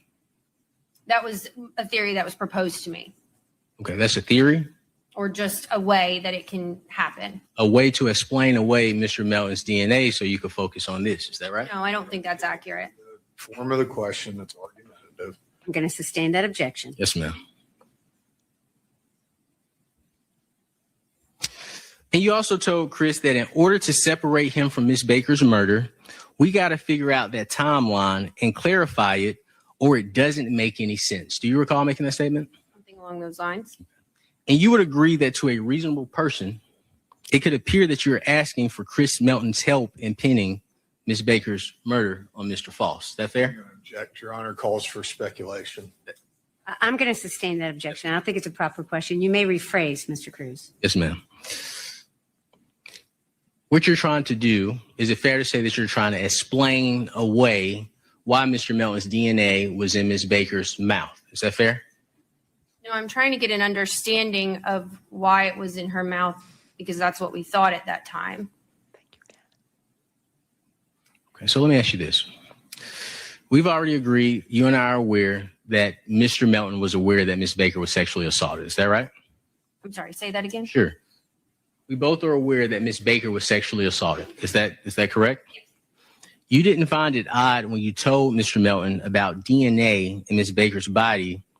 His response was, I'm taking in that there was something else in her, somebody else's stuff there too. Mr. Melton during that time once we started getting into the specifics of the evidence that we had and what the questions we were asking him, he was starting to become kind of very distraught and almost just kind of like in shock. I remember talking about that with him. Like, I was in shock as much as you're in shock. You know, like, he was trying to process everything. And I took that sort of statement as him sort of processing everything Sort that we of? were talking about. Kind of. Sure. And that's your interpretation of his statement. Is that That's fair? my interpretation. Okay. But after you made that after Mr. Melton made that statement, Chris tells you for a seventh time, like, as far as, you know, the 10 days is stuck in my head. Is that correct? Again, I think at that point he's sort of reeling and processing everything. Was it sort trying of to- like the psychotic trance he was in on the stand that we saw him closing his eyes and doing some weird motions and talking to himself in the microphone? Was it kind of like that? Where he kind of disassociated from his body and either was trying to conceal a deep rage or having some sort of panic attack or a mental breakdown? Was it kind of like that? Because you were there for that testimony, right? Kind of make sense of this information that he's now learned after 20 something years. Why are you defending him? Agent Bigham, this is your investigation. Is that correct? Myself and Agent Howell? Okay. But you are the lead investigator. Is that correct? Sure. And because of your work, this prosecution was brought against Mr. Faust. Is that correct? Because of our work. Sure. But you wouldn't want to do anything that would hurt your chances of convicting Mr. Faust. Is that right? I just want to work a case to its proper conclusion and convict the right person. Well, sure. And that's an excellent point. How about finding the truth? Or do you just want conviction? When we talk about convicting the right person, you would agree that when you obtained arrest warrants for Mr. Faust, the only evidence you had of his connection with Ms. Baker was DNA in Ms. Baker's mouth. Is that fair? Yes, that was the only evidence we had of their connection. Okay. They had no other reason to be connected. Sure, but physical evidence, just DNA in the mouth. That's correct. Okay. But for Chris Melton, I apologize. At the time of arrest? physical evidence, correct. Yes, yes. But for Chris Melton, we've already established that we have DNA mouth, DNA anus, and a statement from Mr. Melton saying that they did not engage in anal sex. Is that right? That's accurate. But based on your determination, the right person to arrest is simply the person whose DNA is in her mouth. It was Mr. Faust. And Mr. Melton.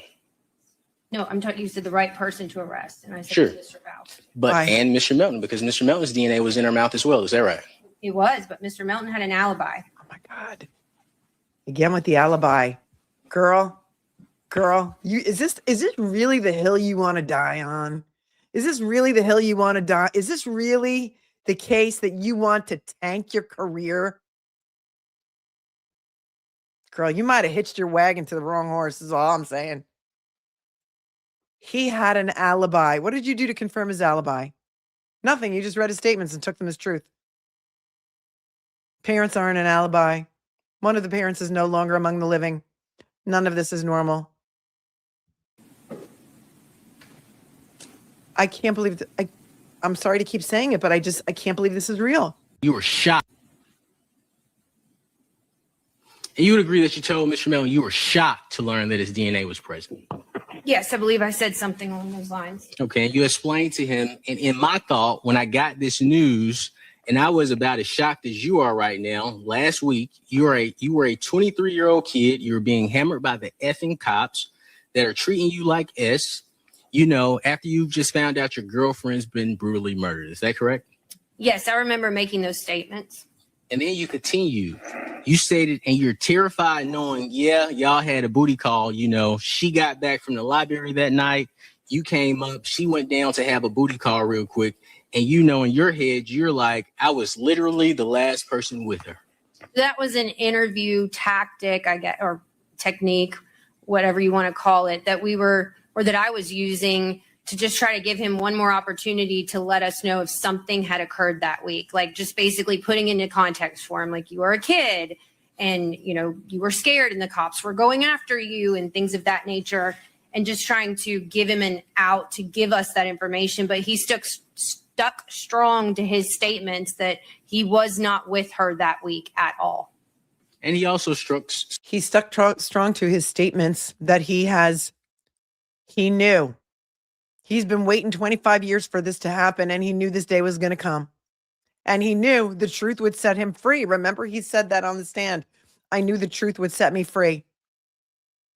And he's already told you 5, 6, 7, 8 times. I've lost count. This is so much worse than Karen Reed. I agree. At least they could put Karen Reed in the same place as John O'Keefe at his death, right? Or close in time to his death. She wasn't there when he died, but she was there close in time. This man, they can't even put him in the same. Stuck strong to his statements that he hadn't seen her in 10 days as well. Is that correct? By the end of the interview, we had come around and he agreed that with the prior information or information from his prior recordings that I had listened to, that he agreed that it was accurate, that he had had sex with her, or they may have had sex on that Sunday before she left his residence, which would have been in that 5-day marker. Because you told him wouldn't last longer than 5 days. Yeah, I would ask for the opportunity to get my answer from the witness because we are on cross, excluding the narratives. Another report said that the witnesses are allowed to narrate after they answer a question. The record. So they're allowed to explain, Mr. Crews. Protect So the tell me record. what your objection is. Do you have an objection? I'll make the objection when it takes place, Sharon. I think All that's the appropriate way to handle it. All right, go ahead, sir.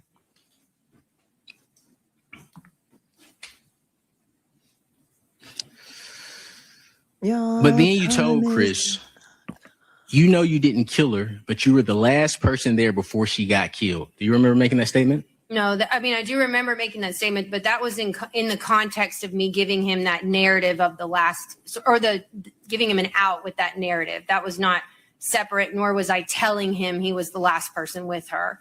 It was in the context Objection, of that narrative, Your Honor. I'm going to overrule that. I think she's explaining her answer to you, Mr. Crews. I'm going to overrule that objection.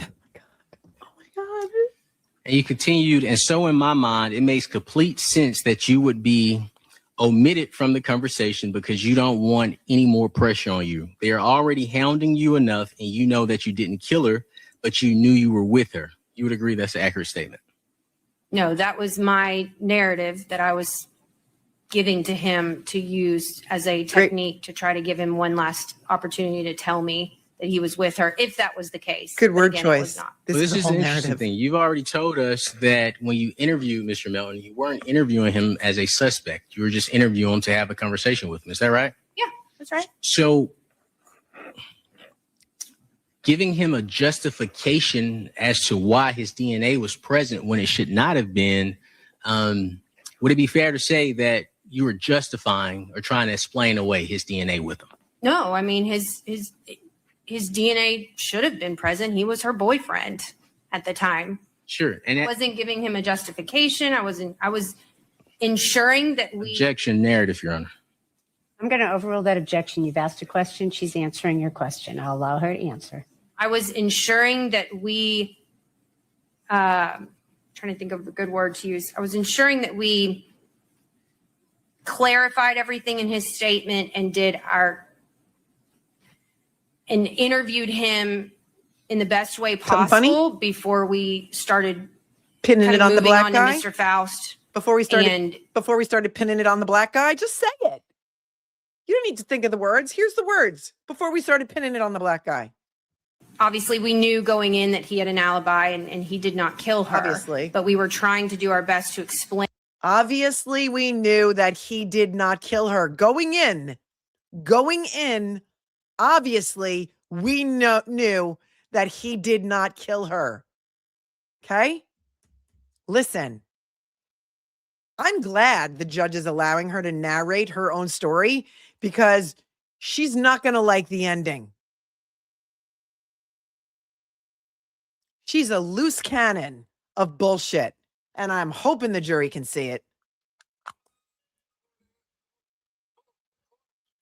We knew obviously going in that he didn't kill her. And interviewed him in the best way possible before we started kind of moving on to Mr. Faust. And obviously we knew going in that he had an alibi and he did not kill her, but we were trying to do our best to explain this DNA with what we had at that moment. And despite you explaining or giving him a way out, Chris still doesn't change his timeline from 10 days. Is that correct? No, I believe I already stated that towards the end of the interview, he agreed that they would have had sex on that Sunday before she left his parents. Let me specify the question. After you told Chris, you know you didn't kill her, but you were the last person there before she got killed. And so in my mind, it makes complete sense that you would be omitted from the conversation because you don't want any more pressure on you. They're already hounding you enough and you know you didn't kill her, but you knew you were with her. Chris's response was, that's the tough part. Like, I don't recall being with her between the time. I would have to listen to it, but I mean, we don't have to. I'm just saying that again is the narrative that I was kind of spewing to him. Spewing is a good word. See if he was going to say anything else before we concluded this interview. Spewing. So my particular question But no, I don't believe it was accurate. is after you made that statement to Chris Melton, he still did not change his timeline from 10 days. He was still kind of reeling all the information and he was Poor almost Chris. like having a conversation with himself. Objection, out loud. non-responsive. We saw him do it Overruled. on You've the asked her a question. We saw him do it on the stand, talking to himself out loud. He's reeling. Poor Chris. He's reeling from this information. He can't believe that his girlfriend could have been with someone else besides him, especially a black man. That's just the narrative I was spewing. I hope he takes her cross-examination words and uses every single one of them in his closing. Still kind of reeling all the information and he was almost like having a conversation with himself. Objection, out loud. non-responsive. Overruled. You've asked her a question and she's answering it. I'm going to allow this witness to answer your question. Agent Bigham. I'm done. Is that a yes or a no, Agent Bigham? You'll have to ask me your question. Sure. After you gave him the statement about him not being the killer, and specifically, you know you didn't kill her, but you knew you were with her, Chris still did not change his timeline from 10 days. Is that correct? I don't believe that's accurate. And you've heard portions of this interview. Is that correct? Yes. Okay. And you recognize the interview because it's your interview with Mr. Chris Melton. Is that correct? Yes. Based on the portions you heard, had that interview been altered in any way? I only heard minutes of it. Sure. I would assume not, but I can't speak to that. So I'll let you hear minute mark 128:16 to 128:43. Pinky's in tachycardia right now. We won't get to hear it, but she will. I really, really, really, really want to hear it. Yeah, he says. But that is a fair and accurate portion of your statement or your conversation with Mr. Melton on May 5th, 2024. Yes, a portion of my conversation. Okay. And for that particular portion, which is minute marks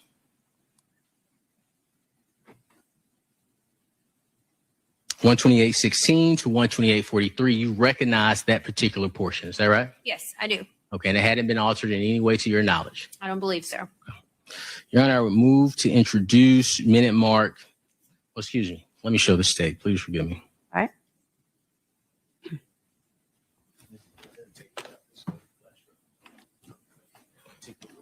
Are we going to get to hear it? I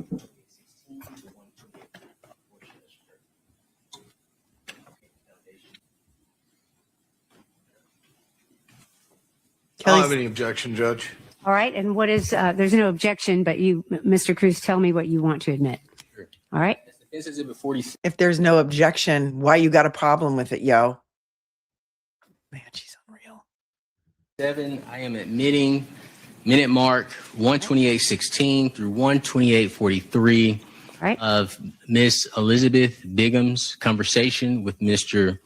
Chris Melton on May 5th, 2024. Okay, we're just It going is to label admitted. it for the record. And may I publish? Same, May. Your Honor.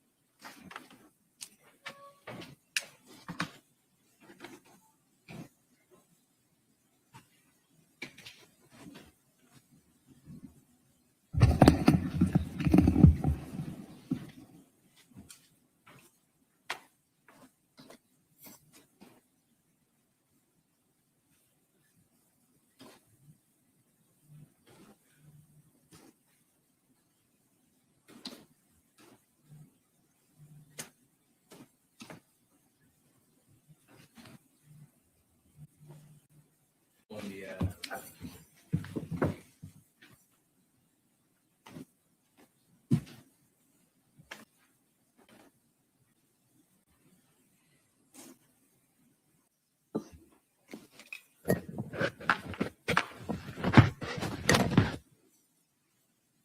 You were the last person in her head,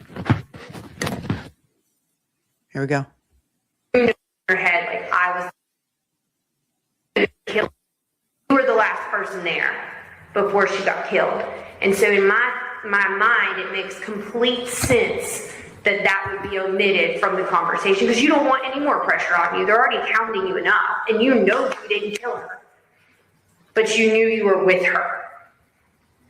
That's the tough part. Like, I don't recall being between the times. Like, So again, Mr. Melton is telling you he does not recall being with her in between that time. Is that correct? Right. And at that point, he's just reeling over all this information. He's visibly upset to the point where we got him tissues and just kind of processing all this information. So we're going back and forth about it. Why didn't you cry? First question on You cross. said you two were going back and forth about it? Like that's what we had been doing, like back and forth as far as like going, like him talking about the 10 days, me talking about what he previously said, things not in an aggressive or argumentative way.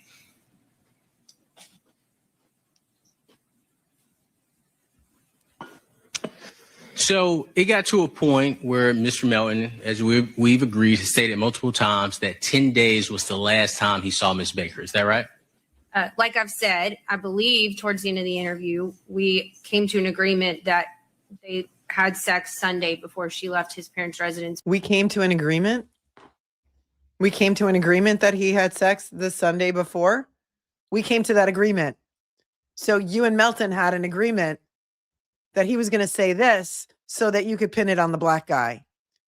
Got it. Came to an agreement that they had sex Sunday before she left his parents' residence, which would have been the 5 days. Sure. So my question is, during the interview, at some point, Mr. Melton continued to say that he hadn't seen Ms. Baker for 10 days. Is that right? Yes, he said it multiple times. And at a certain point, you would agree that you and Jeremy Howell started pressuring Chris to change his answer. Is that right?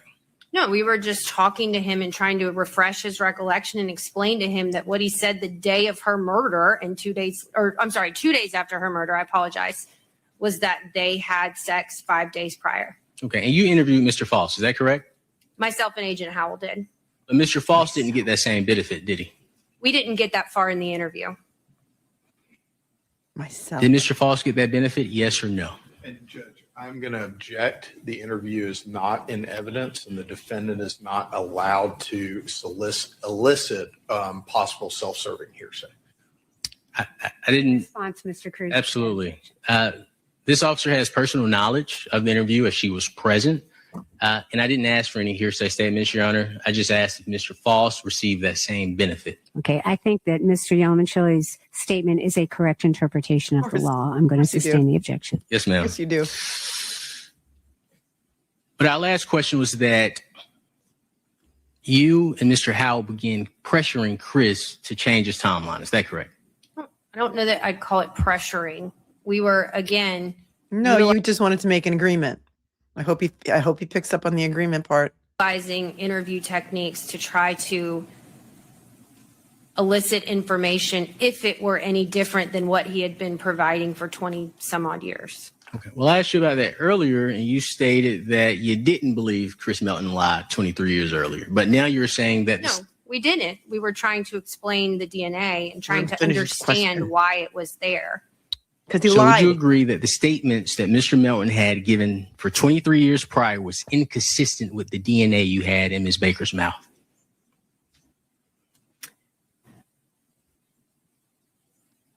That's Yes. hard to answer because No, it's not. No, it's not. at that moment, because we believed that that was her oral swab, that was the oral swab. At that time, May 2nd, we're talking about That's May what I'm 2nd. trying to think through. Can you ask me the question one more time? I apologize. If I was in this Sure, courtroom, the I'd be in jail. statements that Mr. Melton had given for 23 years was inconsistent with the information you had regarding his DNA being in Ms. Baker's mouth.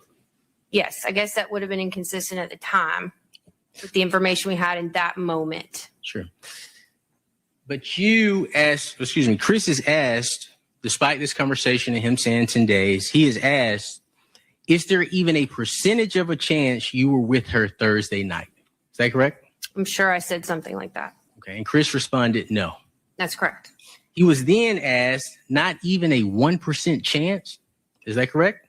Yes, Chris again responded, no. Is that right? that's correct. And despite him saying no, he is then asked again, even Wednesday night. Is that correct? That's correct. And Chris responds, no. That's correct. However, despite Chris saying no, law enforcement tells Chris, I understand you're saying you don't recall. Are you saying we told him that? Correct. I don't remember. You don't remember making the statement, excuse me, you don't remember Mr. Howell making the statement. I understand you're saying I don't recall. I don't. I mean, I'm not arguing with you that he did make the statement, but I just don't remember that specifically. I'll let you listen to the portion just to make sure it's accurate. Okay. Your Honor, may I approach the witness? You may.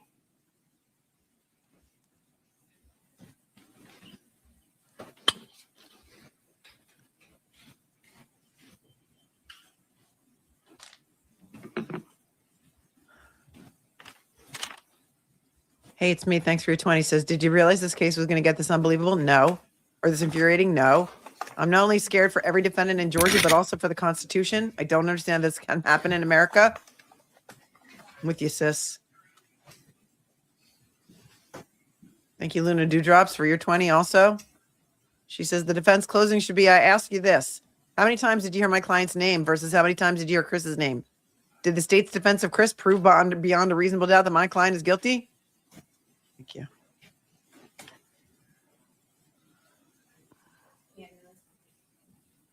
Do you recognize Agent Bigham? I do. That's Agent Howell speaking. Okay, but you're present as well. Is that right? Okay. Yes. And did that recording sound like it had been altered in any way? No. Okay, and we've already established that this is the May 5th, 2024 interview with Mr. Chris Melton. It is. Okay. Your Honor, I would move to admit minute marks 128:58 through 129:10 into the record. Is this D48? No, this is the same exhibit. I'm just marking different points that would be admissible, and I'll give the court reporter the portions that'll be admitted. I think it's probably best we just call it 48. D48. How will we sticker it? I'm not exactly sure at this point, but just for the record, to be clear, these are two separate Portions. entries, and it can be the same thing. And just so it's recognized that they're two separate entries, the last one was 47, this is 48. Yes, ma'am. Is there any objection? Yes, Judge, I took Mr. Cruz's original action to be refreshing the witness's recollection, which she stated she was refreshed and then testified consistently with the statement.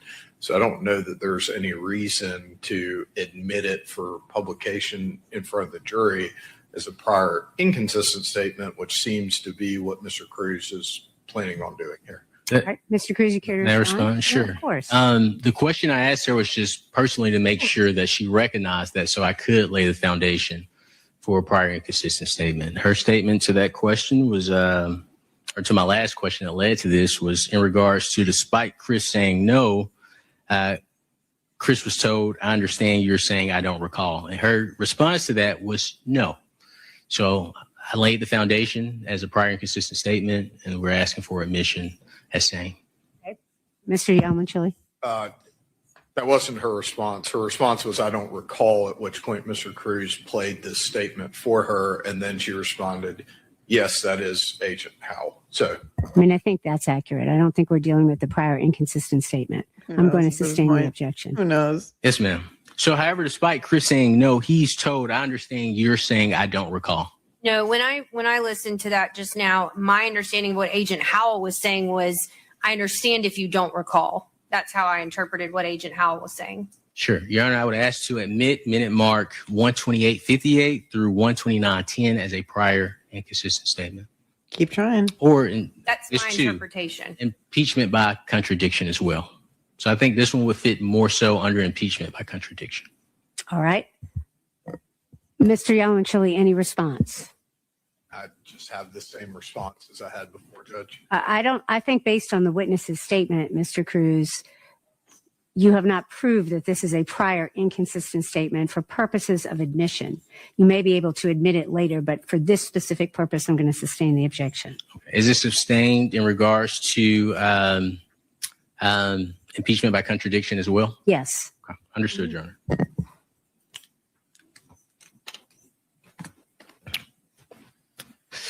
Now, during your questioning, you have no reason to disagree that Chris changed his timeline from 10 days to 5 days. Is that fair?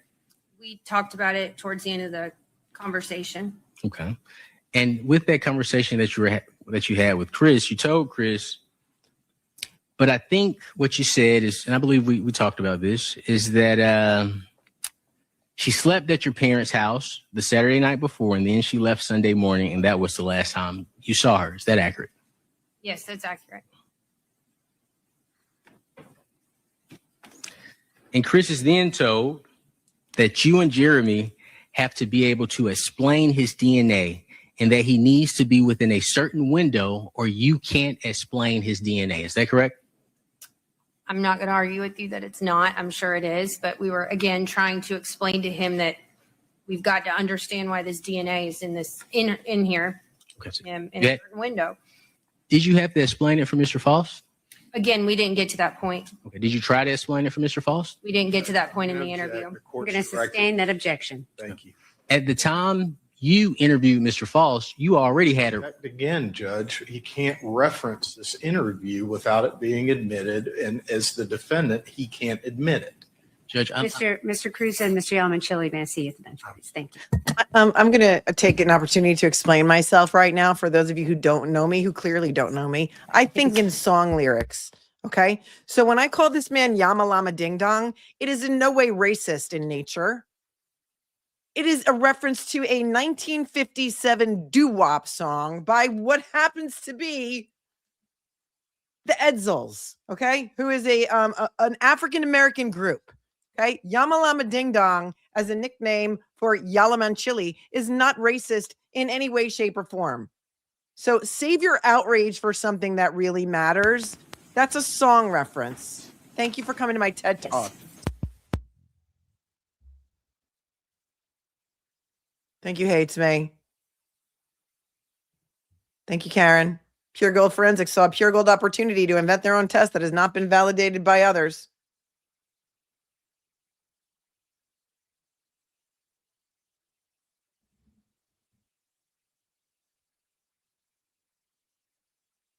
Oh, similar to Pamela Lama Ding Dong in The Office, right. Oh, sorry, I don't know why I hit that by accident.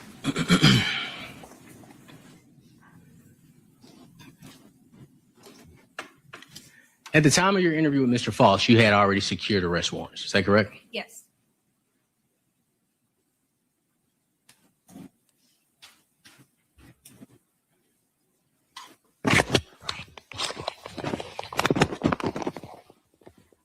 Thank you, Unbroken.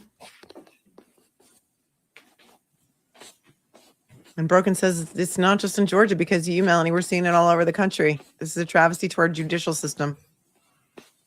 He's got two columns on his Pictionary paper. Faust is the column on the left. Melton's the column on the right. So in regards to Mr. Faust, we have DNA in Ms. Baker's mouth. And based on that, Mr. Faust, an arrest warrant is issued for Mr. Faust for murder. Is that correct? Yes. Okay. Felony murder. Is that correct? Yes. Burglary. Is that correct? Yes. Arson. Is that correct? Yes. Aggravated sodomy. Is that correct? Yes. Okay. But Mr. Melton's DNA is in Ms. Baker's anus, and an arrest warrant isn't issued for Mr. Melton for sodomy. Is that right? It isn't issued for murder? No. Despite acknowledging that Mr. Melton may have said something for the past 23 years that wasn't consistent with the DNA evidence that you had on May 5th, 2024. Was that a question? Yes, ma'am. I'm sorry, you'll have to rephrase. Sure. He'll have Let me ask you this way. Thank you, Susan. Despite having Mr. Melton's DNA on May 5th, 2024, okay, and despite knowing his statements for the past 23 years were inconsistent with the DNA evidence that you believed you had on May 5th, 2024, an arrest warrant was not issued for him. No. Okay. Now let me ask you this. Do you know Mr. Melton's family? No. Okay. So you don't know if he's related to anybody? No. Okay. Does he have any family in law enforcement that you would know of? No idea. So just based solely on Mr. Melton, I'm assuming being Mr. Melton, an arrest warrant isn't issued for his arrest. Mr. Melton had an alibi that made it impossible for him to kill Tara Baker. That he lied about. And you've been in the courtroom each and every time we've talked about Mr. Melton's alibi. Is that correct? Yes, but I also reviewed it in the 20,000 plus page case file in multiple interviews over the years. And you'd agree that once Mr. Melton is told That window we're in is we have to be able to explain why you are where you are just as much as we have to explain why someone else is there as well. But it's a narrow window, and it could get complicated if your window is greater than the window of expectation for how long evidence could be there. Something funny? And that's what we're trying to drill down into. The further in time you are from how long this could last, the more complicated and less reasonable that explanation is. Do you remember Mr. Melton being told that? Did I say that, or did Agent Howell say that? Mr. Melton was told that. I'm sure he was. I don't recall if I said that or if Agent Howell said that. But once that statement was made, we can agree that Chris then says, if anything, it would have been maybe that Sunday, the weekend before. Is that correct? We had been talking about that the entire time because I had continually refreshed his recollection on the statement he gave 2 days after Tara's murder. So, Ms. Bigham, my question is, after that statement was made to him about his DNA, his response was, if anything, it would have been maybe that Sunday, the weekend before. We would have done something Sunday morning before she left. Thank you. Is that accurate? Yes, he did state something along those lines. Something along those lines. Changing his whole alibi. Now, Ms. Bigham, we've agreed that Chris Melton stated that Ms. Baker spent the night at his parents' house the weekend before her death. Is that right? Yes. Okay. However, you would agree that nowhere in your case file or in no report that Mr. Melton's parents ever confirmed that Ms. Baker stayed at their house the weekend before her death. Is that correct? Do you know they were interviewed? I don't believe they were asked about that, but I would have to look at the report to be certain, but I don't believe they were asked about her spending the night. So the answer to my question is a yes. Is that correct? Well, yes, they were interviewed. So my question was that Mr. Melton's parents never confirmed the information that Ms. Baker was at their home the weekend before her death. I believe that's correct. And you cannot show the jury any report confirming Mr. Melton's claim that Ms. Baker was at Mr. Melton's home the weekend before her death. No, I don't recall seeing anything there. In fact, law enforcement simply took Chris's word for it. Is that correct? Wouldn't say they took Chris's word. They conducted additional interviews with alibi witnesses, for lack of a better way of saying it. Objection. Alibi witnesses, for lack of a better. You're the one who's talking about how strong his alibi is. Are we in the? Think of another name for the upside down, inside out Narnia. We are so far into the witch. We are so far into the wardrobe of the Lion, Witch, and the Wardrobe that we are in a different stratosphere right now.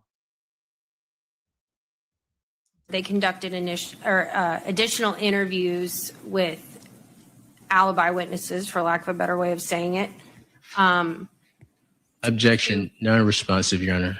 My question didn't involve alibi witnesses. I'm going to overrule the objection. I think this witness is allowed to explain her answer. You may follow up with any question. Sure. This is insane. They conducted interviews with additional witnesses that could confirm where Chris was on Friday morning. Their focus was on Friday morning. That was law enforcement's focus back then.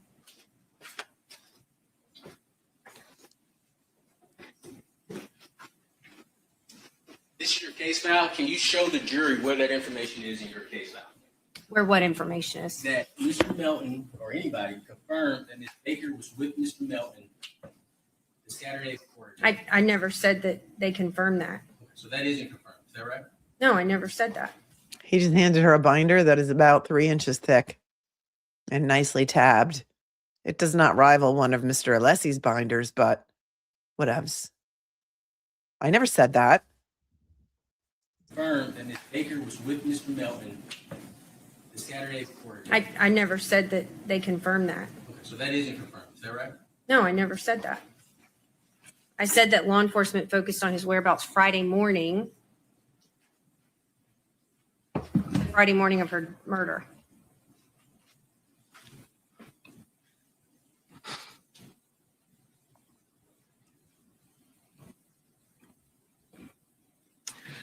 So based on the information you had on May 5th, whether that window was 12 hours, a couple of days, you would agree at the time of Miss Baker's death, Chris Melton's DNA being in her mouth would suggest that he had been dishonest about the last time he saw Miss Baker.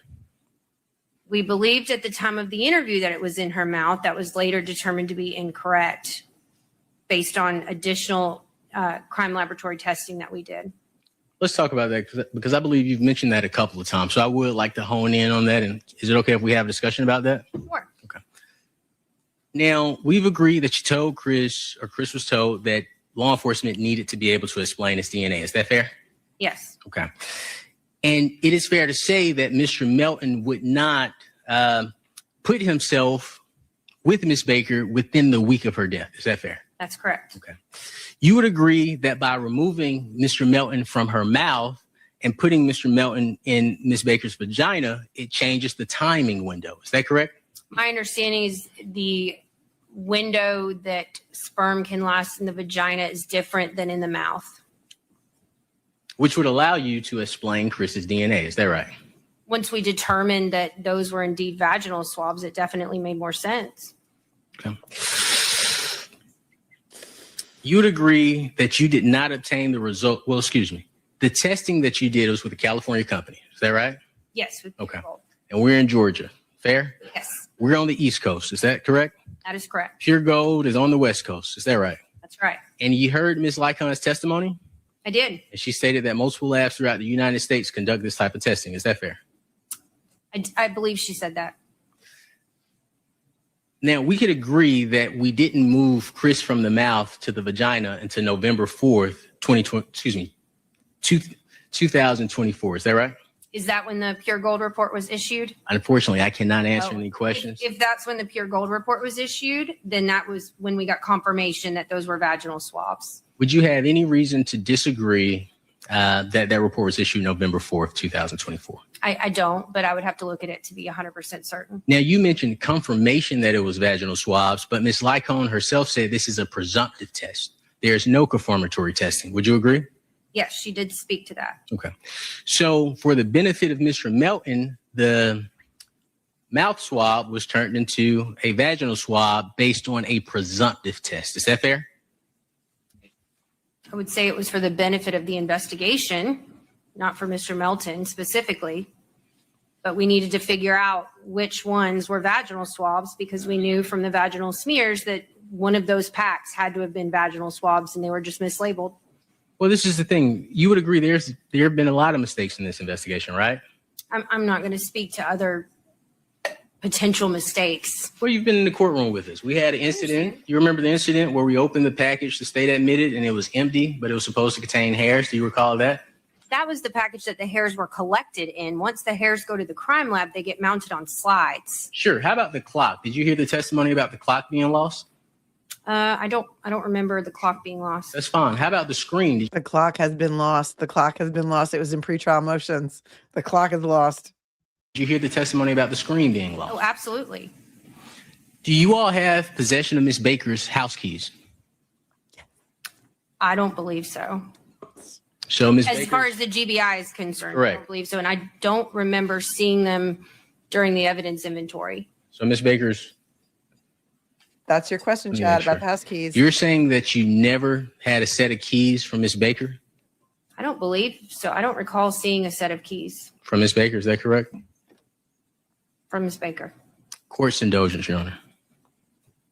Please I can do. look through the evidence list if you'd like me to. Please do, and I'll look through the one that we have as well. Oh, good. We want to know about the keys.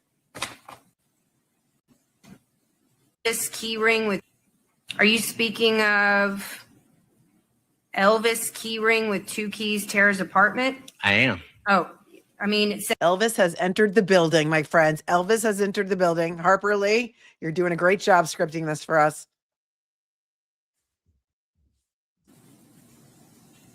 Are you speaking of Elvis key ring with 2 keys, Tara's apartment? I am. Oh, I mean, it says we did check it actually. I just don't remember. So do you have possession of Miss Baker's keys? No, I do not have possession. Okay, where are Miss Baker's house keys? I don't know. They were in the possession of the Athens-Clarke County Police Department on December 11th of 2023. Oh, That's I right. apologize. I don't remember. There were 100 and you're apologizing to the jury now? You're apologizing to the jury now? You're going to make an excuse about why they're missing? Why they're missing? Because they had them in 2023 and now they're gone? Who said intentional? Hold on. Rewind.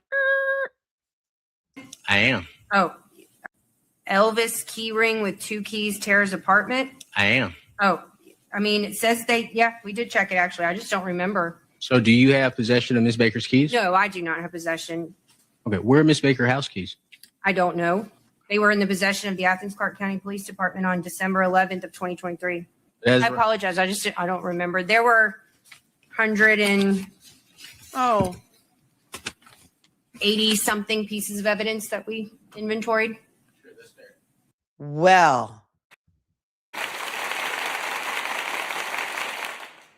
I guess you deserve a round of applause because you only lost a couple. 180 something pieces of evidence. You can't expect us to be able to hang on to all of that evidence, can you? I don't know what's going on with the YouTube chat. It is hiding like almost every message today. And I don't know why. Is YouTube glitchy too? Is it just me? This is your first case on the cold case team for the Coleman Baker Act. You had lots of evidence, but oops, there it is. Tell us again, Liz. How many pieces of evidence did you have? How many pieces? You can't be expected to keep track of all of it, can you? Athens-Clarke County Police Department on December 11th of 2023. I apologize. I don't remember. There were 180 something pieces of evidence that we inventoried. It's not fair, actually. He has to stop saying that's fair, please. Do you have the lock to Miss Baker's home?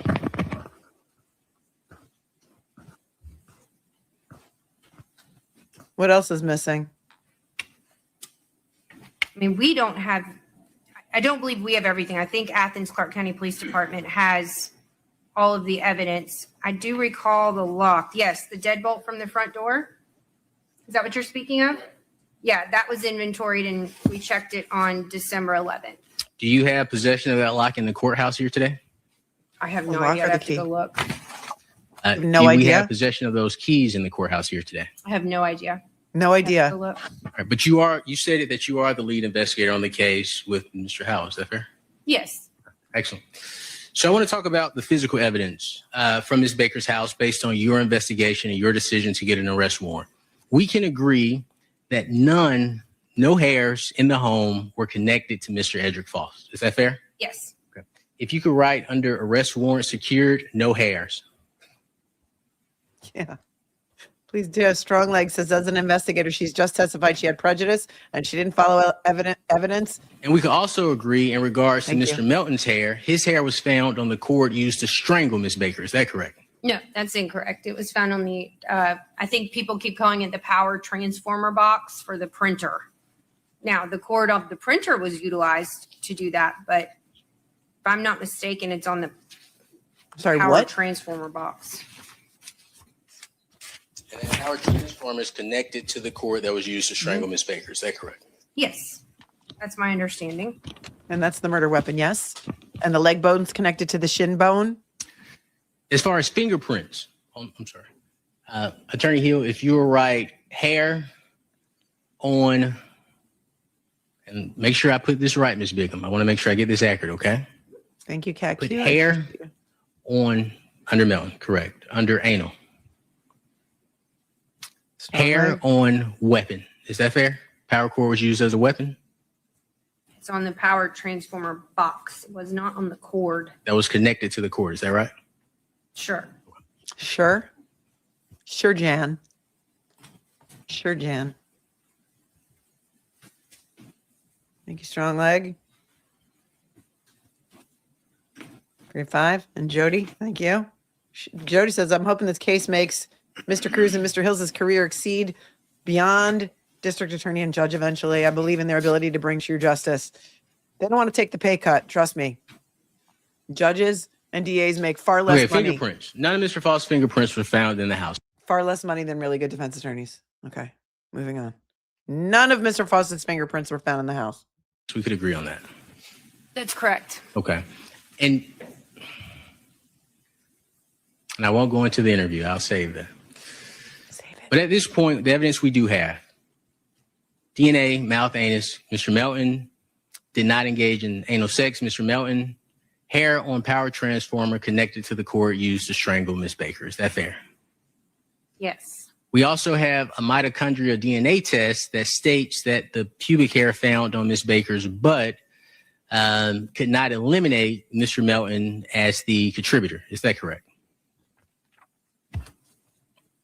And that's from 2007. Oh, 2007. And you say that it couldn't eliminate Mr. Melton? I'd have to look at the report again to refresh my recollection. Sure, and I believe it's already in evidence, so that's fine. Okay. But you did not have any hairs that was in your GBI or ACCPD's custody tested for DNA. Is that correct? No, we did not. Okay. In 2024 or 3 and beyond. Okay. You had the swabs and you solely went off the swabs. Is that correct? No, after meeting with the crime lab that in February of 24, we went through every piece of evidence.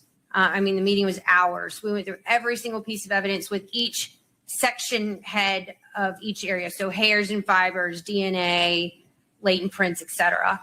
And went through all the evidence and talked about all the evidence, what had been done on it in the past, what could be done on it in the future, or not the future, but now.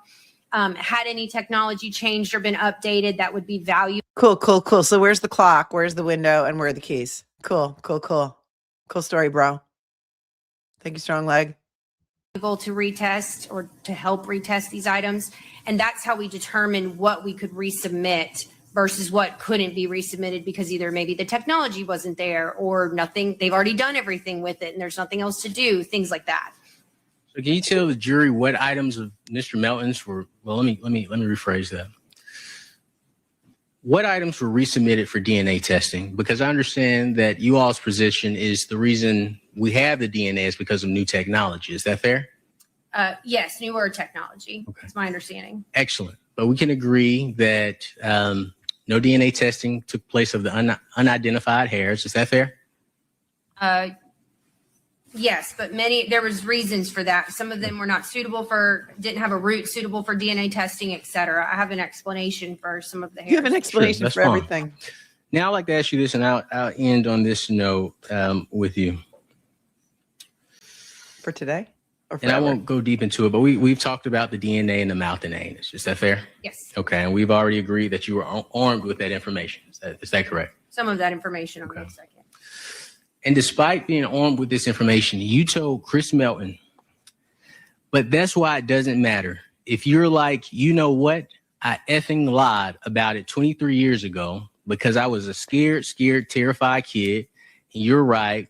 I had a booty call with her that night. I left at midnight. I don't know what happened after that. It'll be, thank you. Have a nice day. We'll let you know what happens. Laughs, like that's it. Is that a correct statement from you? Yes, because Mr. Melton had an alibi that would have made it impossible for him to kill Tara. And you explained to Chris again, we just want to be able to explain it and make it make sense so we can focus on this. Is that correct? Yes. Thank you. Those are my questions. Oh, praise Any be. redirect to Mr. Yellow-Chili? I mean, bring her back tomorrow. She's there every day anyway. Question, Judge. Right, you may step down. No redirect. Do you want this or do you need to leave it? It's probably empty anyway, the envelope. We don't need it. All right, ladies and gentlemen, it is 5 o'clock. Perfect stopping time. We are going to stop the trial for today. I'm going to release you, ask you to return, of course, tomorrow at 9 o'clock. Please don't talk about the case. Do any independent research. Go to any of the places that you have heard about in this case. And of course, as I talked to you about yesterday, I know I keep repeating the same instructions, but it is important. Certainly try to avoid all social media that could show you some things about this case that were taken up outside your presence. That certainly would not be appropriate for any of you to see, which is why we do things, of course, outside your presence. I know sometimes it probably seems really difficult for you to get up and get down. I know I mentioned this yesterday, and I'm sorry about that. It is very important, however, to have certain proceedings outside your presence, and I appreciate your patience in all of that. With the thanks of the court, you're all excused for today. We'll see you tomorrow morning at 9 o'clock.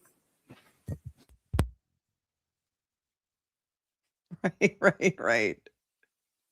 Hold on. Are they going to talk about anything else? I'm not sure. Maybe they just moved the camera to the ceiling. For else. Anything else? Mr. Yelmichilli, Mr. Crews, we need to take up before we release everybody for today. Nothing from the state, Judge. Mr. Crews, anything, sir? No, ma'am. All right, thank you. I'm going to ask the media who are here who have our badges. We're going to let the bailiff collect them, so they'll return them to you all tomorrow. It'll help us kind of keep track of who is here. I appreciate your cooperation so much. Thank you. Thank you. What do you mean you're going to collect their badges? Court is adjourned. We'll see you all tomorrow morning, 9 o'clock. Thank you. Is that common? Do they collect the media badges usually at the end of the day? Ooh, my spidey senses are going up.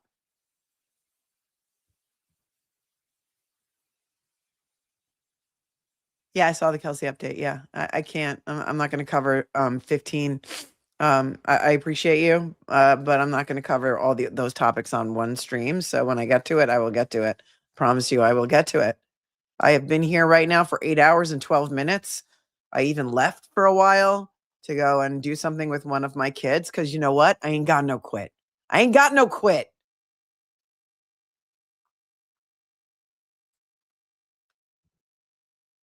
And so when I get to it, here's the other thing I wanted to show you. Look at this. Look at this. This is the Classic City Crime podcast. Okay. This guy, Jay Cameron, has had a podcast since, I don't know, 2020, maybe. He has become dear friend. I don't know if he already was friends with the Baker family, but he is now very good friends with Chris Melton. In fact, he says that on this landing page somewhere. He has also pulled many of his episodes that may have pointed to Chris Melton, many of his episodes that may have pointed to the lawyer that Tara Baker may or may not have been going out to dinner with a couple of times, who if you listen to people in the town, they're like, where's that lawyer that she was having dinner with? All of a sudden he disappeared. We watched some Facebook stuff the other day. And here it is. He writes, the landing page of his website says solved. And it is scrolling by at the top, solved. It's no longer a cold case, according to this podcaster. It is now solved. It's solved. It's solved because they made an arrest. As far as I know, there's not been a conviction yet, right? If ever there will be.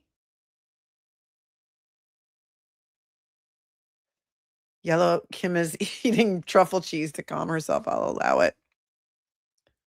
I'll allow it. The world is watching. You're here.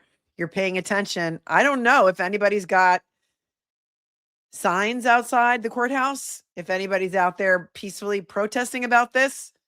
But I wish they would be. I think I heard there's a 1,500 foot buffer zone. Erin, thank you for your 10. I appreciate you so much. Stephanie, thank you for your 10, for just saying that I'm awesome, because I'm not. You are. Mrs. Goodman, thank you for your 20. Says no trumping Mr. G. So congrats on the road test. Appreciate you so much, Mrs. Goodman. Dennis, this is Dennis's first super chat ever. Thank you, Dennis. Says first ever super chat. How can her testimony be considered anything but hearsay when she uses the old case files and interviews? If it is considered double hearsay because she read it in a report, wouldn't most of the case then be double hearsay? Well, a lot of it can be admitted as, or, used by her as business records, but they didn't even get into that. That is another exception to hearsay, would be the business record exception. Am I really here? Is this real life? I don't know.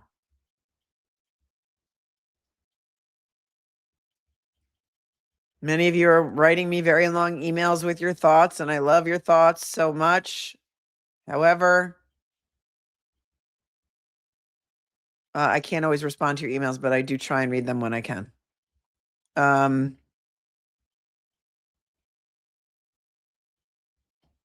One moment. Has there been any outrage expressed in Georgia?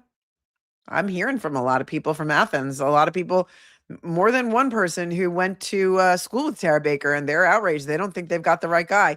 Apparently the family does think they got the right guy, as does Cameron J., the podcaster that I just told you about. Oh, Mrs. G is homesick today, says Mr. G, because he sent me 20 also. And he said, I couldn't help but outdo her. Sorry, D, he said. That came in before Mrs. Goodman's Venmo, because you know why? They're just amazing. You're all amazing. I thank you so much for spending so much of your days with me. Shannon, thank you for your 10 via Venmo. I appreciate you so much. You have no idea.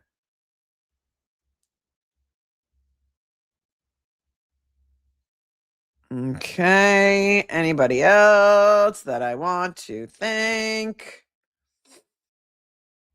And if you got timed out, again, I don't know why. And I don't know why, if somebody has fingers and they're on their phone, that can happen. Show the mods some grace. Okay. It was a really busy chat today. I wish that you could do that instead of sending me complaining emails. Okay. That'll be so great. Okay. All right, Heather, thank you so much. This gives you double chronic migraines. Thank you. I'm so sorry about that. I don't want you to do that. Did anyone ever ask Melton if he used preventative measures regularly? Hey, it's me. Thank you for your 10. I don't think so. Condoms were a thing, right? Back in 2001. I mean, I know it was a long time ago, but weren't they a thing at that point? I don't think anybody asked him that. If you can remember if anybody asked him that, let me know. But I don't think he was asked. We do know they never did A. Thank you, Strong Leg, for your 10 as a GBI agent. I looked only at the evidence I thought was relevant and not the rest. Is she what to the GBI as that other woman whose name I do not allow mentioned on my channel? It was to the FBI. And I couldn't believe I was watching something last night. I guess it was News Nation. And on she popped about the Savannah Guthrie's mother's case. I know nobody from the courtroom is reaching out to me to tell me anything. They must be exhausted. Kat gifted a membership. Thank you. As soon as I have some information, I will absolutely pass it along to you. Lola the good dog said, did this agent possibly have a romantic? No, I don't think so. Thank you for your 5 new members. Strong Leg, welcome. DDD, welcome. Teresa, thanks for being here for 11 months. Thanking me. I'm thanking you. Mima. Thank you, everyone. Have a good one. We'll be back tomorrow morning. We're here all week.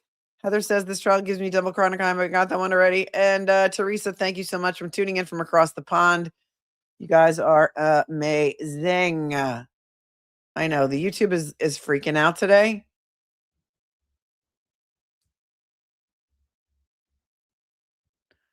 Okay. I'm exhausted. I'm exhausted. Are you exhausted? Are you exhausted? Make sure you smash the like button. Make sure you comment after the stream is over. It helps the algorithm. Make sure you share it out. Make sure you try and get some more people interested in this case, because everyone should be really, really, really, really, really afraid.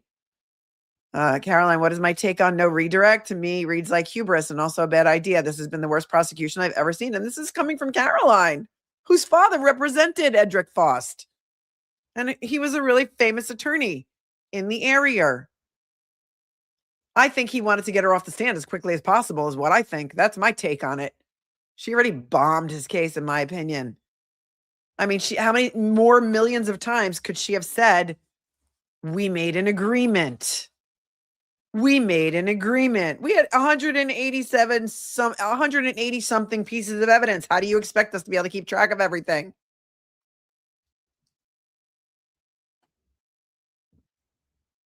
We refreshed his recollection. He had an alibi. He had an alibi. He couldn't have killed her. He had an alibi. He had an alibi. He had an alibi. He had an alibi. Drainage. I will never look at the word drainage ever again. Obviously, we knew he had an alibi and did not kill her. I think he wanted to get her off the stand as quickly as possible. Thank you, Caroline, for your thoughts and for your email the other day. And for your 5. All right, you guys, we will be back tomorrow. Stay cool, stay kind, stay classy, stay safe. Thank you to the moderators. I could never in a million years do this without each and every one of them. It has been an 8-hour and 20-minute day. And for a little bit of the time, I was not here. All right. I love you guys. I will see you tomorrow morning, probably 10 a.m. I didn't set it up yet, of course, because I'm still here. I love you with all of my heart, and I will see you tomorrow. Peace.